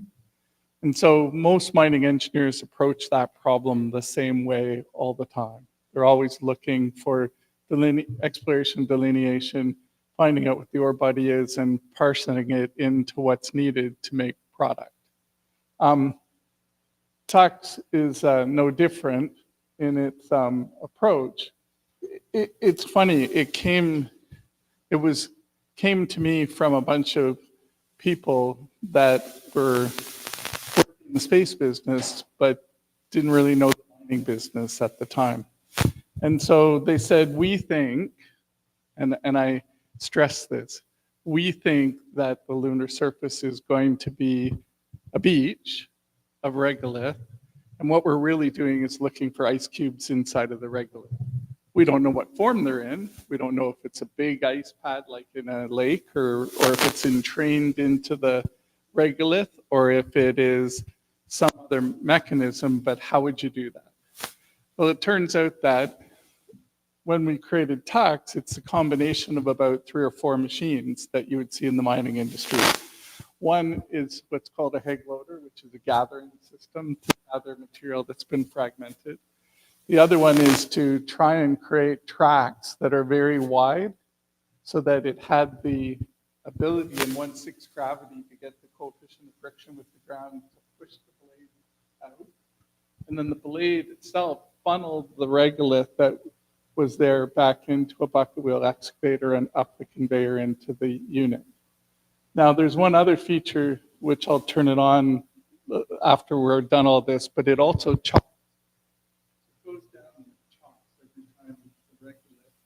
And we at one time had spikes on it, but the spikes would turn up the regolith, so it was all available. Those are all the things you think about with mining. Can you show the next slide for me?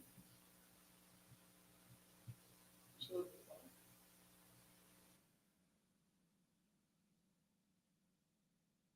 We worked on many different types of robots.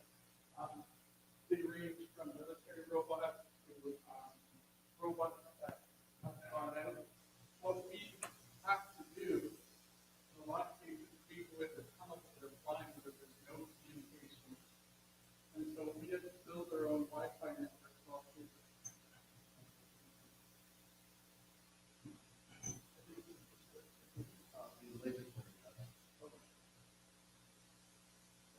So we had to build systems to go in. In this case, there was what was called a crown pillar of the mine, which is basically a long pillar that was collapsing mid when you survey from underneath whether that pillar was going to break. Because up on the top of it was a natural gas down and sort of military robots are put together. Those kinds of displays that you set up. This kind of treatment will work.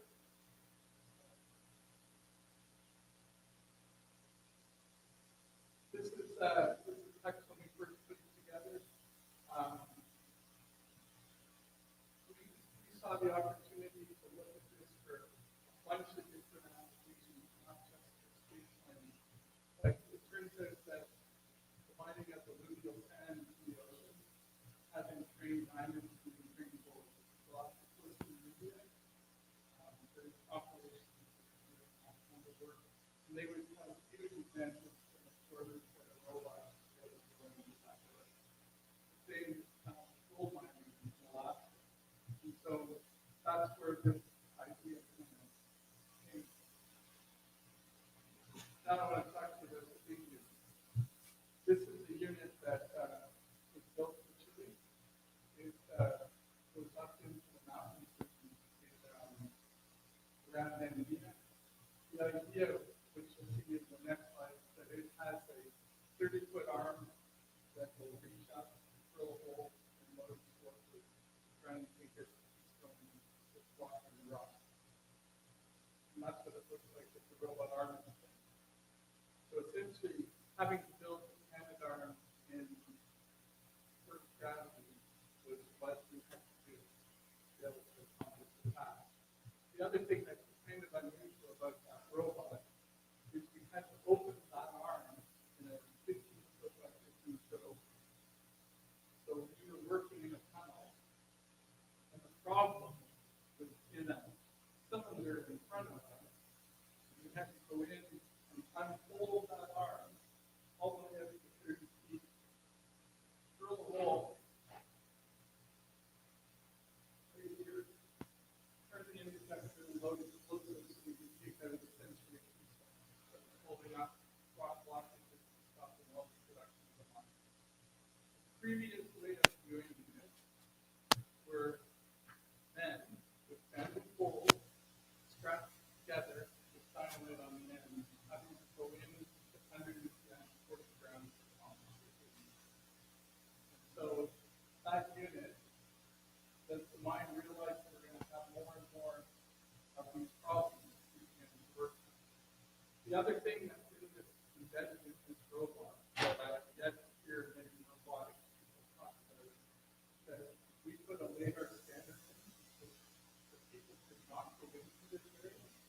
So what we have to do is create metadata about the inside of the application that will come back to the operator so that they could see where that infrastructure was inside the package, which is extremely difficult to do. And it was funny because it's kind of the application of the metaverse robot and how we approach it. But that robot, I have to speak to Thailand in another couple of weeks. And that robot is the first kind of mobile industry 4.0 robot that's really being developed in the commercial application. You can see it can do and manage very, very significant terrain. 6-ton robot. And we ended up putting and developing an optical communication system for it. I want to talk for a minute about that because we knew that we were, as we were building these systems during Cold, we were having multiple cooperative robots work together. And in doing that, we got to the point where we built a 5G network before 5G network. Well, when we finished the development of this thing, we knew that we would not have enough bandwidth to run the line. So we got out and we built several of the things that networks that we could use for the the other thing about this robot, it's rocker two-wheel system for climbing very extreme terrain, and we used lithium-ion batteries, which you wouldn't think of in a robot. We put the charges and the truck and rail level operation. So I wanted to talk a bit about some of the past projects so we get a feel for what kind of things the industry actually is and seeing how that might inform us. This is what's called leak pad. This is what leads to most of the top of the recently is they're almost examples of the stuff that is today as we've done in leak pad. This unit here, stacks this unit here is a much lower. Our job is to figure out how they operate those units from plants so nobody would have to go and work on the top of these stacks. Mainly because of the sulfur gases that are coming off of these stacks. This is a bunch of work that we had to do at a different mine. This is done to geospatial information for find it kind of interesting to look at everybody on things much from underground and between the states. This particular operation that I was doing, they had to order the people to an avalanche area. They had all the shop, big section, and everything all underground. And we would go in there and there was a 5 years of city. There's 10 years city there. There's not food storage, there's not shower, water, everything. City itself.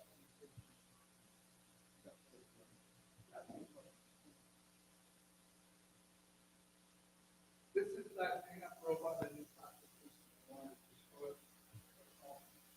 This is how the miner moves the blockages of rock. So they would reach in with large bamboo poles. Typically, we need to have this go in and have the arm not break that. When that rock broke, when all of the tunnels that you see here in the mine, they would open the back. We've also done a fair bit of work with the geomatics around the tunnel. I've got some other videos that go that time to go through. But this is some of the mapping systems that we set in motion in tunnels. I wanted to get to this because of the work that I saw yesterday. This area here is a bench for a coal mine. There's 575 holes drilled into that bench, and the 30-year-old miners left there with a smolder. The minute they introduced oxygen into those smolders, they got on fire. There were 4 people on the cabin, and one of the holes went off for 3,000 people. So I was asked to come in and build a cooperative robotics. Basically, set up telecom containers so that you could have people working on the face of the world. We have multiple operators available to set that up. We were not allowed to go within 300 meters of the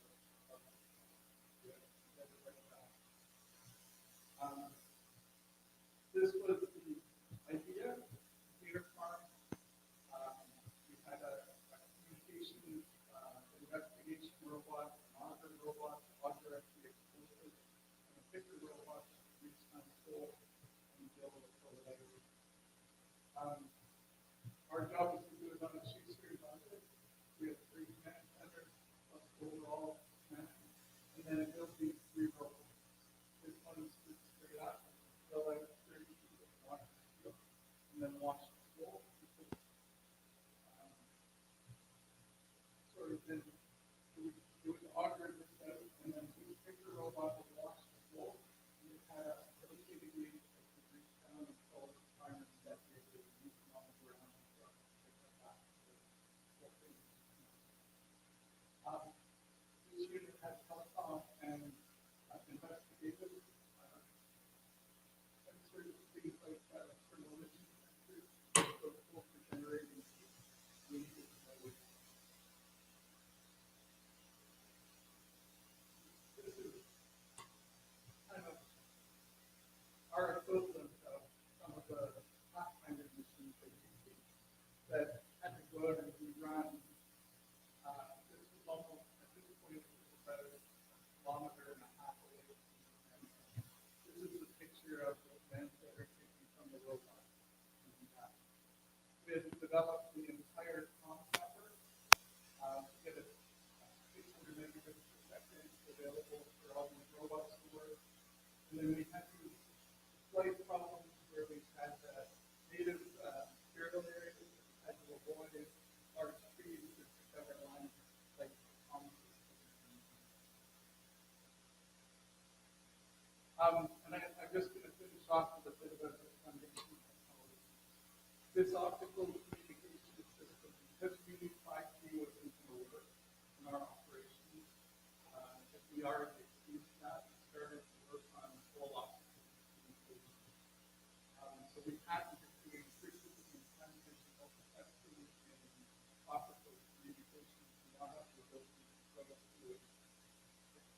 We think the high end because the research scholars and the service require us.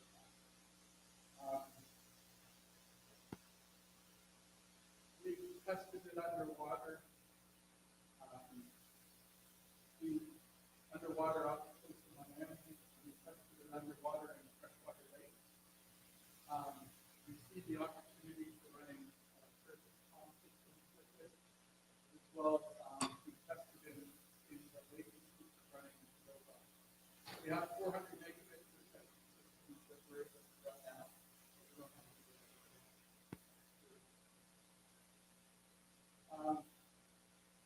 Like I said, it was developed with the idea that we knew 5G was going to be sufficient for the future. And we're now working on creating more available. What's really important about this picture is that constant internet. And so that receiver, what it's able to do is receive like a radio antenna. So it's solid state, and you don't need to have any pointing devices for the optical response. Most people who work on optical comms in the Navy here in the United States have worked on pointing devices and pointing devices. But when you started considering robotics, and the robotics moving around and doing everything, you had to get that out of the thing. And so that's what that does. We also got into some really interesting things that you wouldn't think of. This is a basic military plan system that military contractors make. When you go to work underground, and you not been set up for gold or competition. So as you go into the earth crust, and you change the diameter of the planet, you have to go in and look at things and really listen to that.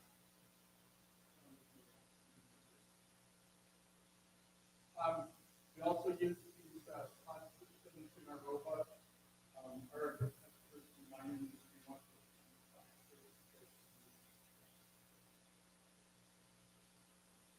And then we built an entire command system. What allowed us to go in and do that whole open bid job is we had an entire system of software laid out that would allow us to build it into robots.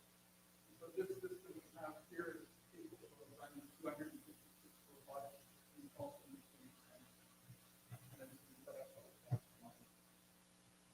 So in summary, we've done a lot of autonomous and semi-autonomous improvements in this field. It's able to work, we can do construction, building, all the things that our customers are running.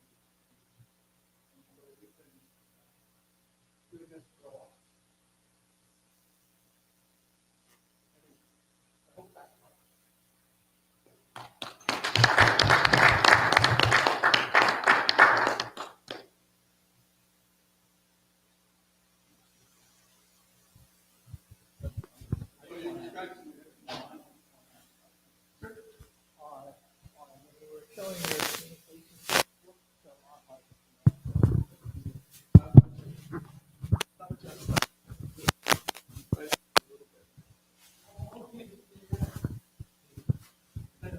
For the optical comms, it depends on what you want to do in terms of, sorry?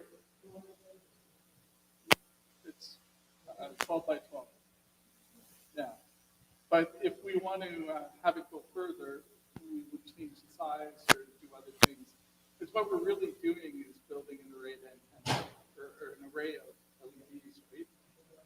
And so the problem with most laser comm systems today is you can't afford to have multiple lasers. What you can with LEDs, and the distribution of the LEDs out makes it able to work robotically.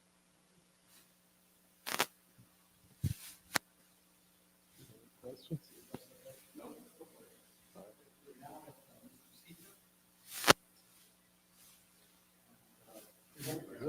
Because we both talk. I'm going to corporate. Thank you.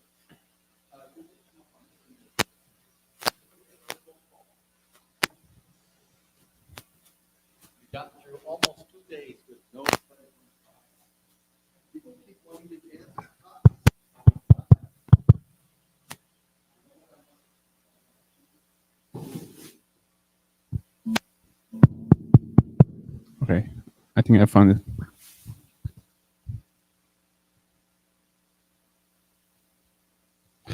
Hi everyone, I'm Sefer from Iowa State University. I'm the principal investigator Space Construction Technologies. We simply call it SpaceCo. It was founded 2 years ago by the young scientists and engineers across the country as an in-space research and development organization. Once we founded this organization, after observing the potential use of cold welding in space for construction purposes, we sent a proposal to we sent a proposal to NASA through the Space Academy of Arizona State University, and our proposal got accepted by the Marshall Space Flight Center, and we received funding to kick off our laboratory research. And our technology is also part of the NASA Technology Transfer Program, and we are also a member of the Lunar Surface Innovation Consortium. I'm going to pass the word to my colleague and to let him introduce himself and also talk about the Make Innovate. So I'm Mitchell Strobe, and I'm also a student at Iowa State University, aerospace engineering undergrad. And the Make to Innovate program is basically just a program in the aerospace department that provides lab space and funding for projects like ours. So our technology, cold welding, is trying to ease the construction of assemblies in space. And there's a few technologies that already exist in that area, docking systems, mechanical fastener-based systems like bolts, etc., and welding. So docking systems are mainly made for spacecraft or capsules with astronauts to come in and dock to the ISS or the Artemis Gateway, for example. And because of that, they have different features for quick attachment, detachment, impact dampening. But because of those features, they also have a lot of complexity. They're heavy, they're large in size, and that limits the internal diameter, and that limits what you can pass through them and how many people you can pass through them, etc. Mechanical fasteners are a little bit better. They're also a non-permanent design, so you can take it apart if you need to, and it won't damage the components. They're higher strength because they don't have to make the same sacrifices for the easy disassembly. They also have a larger pass-through size because you don't have the added complexity. They do have some drawbacks as well, though. High part count, lots of bolts and nuts you have to put together, and that adds complexity to the assembly because you have to have astronauts or complex robotic systems go outside your spacecraft and put all those parts together. So the other construction technique is, of course, welding. And the history of in-space welding starts with the Russians. The Russians attempted the first in-space welding experiment in 1969 with the Soyuz 6 mission within the remotely controlled unit called Vulcan. And they tried 3 different techniques within this unit. And the bonding strength came from the electron beam welding technique. And the United States followed up with this challenge, and USA also attempted successful electron beam welding experiment in the Skylab in 1973. And after the next in-space welding experiments by the Russians in 1984 and in 1988, so there have not been any further in-space welding experiments have done, except for some brazing the research, which is a joint work of the Roscosmos and NASA. And welding also have like some features and drawbacks. So, and welding naturally addresses the hermetic level sealing problem because it makes 2 different structures as one structure. And also because it doesn't use any additional parts, so it lowers the joint mass, and it also offers simpler joint design and higher joint strength. We can keep counting on the features of the in-space welding technique, but there are also like some drawbacks. Because they require high power supply, we need to bring like the large tools into the space, and it can make it like a bit more complicated. Also, there are like the safety issues involved because the most of the hot work welding techniques need to melt the metals, to like bond them together. There are also like a few other welding techniques, the ultrasonic and the friction stir welding, but the problem with them is still the same. They require high power supply, and also there is a problem with the heavy fixturing. but we came up with a better method to keep the advantages of the welding, but eliminate the risk issues. And that's what we are working on, the cold welding. So cold welding has been possibly happened in space a few times in history. The first instance was on Gemini 4, way back before the Apollo missions, or we ever made it to the moon. The first spacecraft, well, not the first spacecraft, but the first spacewalk where someone left the spacecraft, John Divot tried to open the hatch to go on his spacewalk, and the hatch door got stuck and would not open. He eventually got it open, went on a spacewalk, and got back in the spacecraft, and the same problem occurred when he tried to close the door. It got stuck, and he had to struggle for a bit until he could safely get it closed, and luckily he made it back to Earth safely. But when NASA was investigating what happened, they determined that there was possibly some metal-to-metal contact in the hinges where lubricant got worn away, and there could possibly been some cold welding between those two surfaces. Later, they decided that more likely the problem was a faulty spring in the mechanism that caused some binding, but not for sure. It could be either way. Later on in the Galileo mission, Galileo had a high gain antenna that was supposed to deploy further on its mission. And when it started to deploy, some of the ribs that support the structure got caught and didn't deploy. NASA did some investigation on a model they had on Earth, replica model, and they decided that through some various tests, the only way that this could have happened was the pin joints in the ribs themselves. Same case, lubricant got worn away and there was metal on metal contact that caused high friction and possibly cold welding.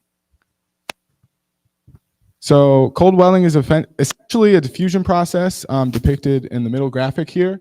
And basically that just means that when you have the two atomic, similar atomic masses and you bring them together, the surfaces will start to merge together and form new bonds. But there's some problems because obviously if you take two pieces of aluminum or steel or something in real life and you just rub them together, they don't become one piece. So obviously that it isn't that simple. And the graphic on the left describes some of the problems on why that doesn't happen in real life.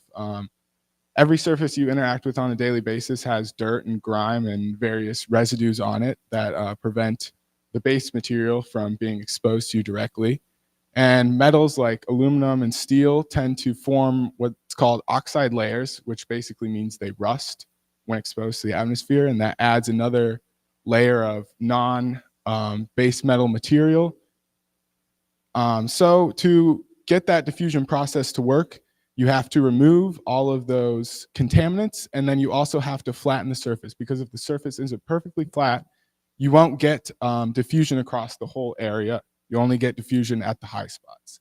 If you get everything right, you'll eventually reach this graphic on the right where the whole surface can diffuse properly together and you'll get a solid mass. So the idea behind this process is actually very simple, but I'm going to explain two different pathways. The one of them is the one that we are currently doing, the laboratory track, the laboratory procedure.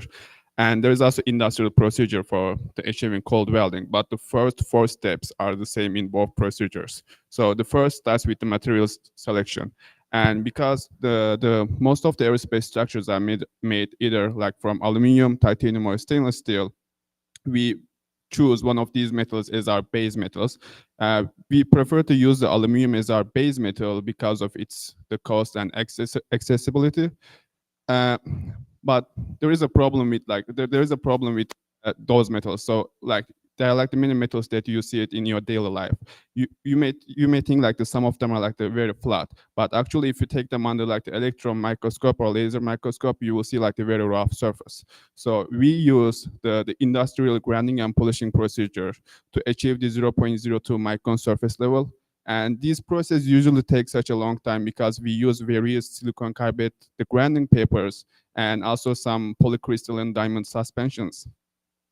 The next step is to take the cold welding specimens inside of the Globus system. And this is a system that we designed and assembled in-house with using off-the-shelf products and maintains less than 1000 ppm oxygen level. So we clean the metal specimens with using various acidic solutions to get rid of all the earths and oxides. After cleaning them, we coat the pre-designated joint surface with the noble metal. The reason behind that, the aluminum, titanium, or like this type of the metals immediately reacts with the oxygen and like to form an oxide layer on the surface.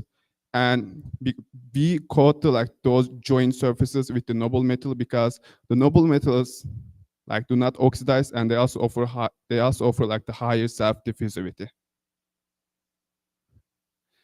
So for laboratory procedure, and we take the specimens back in the glow box and we apply the pressure with using this pressure test jig. This is also like the designed and like the manufactured in our laboratory, and it can apply as much as like around like the 40 kilonewton force.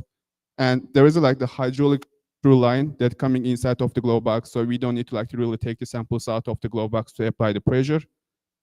After applying the pressure in this pressure test jig, we close the valve and disconnect the hose while retaining the pressure on the samples. Then we place them inside of the vacuum system. They stay in the vacuum system for the preset amount of time, and later we take them out and test their shear strength. For industrial procedure, after coating the base metal with the noble metal, we apply additional layer, which is like the protective layer, because we don't want any like the further oxidation or like the grease or like the dirt to come to the surface. So we apply the removable layer at the top of the samples, and we launch them into the space or to a celestial body, and we remove the top layer and bring two structures together, press them, and this is the magic happens. The two structures are getting diffused to each other thanks to cold welding. So if you haven't figured it out yet, our intended or main application for this technology is permanent space structures. As I described before, the current methods have some drawbacks, and our technology can reduce joint size and weight and complexity, and it also offers a safer way to join structures than the current methods. Another advantage of cold welding is that current methods of welding have limited bond width, which essentially means you can only melt so thick of a metal sample. You can't go all the way through the surface. Cold welding doesn't have that same limitation. The whole entire surface will be bonded, which can add strength and rigidity. But the technology is not necessarily limited to aerospace applications. It's just welding, so it can be used in basically any situation where normal hot work welding can be used. Some applications which I thought I would highlight here, if you have heat sensitive parts, like if your sample or part has electronics that are sensitive to high temperatures, or gaskets or seals, plastics, that could be damaged by the heat, cold welding would be a great great use there, as it doesn't create the heat, so you don't have to worry about that. And then also maintaining dimensional accuracy. Traditional hot work welding tends to deform components because of the temperature gradients it produces. Again, cold welding doesn't produce that heat, so that's not an issue. So, yeah.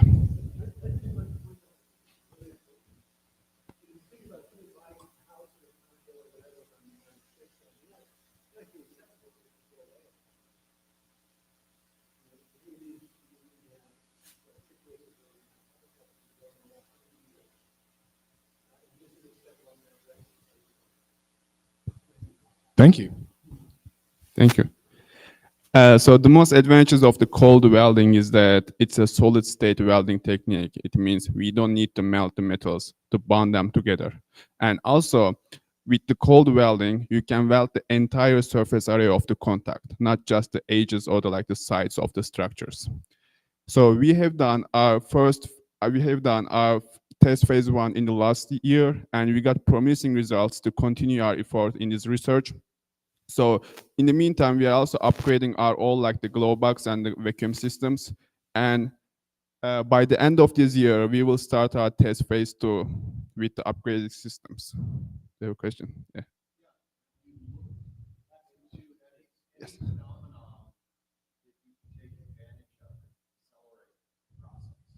Yes, actually we have. So the diffusion process is dependent on temperature. So one of our main advantages of cold welding is that it's cold. So we don't want to heat up metals to like near their melting points. But if you heat them up, say like 100, 200 degrees Celsius, where they're just like warm, they're not molten or glowing red, that considerably accelerates the diffusion process. So that is a possible advantage that we could use in the future. And theoretically, at 0 Kelvin, you cannot get any cold welding, 0. So when the temperature increases, also cold welding like the monster increases. And so let me finish my slide in just 10 seconds. So if this technology is used effectively, it can make the in-situ space construction easier and safer than ever. Thank you.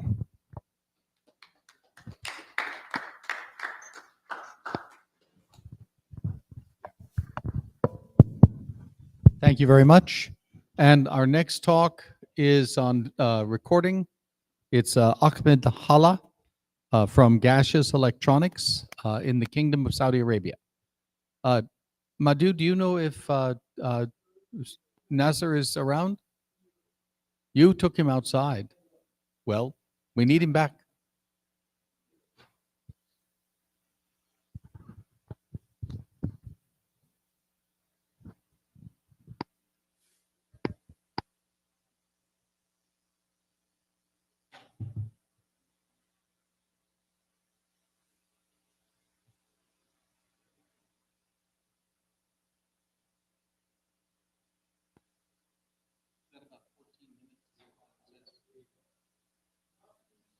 Please go ahead.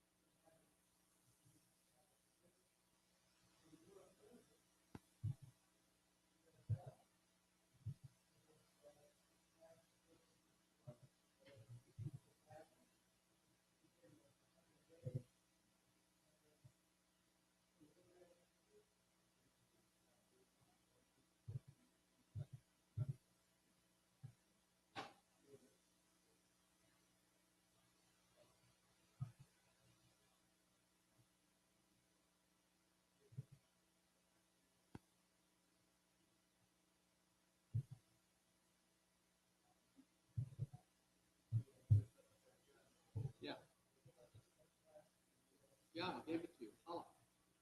HALA. No, it was on this number.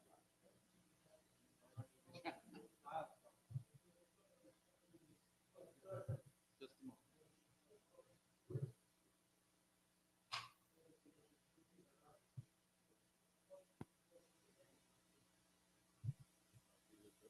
No, I'm still using it. Otherwise,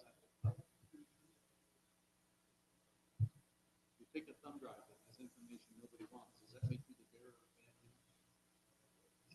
Nobody wants. Nobody knows. I'm just taking your whole system.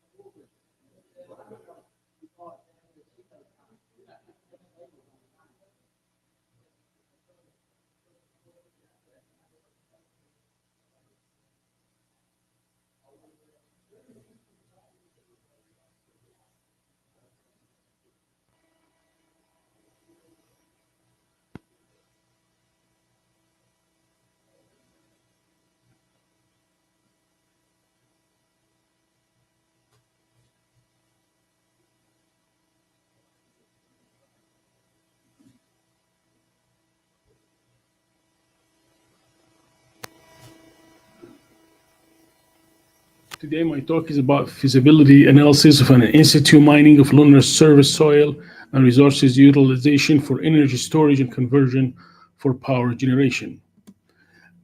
This is the agenda of the talk.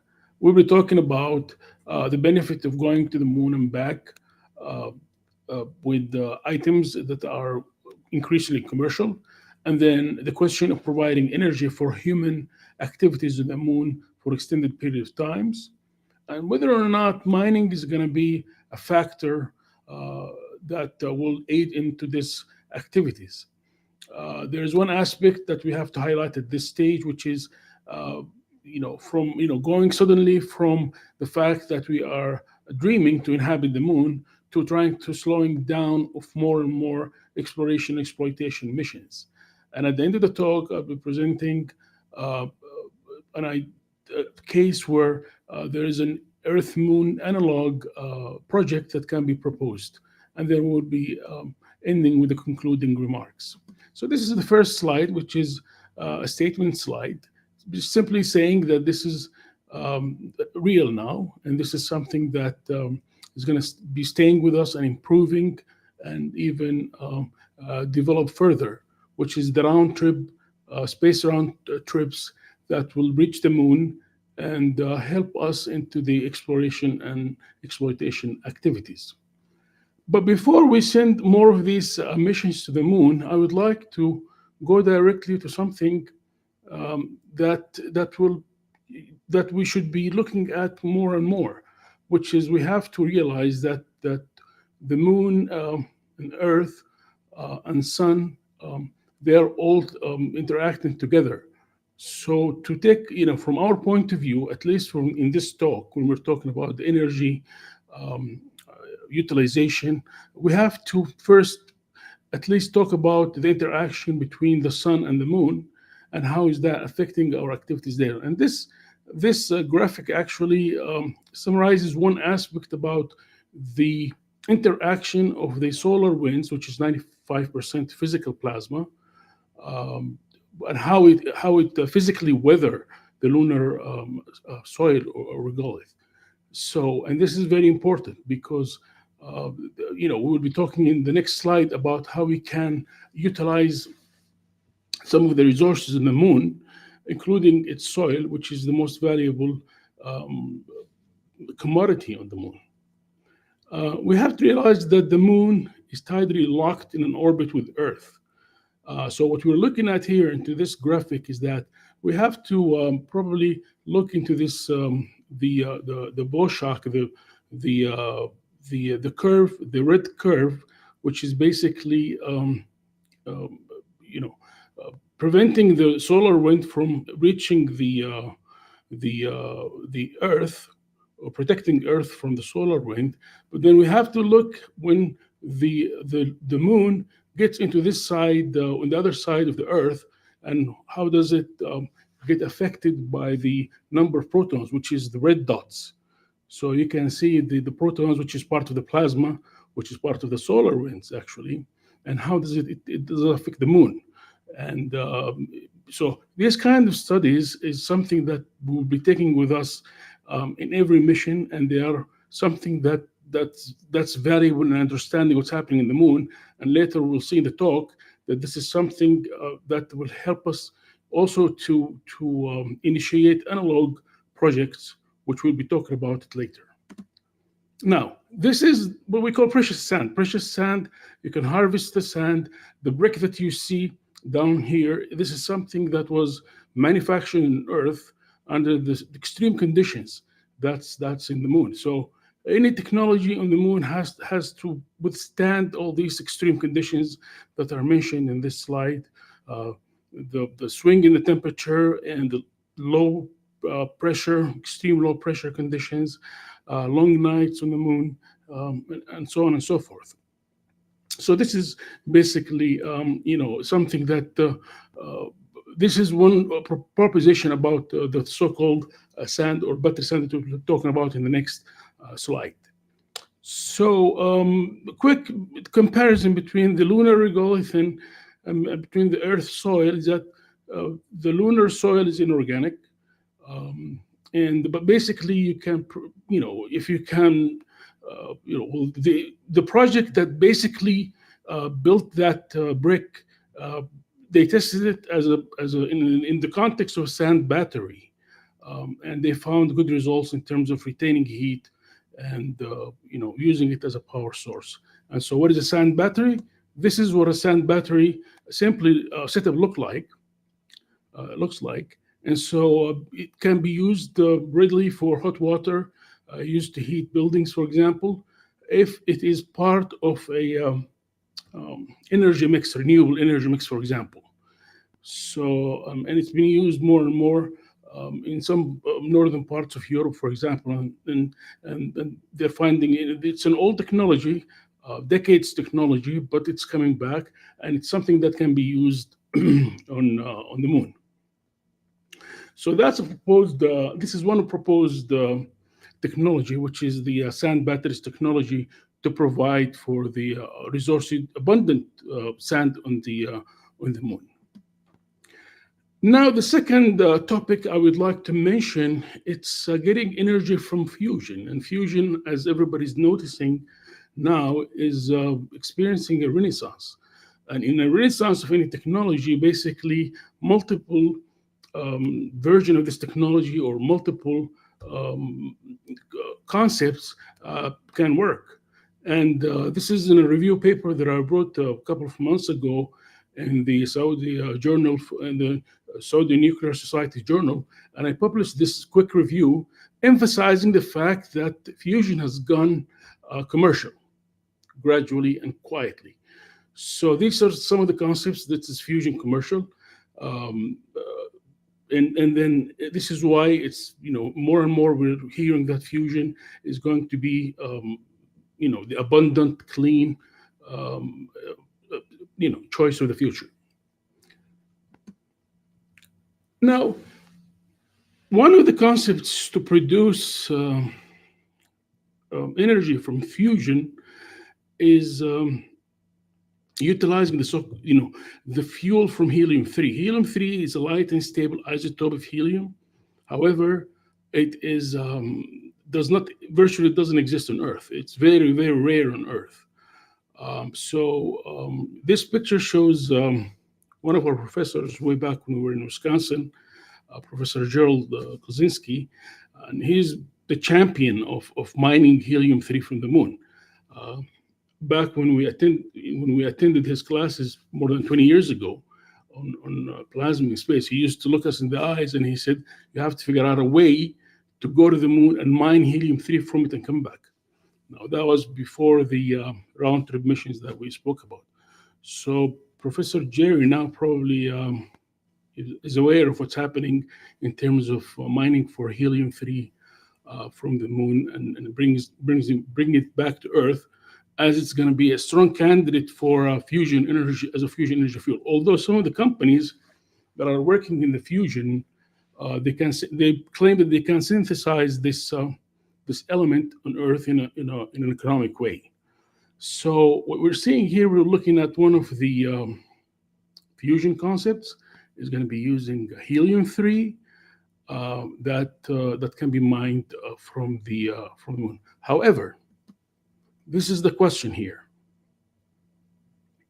Helium-3, okay, helium-3 mining from the moon, is it feasible? Well, there's many studies. There are many studies, okay?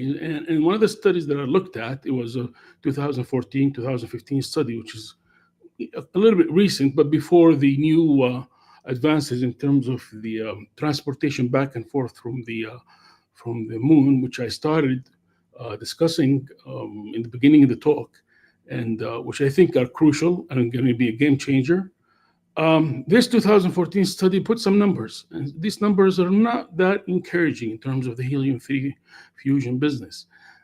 If you want to meet, for example, 10% of the global demand for energy by the year 2040, you would need 200 tons per year of helium, okay?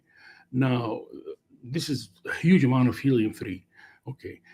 For that, you would need 1,700 to 2,000 mining vehicles, and you should be moving dirt regardless at the rate of 630 tons per second for the regolith until you get the helium-3 out of it. So all in all, the so-called end-to-end helium-3 mining operation, which is from the moon to Earth and back to get more, faces so many challenges in terms of the technology, in terms of the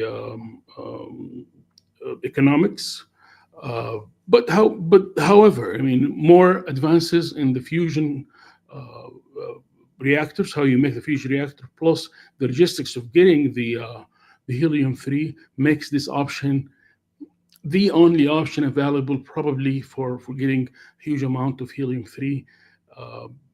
If we don't have to believe the people who are manufacturing it on Earth.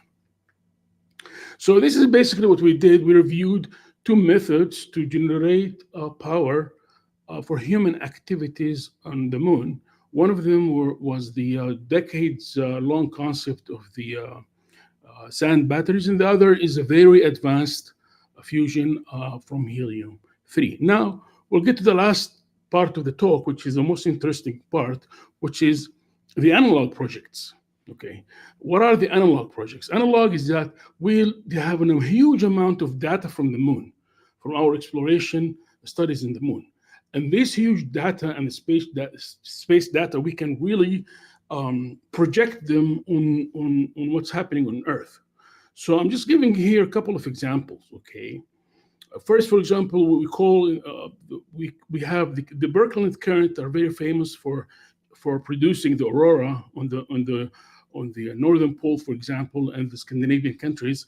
And this is something that's common. And at the bottom of the Birkeland Trea, this is something, a device that was experimentally showing what's happening in terms of the magnetic field and the current that basically mimic what happens in terms of the solar wind hitting the moon and what's going on in there. So we need to be studying in there. On the left, more locally here in Saudi Arabia, there's a town actually in southern of Riyadh. This town is called Al-Hilla, and it's right exactly on the Tropic of the Cancer, which is extremely hot at the June solstice, which is a time of the year when you have the sun exactly hitting perpendicular to that particular town. For example, just to give an example, and it's an extreme heat, okay, hitting this town, as is common in the states around in the Middle East. It's very extreme heat, actually. Okay, it's livable, but it's extreme heat. Okay, and the closer to the equator, the magnetic field is the weakest. So you combine the weakest magnetic field plus the hottest stream of illumination, if we use that word again from the first slide that we spoke about, then we might expect something that might be happening to the sand or soil or regolith of the area. So that what we call analog projects that worth exploration and exploitation that mimics, that we can take from our knowledge from what's happening in the moon. So this, I'm going to be ending by these quick remarks.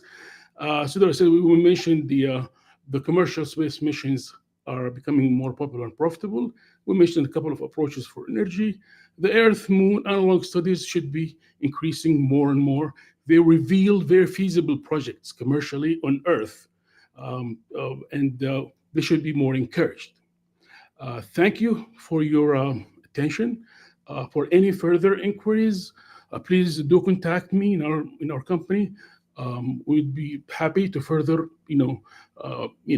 discuss these topics at this email, and it will be my pleasure to answer any of the questions that you may have. So you might have a nice evening. Thank you very much for your attention. Thank you.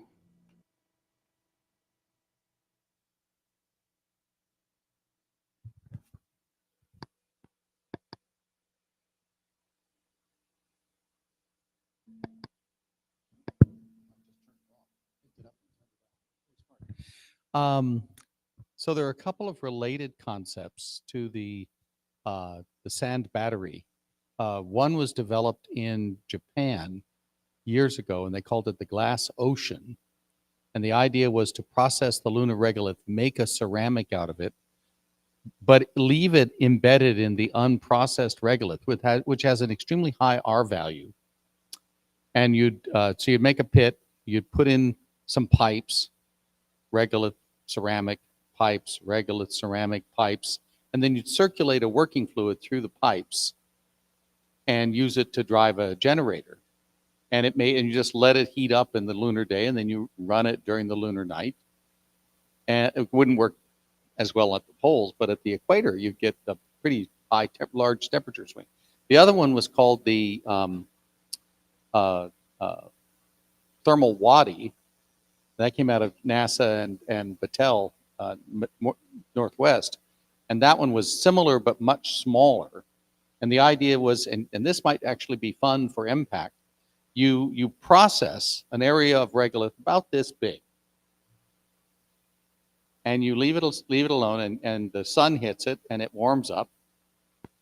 And then it takes a couple of weeks to cool off, even during the lunar night, if you put some aluminum foil over it. And so you could bring your rovers, have them sit on this warm asphalt, put up a parasol to stop the radiation from reaching space.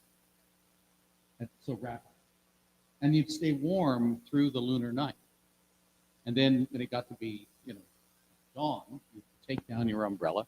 You could leave the umbrella, and then you could wander around. You could even go from spot to spot and just leave enough time. You travel and explore for a week, and then spend a week making a new dot of processed regolith. And then that's where you stay overnight. It's like building a string of campfires, but it's building a string of hot bricks as you go along. And then so you could have very long duration exploration without a nuclear power source.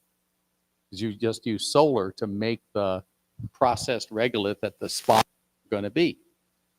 Anyway, it was some very, very cool ideas. Yes. Uh-huh.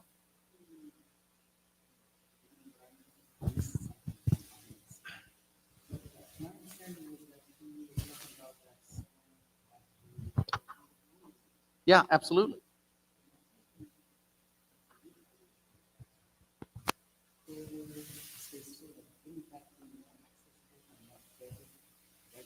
But he didn't talk about that one. He went from the sand battery to helium-3 and sort of didn't stop in between.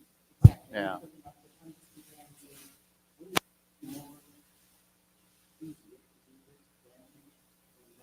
Well, the sand battery is or the glass ocean or the thermal water, super simple. But it basically just gives you low-grade heat. Now, when in the cold spot on the moon, low-grade heat is a wonderful thing. But to do any real industrial activity, you need electricity. Power. Yeah. Yeah, exactly. So Richard Fischer is next, and Richard is going to speak to the topic of how many of these technologies that might be useful for the moon might also be useful here on Earth, and in fact are useful even now.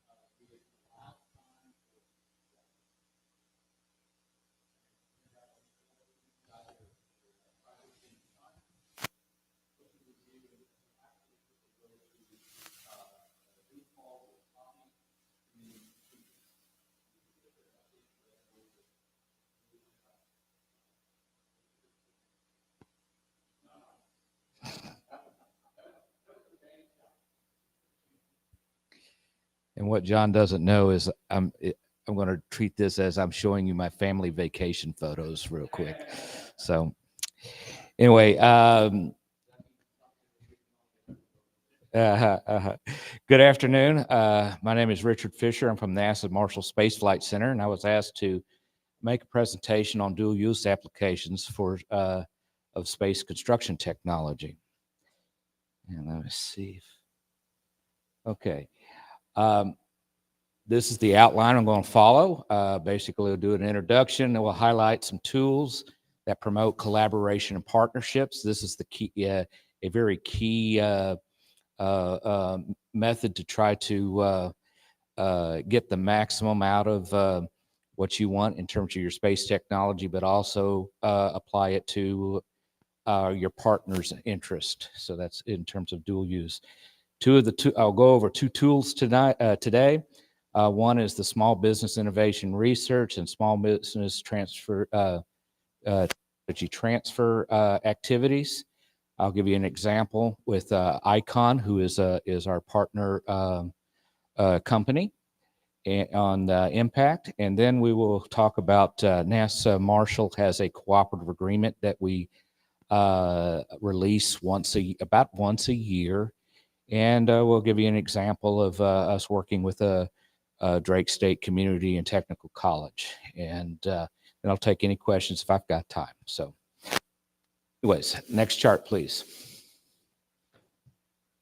Oh, sorry. Okay. What I'm going to do is highlight where you can go get the information. We are on the verge of having some solicitations come out. So I do not want to accidentally differ from anything that might be in print or coming up print. But basically, and right down here, when we get to the charts, I don't know, do I? Yeah, right here. This is the website. You can go to get to the NASA SBIR site, and you can hit the solicitations right there. Anyways, what I'm going to do, the SBIRs and STTRs, they come in 3 phases. Phase 1 for both the SBIR and STTR tends to be $150K per award, with SBIRs being the small business side of things is about a 6-month project, whereas STTR tend to be universities and colleges, and that will be about 13 months in terms of stuff. Then after phase 1, they have an opportunity to propose for phase 2, and in terms of prototype development, and it's $650K, and that's about a 24-month effort.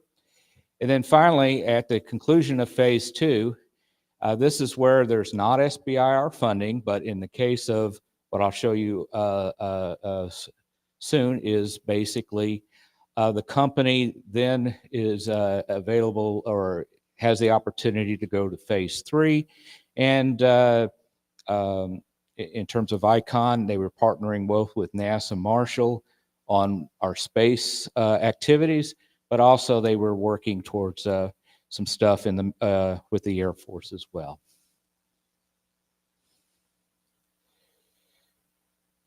So right here is the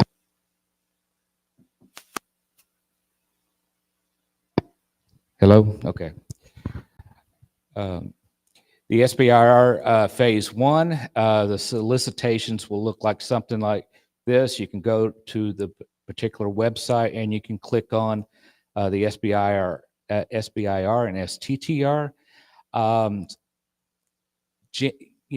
We're expecting that in January is probably when the 2023 solicitation comes out, and then in terms of STTR, in fact, next month in December, they're expecting the proposals are due for the 2002 phase 2 SBIRs in 2000.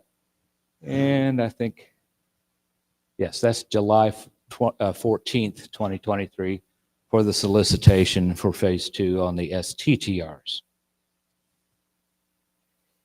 So here's my vacation photos here. I'm going to go through this pretty quickly. You can go online and find a lot of the information at iconbuilds.com, but the phase 3 part of what we've got here is a partnership called Project Olympus and Impact in terms of ICON and NASA partnership. On the ICON side, it's Project Olympus. On the NASA side, it's Impact. How did we get here? So I mentioned we were going, it's about dual use. So I'm going to talk about the things that are not space. We've presented Impact, and it's got a lot of details on the space activities. Well, this is what's happening on the other side, on the ICON side, in terms of what they've got. They started off with in 2018. They essentially did the first permitted house in Austin, Texas. Followed by they worked in southern Mexico in terms of 10 homes completed in terms of a community down there. In the 2020 time frame, they worked on 6 homes in terms of the community in Austin, Texas, followed by the largest 3D print in I think this is in Texas, El Paso area, and this is a Marine Corps barracks. And then I happened to have a chance to visit this house. It's beautiful. It's their 0 house in Austin, Texas. I think I've got a bigger picture so we can better, but it's a beautiful thing. And then now they're working towards having 100 house development in the Austin area. So here's the first community. This was done in Mexico. And here are the houses there. And if you notice the layers, the 3D layers, printed layers there. And of course, the modern windows and stuff. And it's I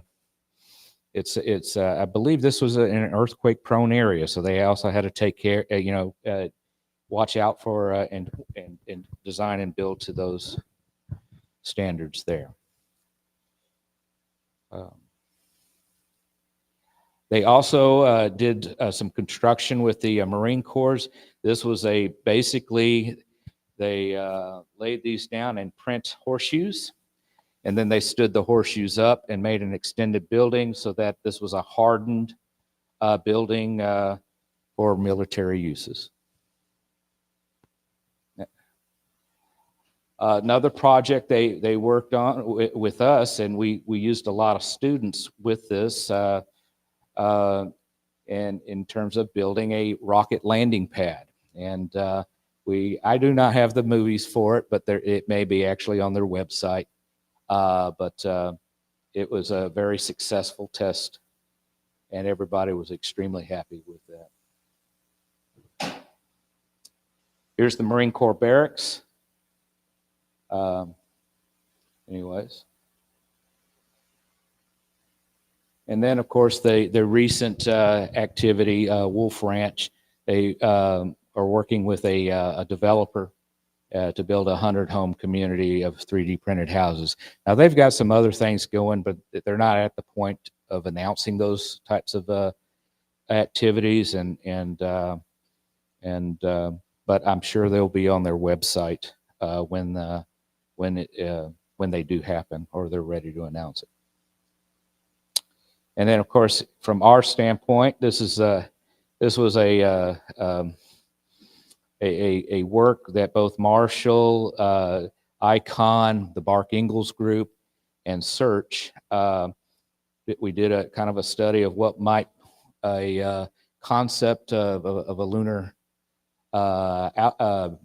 outpost.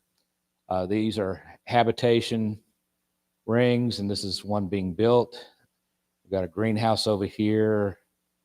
That might be a greenhouse being built. I can't tell. So solar farm? Okay, solar farm. All right, the other tool that we use, and by the way, SBIRs, STTRs, when you go to the website, you will see all of the past solicitations. They're more or less about every year, but they don't necessarily happen the same month. With respect to Marshall, we do the cooperative agreement notice. There are other centers that do similar things or other types of solicitations, but this is a way of working one-on-one with a particular center, and I'm going to go over our case here with us. And you can find, we announce it out of Inspires. You can click on that to get the website. And once you get to the website, I'm going to go again, within the, I think it's about the April timeframe, we will be a likelihood of a solicitation coming out. And so one of the things in terms of these websites that I gave you, it gives you a lot of the old solicitations, and those are probably good to look at to give you an idea of what might be there in the future. There's no guarantee it'll be the same thing, but it gives you kind of an idea of what to expect. And the same with the SBIRs, STTRs. And the particular example I'd like to go over is one that we did with Drake State. Drake State is in Huntsville, Alabama, their historical black college. In this particular cooperative agreement, they pretty much established a Frontiers Research Program, which was made up of faculty, students, and interns of Drake State and their Advanced Manufacturing Division. The Frontiers Program had an advisory committee that was made up of leaders locally, but also elsewhere, and that had, just a lot of experience in terms of fundraising, entrepreneurialism, space technology, and that was tremendously helpful to this community college. This was their first CAN that they have done, and it's been, I think, a tremendous learning experience for them, and I've been very proud on how they've stepped up and took on this challenge. This particular CAN would basically, they're going to test materials, use 3D printing technology to help develop construction techniques suitable for building terrestrially, but also in terms of as we're doing things here, we learn more about you know, in terms of the tech and kind of touch labor knowledge on this type of stuff. One of the other interesting things about Drake State is if you go look up online, in Alabama, they are one of the best dollar value per credit hour in the state. So it's even, I'm hoping that Marshall employees themselves will go here and get a chance to work with some of this equipment here. And then the other thing is they were to develop a curriculum for training new workforce technicians specializing in 3D construction techniques. So they one of the things that we're doing, and that's why Drake State wasn't here today. Today they're actually going and doing their first print of a research printer tomorrow, and a second print finishing up their capstone project for this semester on Monday. And you can click on these two links and get more information on the Frontiers program, as well as you know, some of the other things going on Drake State. And because of the Frontiers program and this CAN, the community itself is stepping up and you know, contributing money, time, and other resources. We have our own Jody Singer, Center Director at Marshall, with the local director of Jacobs, and then the regional director of Jacobs with Dr. Sims, and the president of the Huntsville City Council as well, and Harambe, which is a STEM group within Jacobs. And so that's all I have. First, we're going to the moon, and then on to Mars. So that's all I have today. Thank you, and I'll be willing to take any questions if I have some time. So, any questions? Okay. Thank you.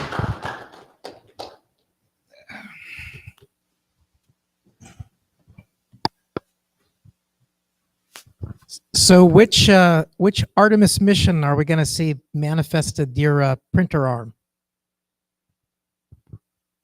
That beautiful cantilever arm that builds the big circles. And when will we see that as part of the official Artemis plan?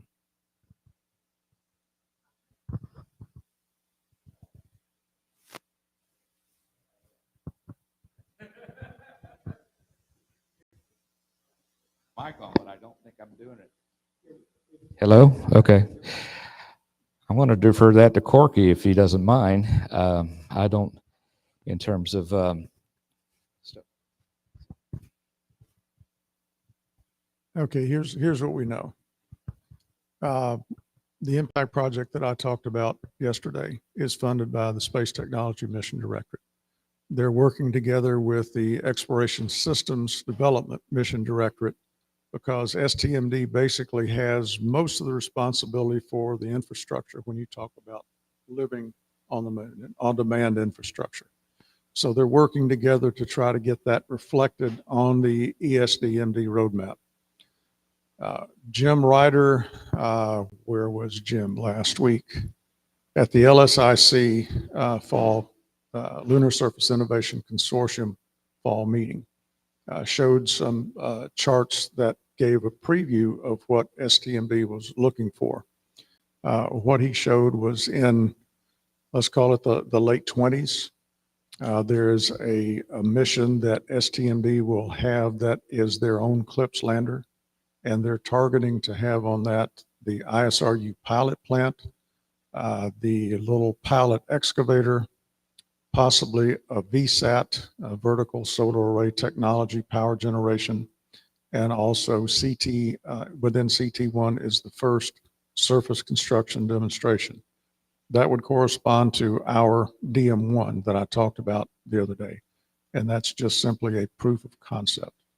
So those are the plans as I know them and where they stand today. And that's probably not the answer we're looking for, but that's the best I've got. That's more exciting to me than the entire rest of the Artemis program. We'll just keep that. All right, any other questions? All right, thank you.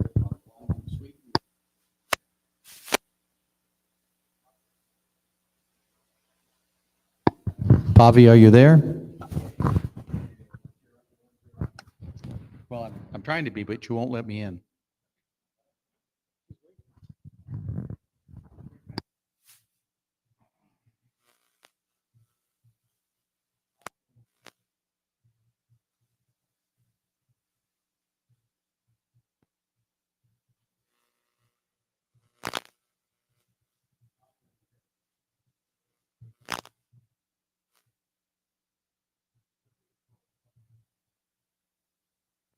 Bobby, can you hear me? I can hear you, John. Can you hear me? And I was also able to hear Robert really clearly, so that's also great. Very good. So we are ready for hackathon. Yes.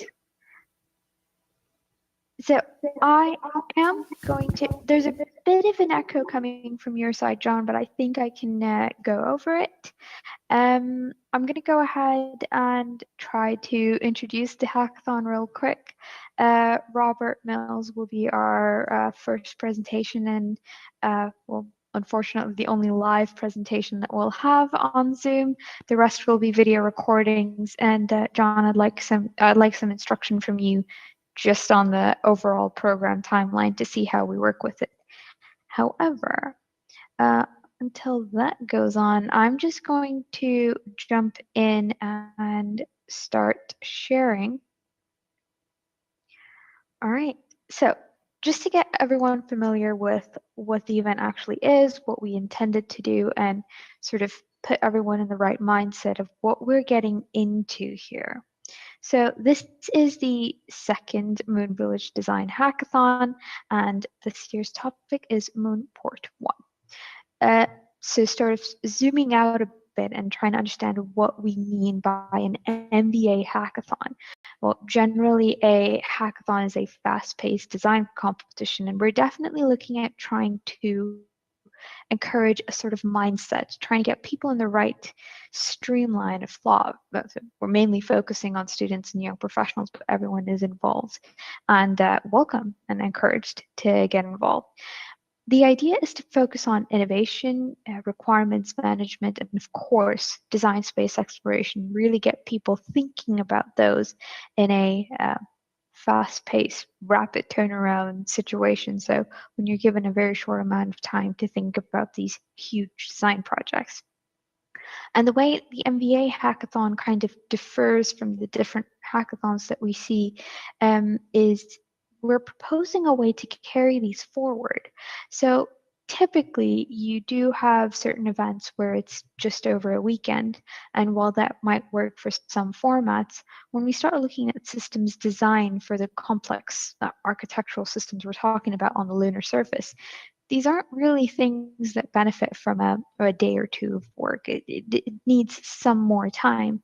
However, when you go to the extreme and you have year-long projects that we see a lot of university students taking part in, say for their final year projects, that ends up becoming a bit too involved, and not a lot of people have the luxury to get involved, and that information isn't necessarily available, or that the time isn't really available to a lot of people.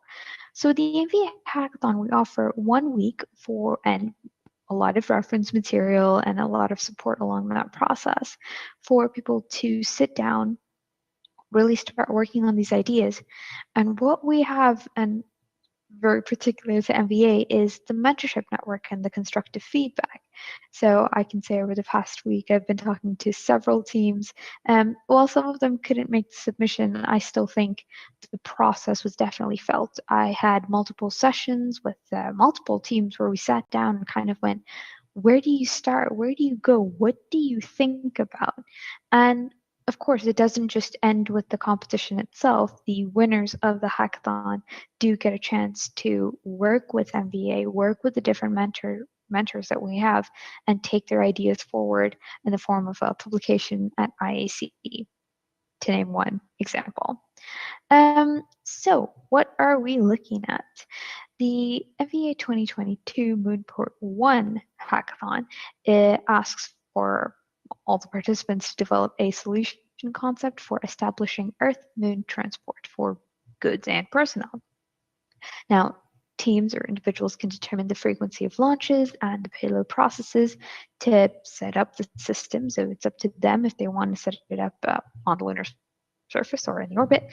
And the solution must be based on, first and foremost, scientific reality and economic feasibility. And of course, we're also looking for cost-benefit studies. The actual design statement asks that solutions should be provided for at least one of the topics listed over here.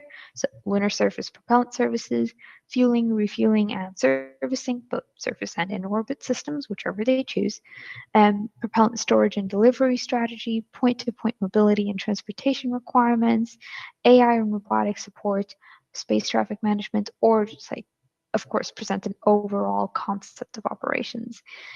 We did throw in a bonus point for design concepts that look back into last year's,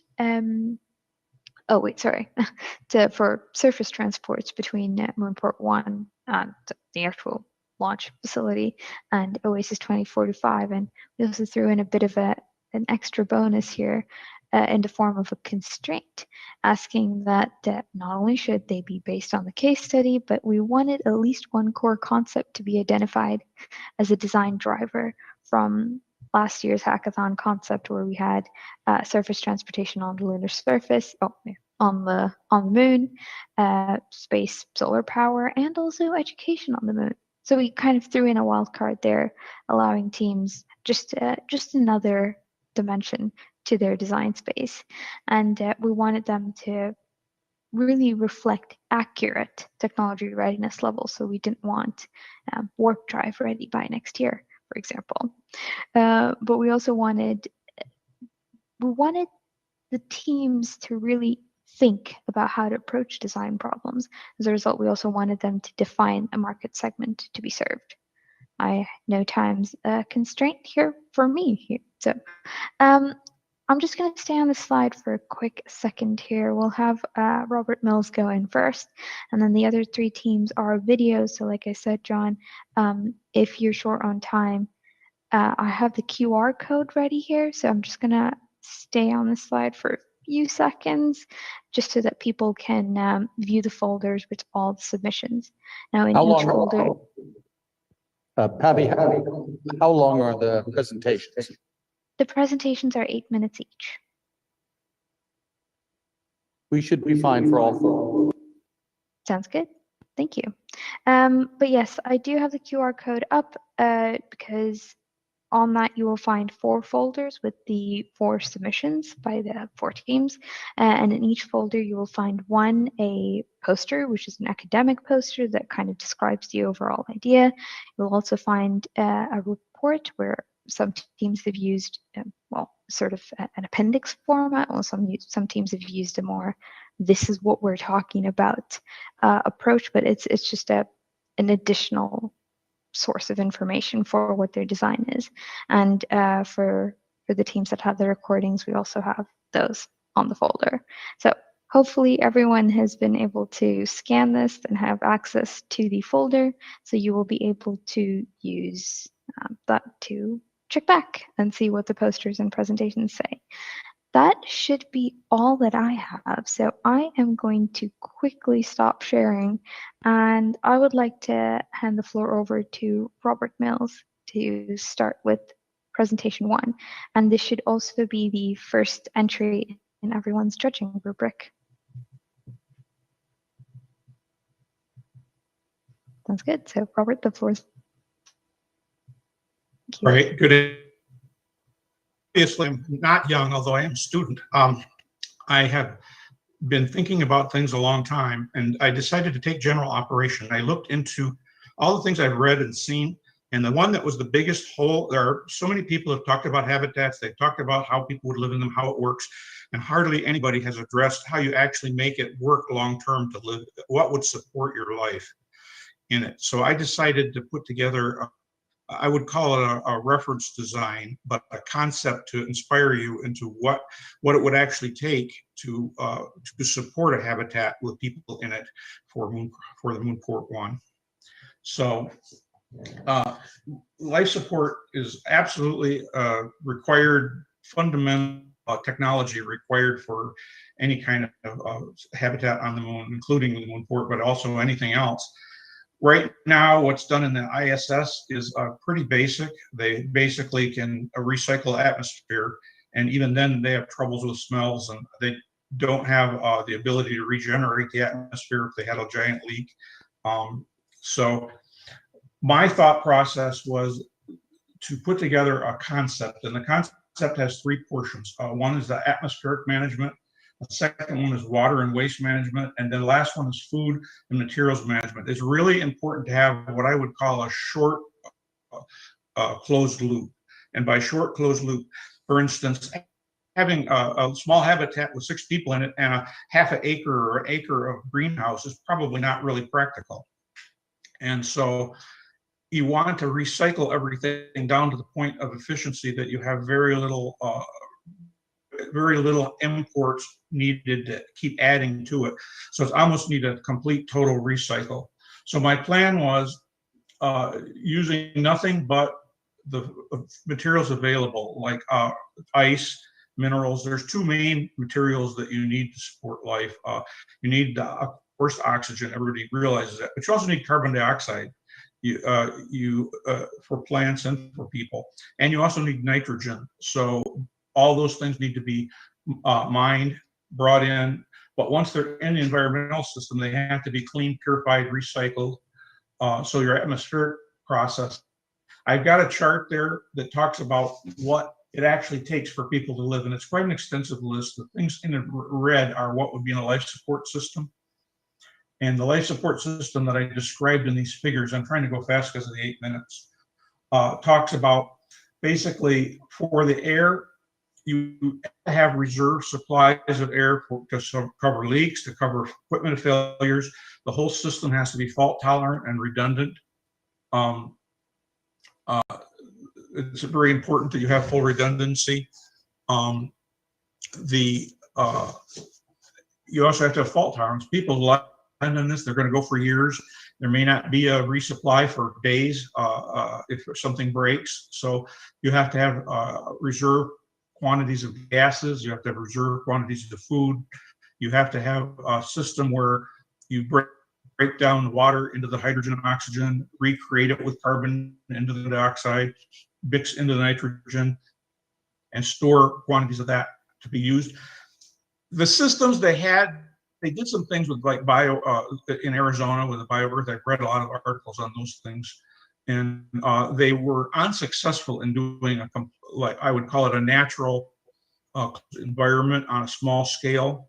So my belief is that this will have to be partially mechanical and partially biological, and probably overall controlled by a significant amount of computer power. And so the water and waste management, you have to be able to supply water for people to live. They have to have water for showers, to drink, to clean things. There's a number of things necessary, but the water after it's to go through a reclamation process, and you have to take the wastewater, run it through a reactor, use the bioreactor to create essentially an artificial compost material, which then gets reused to create your food stocks. And my thought process in food stocks is to keep the loop very short. You're going to go directly to algae, mealworms, and bacterial cultures, like similar to yogurt, but acting right off from the bioreactor output. Some of these things exist, and some of them don't yet and need to be developed. the output of those things then gets recreated into what I would call food stocks through a 3D printing process. There's processes like that, like how they make Beyond Burgers, or the people in Israel are working on making steaks using 3D printers. So this whole process is fundamentally possible. It needs a lot of development work yet. The thing I'm working on, going to be working on next, is a computer simulation, putting in all the technologies, how much quantity, how many liters of liquid oxygen, how much how big a bioreactor do you need to process the waste, and so on. Put that all in a computer simulation and try to optimize it so it works in a smooth and continuous way. And then swap in and out some different technologies for things like breaking down carbon dioxide and for the different food creation processes. I think this is very important to follow up on and to develop. The following steps, the next steps that we need to do, like I say, building a computer simulation will be the next step. The step after is to build a laboratory-based model and then scale that model big enough to actually support people in a simulated lunar environment on Earth.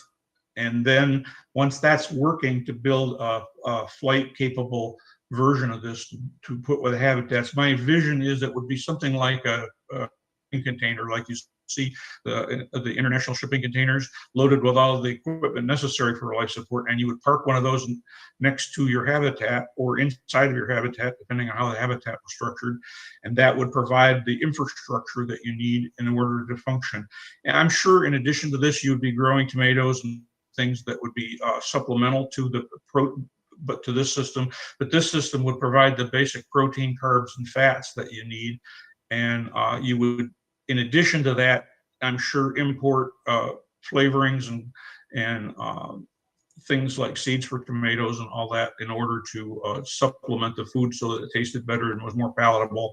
And the 3D printing process would also allow you to create different types of food and different flavors to also help palatability. And that is my fast presentation, but I'm open to questions. There's 50 seconds left on the time, so I guess we can take maybe one question. Anyone have a question?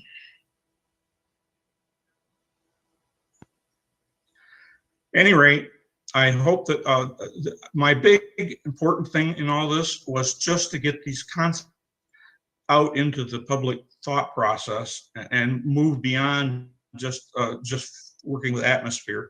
And I think that if I succeed in that, then it's a big win, however the rest of the thing goes. So I hope all the other people have excellent presentations that also can help move this forward. So thank you very much for your time. Robert, could you just do a quick 10-second, how is this related specifically to Moonport 1, please? Just a quick closing statement on that. Sure. Well, Moonport 1 is essentially a habitat. And as a habitat, it needs a life support system.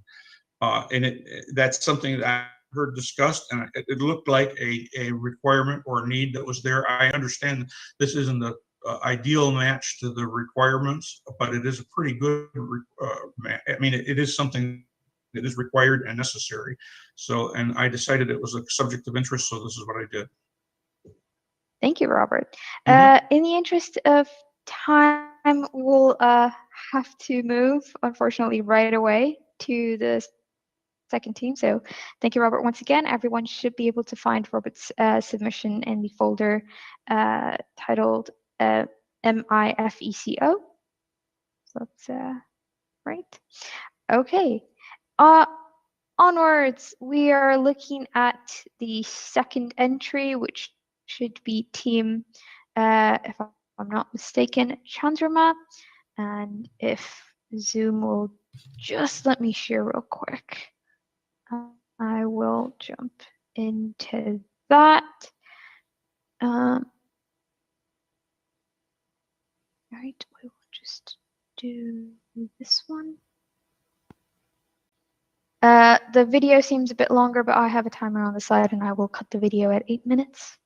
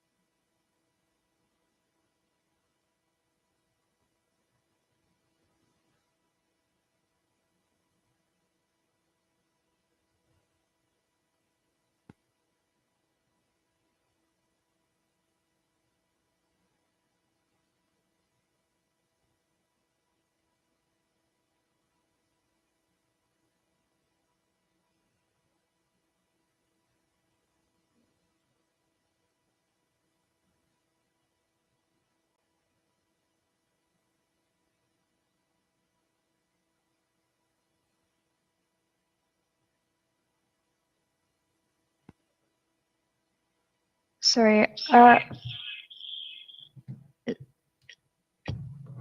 is all the audio unavailable?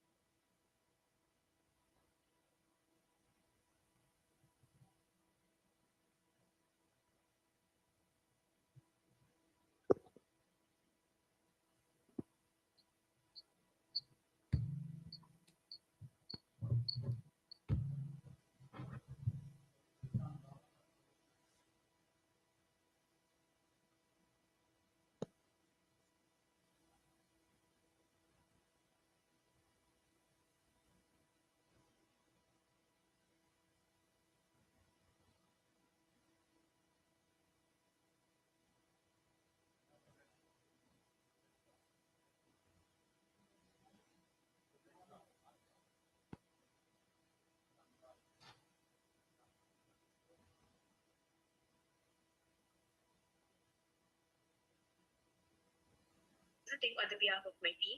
My team consists of 3 members, Vedika Adikia, Aditya Koshe, and myself, Rachana.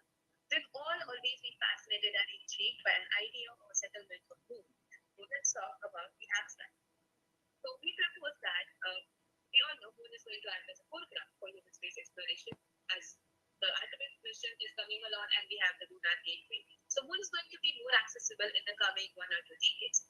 So in contributing to the OASIS 2045 development, we propose a holistic idea that deals with the key concepts of point-to-point portable transportation on the lunar surface, space traffic management and surveillance, and the actual moon port idea. And we also believe that adopting a sustainable space exploration approach is the need of and so we have tried to focus on various sustainable approaches that we can achieve at various stages of the design. With many vehicles operating on the ground at once and with high velocity readiness and banging on the existing surfaces, this poses a number of harm or obstacles for the actual landing and launching systems. And this was never faced by the Apollo crew. So there are going to be new challenges that the designers of the first lunar spaceport will have to face. Keeping this in mind, our team has proposed a 3-phase design. The very first is construction of the lunar surface roads, because connectivity will be a key element when we have a settlement on the lunar surface, right? Phase 2 is assembling the portable and modular launch or landing pad and integrating it with the various services that are available at that site. Phase 3 is building a surveillance system which will act as a key indicator for the go-no situation, signaling the micrometeorite impacts. So what was the motivation that drove us to participate in the hackathon? We believe that developing the moon as a hub of interstellar space travel and the deep space exploration would be a key step ahead in human space exploration. We also believe that having a far-sighted vision, like we wanted to make our core design, that is the portable and the modular lunar launch systems, available not to just this permanent settlement, but whereas to the various coming lunar colonies that will come in the near future. We also wanted to integrate the concepts of sustainability within the space missions.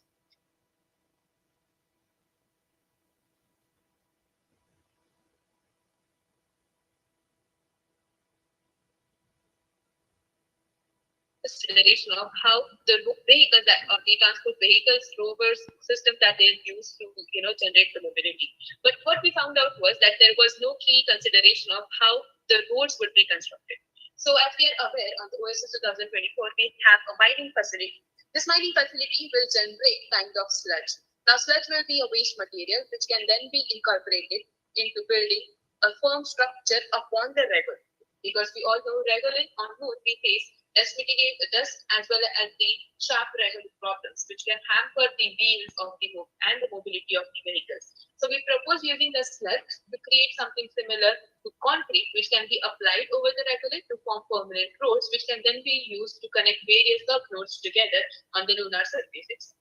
Now, once we have the road in place, we can now move on to the actual transportation system key component, that is the portable and the modular launch pad.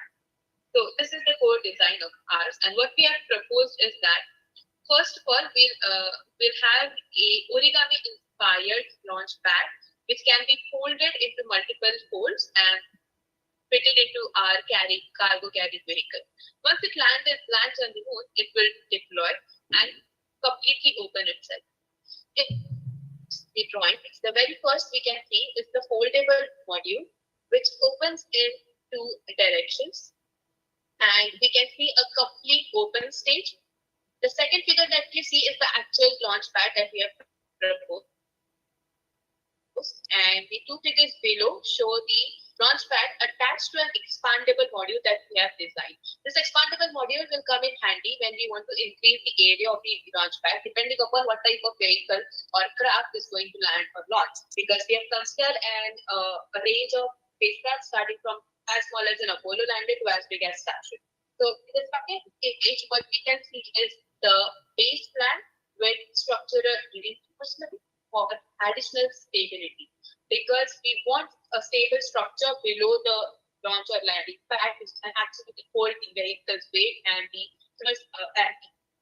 fumes that will come out of it. So this, and for that particular purpose, if you observe in the center, we have a central mesh wire-like system, which allows this rocket fumes and the exhaust to move away into a duct, which helps us to not actually hit the rocket fumes directly to the lunar bare surface and avoid dust mitigation and impact projectiles, which can hamper the entire structure. Further, there are provisions where you see a pipeline structure and a box-like structure, which are nothing but an area that we have given specifically for the functions like fueling, refueling, and connecting it to the subsystems like power, communication, and integrating it with the other subsystems along with it. And in the third image, you see is a crawler.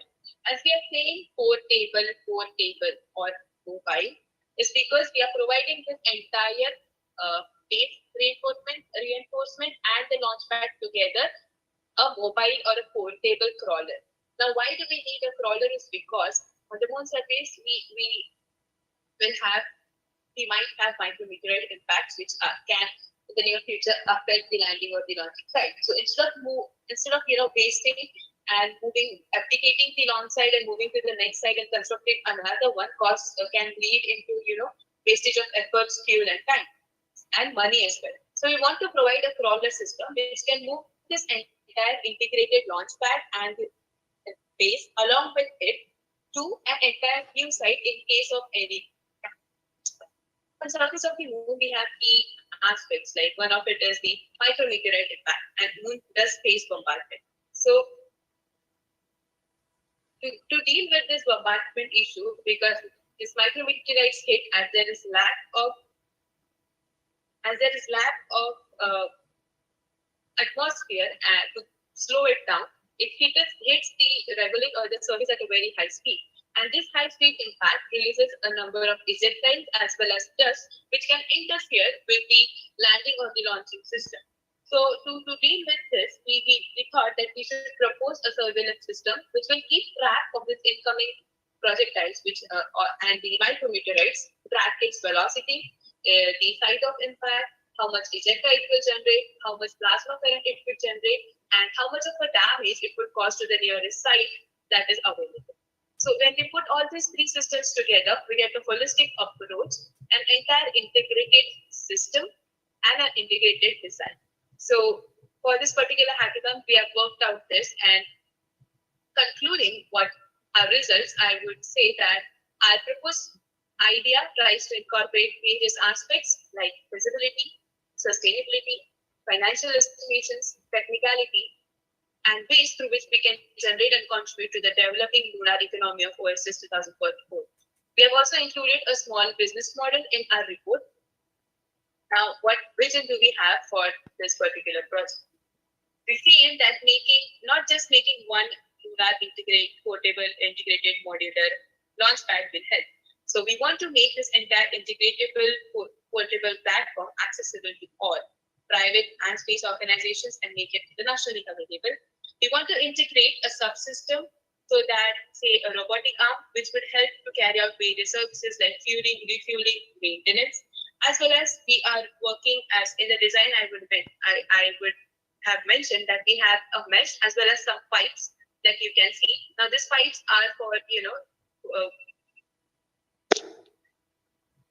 And that is time, so I will stop sharing here and we can move on to the next presentation, which is, sorry, just setting this up right here. Is the audio all right? I can continue this way. Just set things up. All right.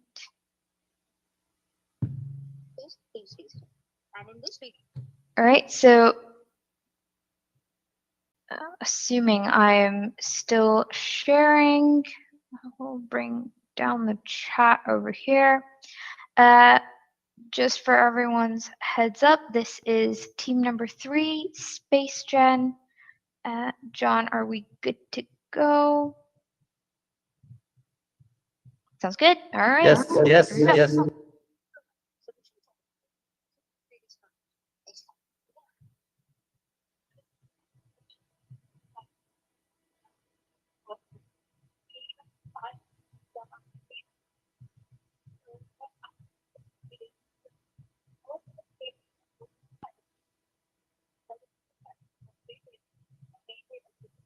The sound.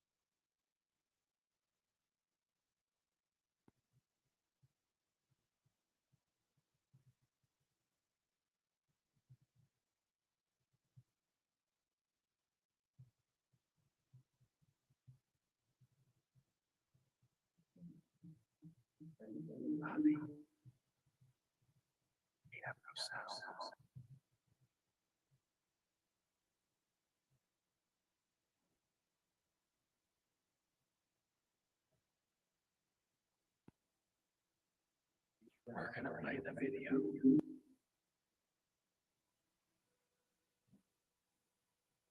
Sorry.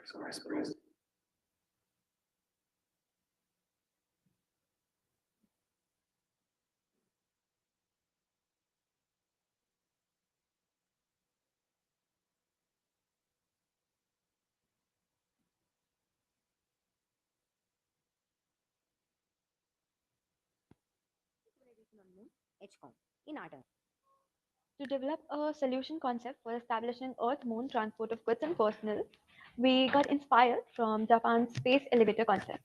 So what our concept does is we propose Earth-Moon cable transport system, as you can see in the figure. Now the system consists of 3 cables, a main cable which supports the entire weight of the system, and a closed loop transport cables which include a set of cable links connected sequentially one to other by rollers. Now this system is connected at the Earth's pole to any place on the moon surface which continuously views Earth. Here, the engine is located on the planet. It can be Earth or Moon, which drives the cable transport system. Now what happens at Earth, the cable is supported in the atmosphere by a wing device, which also counteracts the rotation of the Earth. Now this transfer cable system transfers energy between load cabins, which essentially move up and down. Now because of this movement, they require energy, which is provided by the engine to overcome frictional forces. Then the load containers are connected to the transport cable.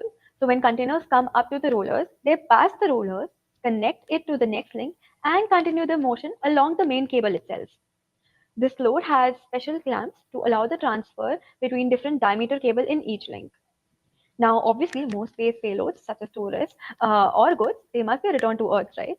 So when one container is moved up, another container moves down. So this work of lifting equals to the work of descent. Now here, keep in mind, we are ignoring the frictional losses in the lower Earth.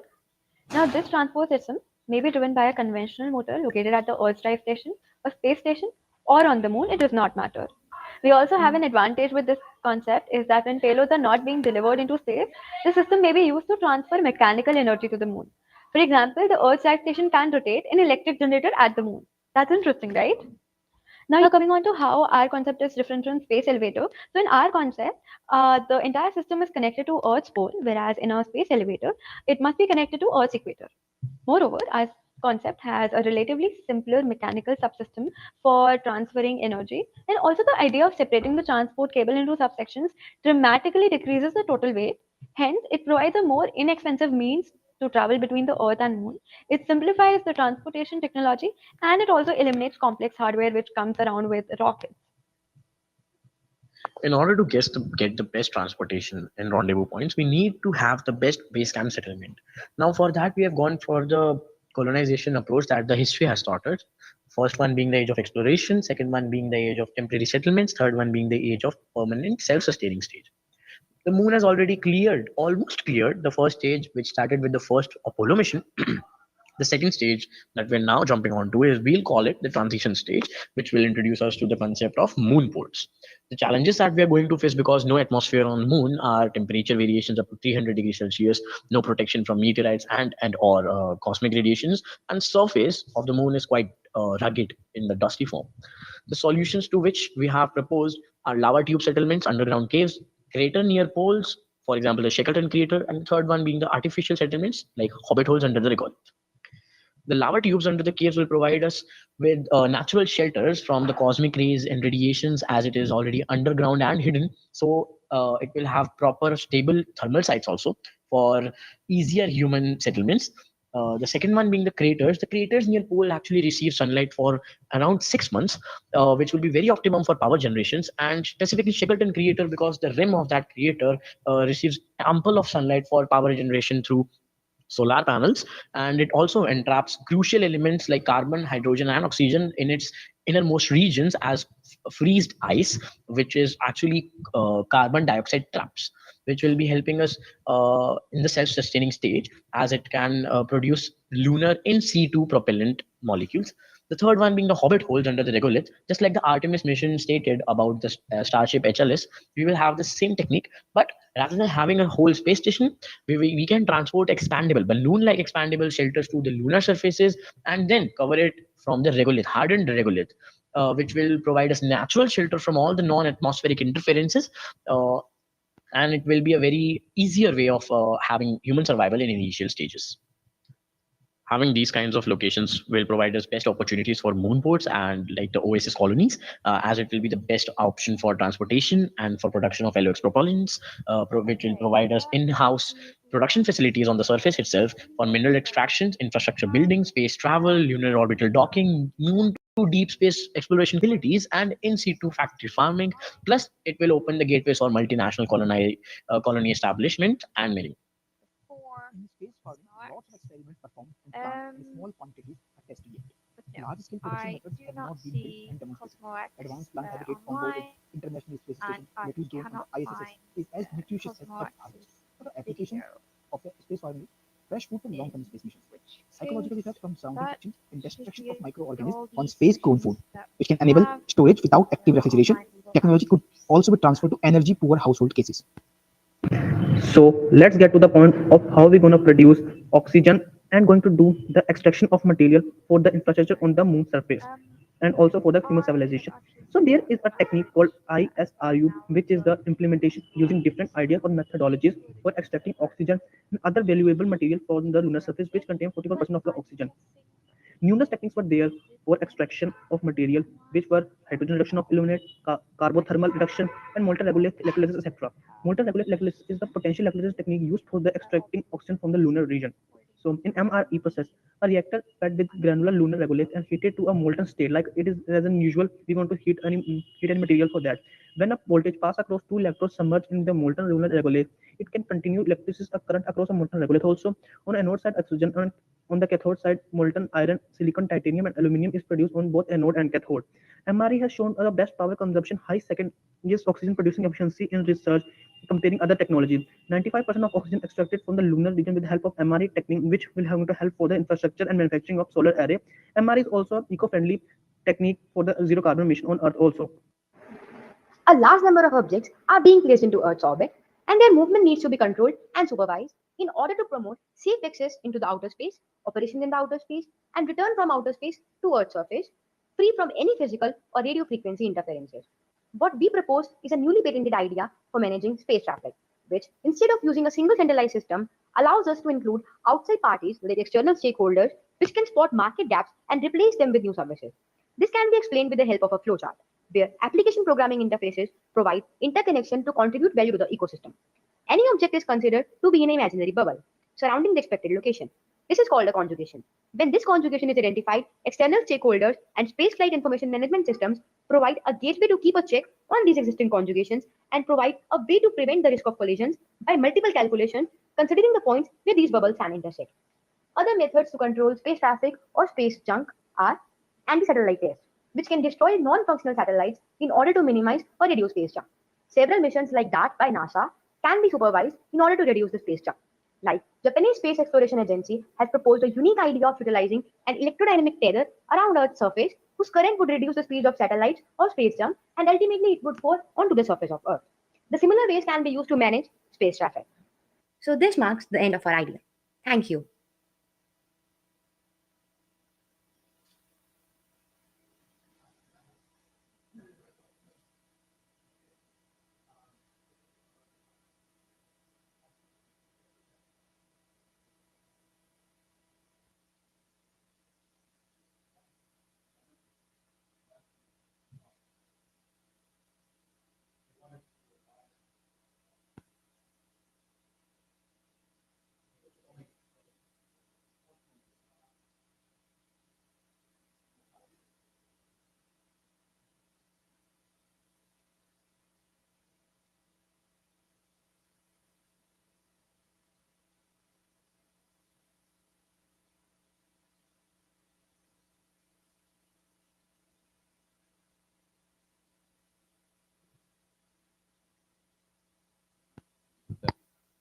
I'm going to assume that Pavi can hear me through the miracle of YouTube and the streaming, the live streaming. Yes, we're going to skip Cosmox. And I think what we want, what we need to do is to, we have to be done in like 3 minutes, right? At 5 o'clock, then we drop off. Yeah, so anyway, I think what we want to do is go ahead and call that good. Pavi, you and I need to talk subsequently. I'd like to thank the participating teams. I'm sorry the fourth team wasn't online, but I don't want to go through their slides without them because those are not the rules.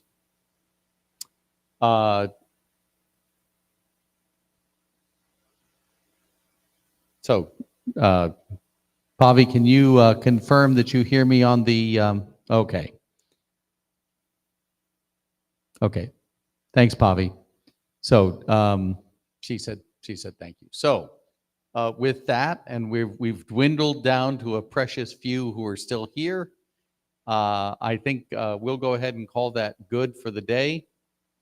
We are reconvening, of course, tomorrow morning at the regular time. I will mention to you that this evening's hors d'oeuvres during the social hour are supposed to be better than last night's vegetables, but not as good as tomorrow night's good hors d'oeuvres. So I would encourage you to enjoy them as much as I enjoyed our lunch today. I thought the lunch was fabulous. Let me offer, if I could, a round of applause to the young professionals who participated.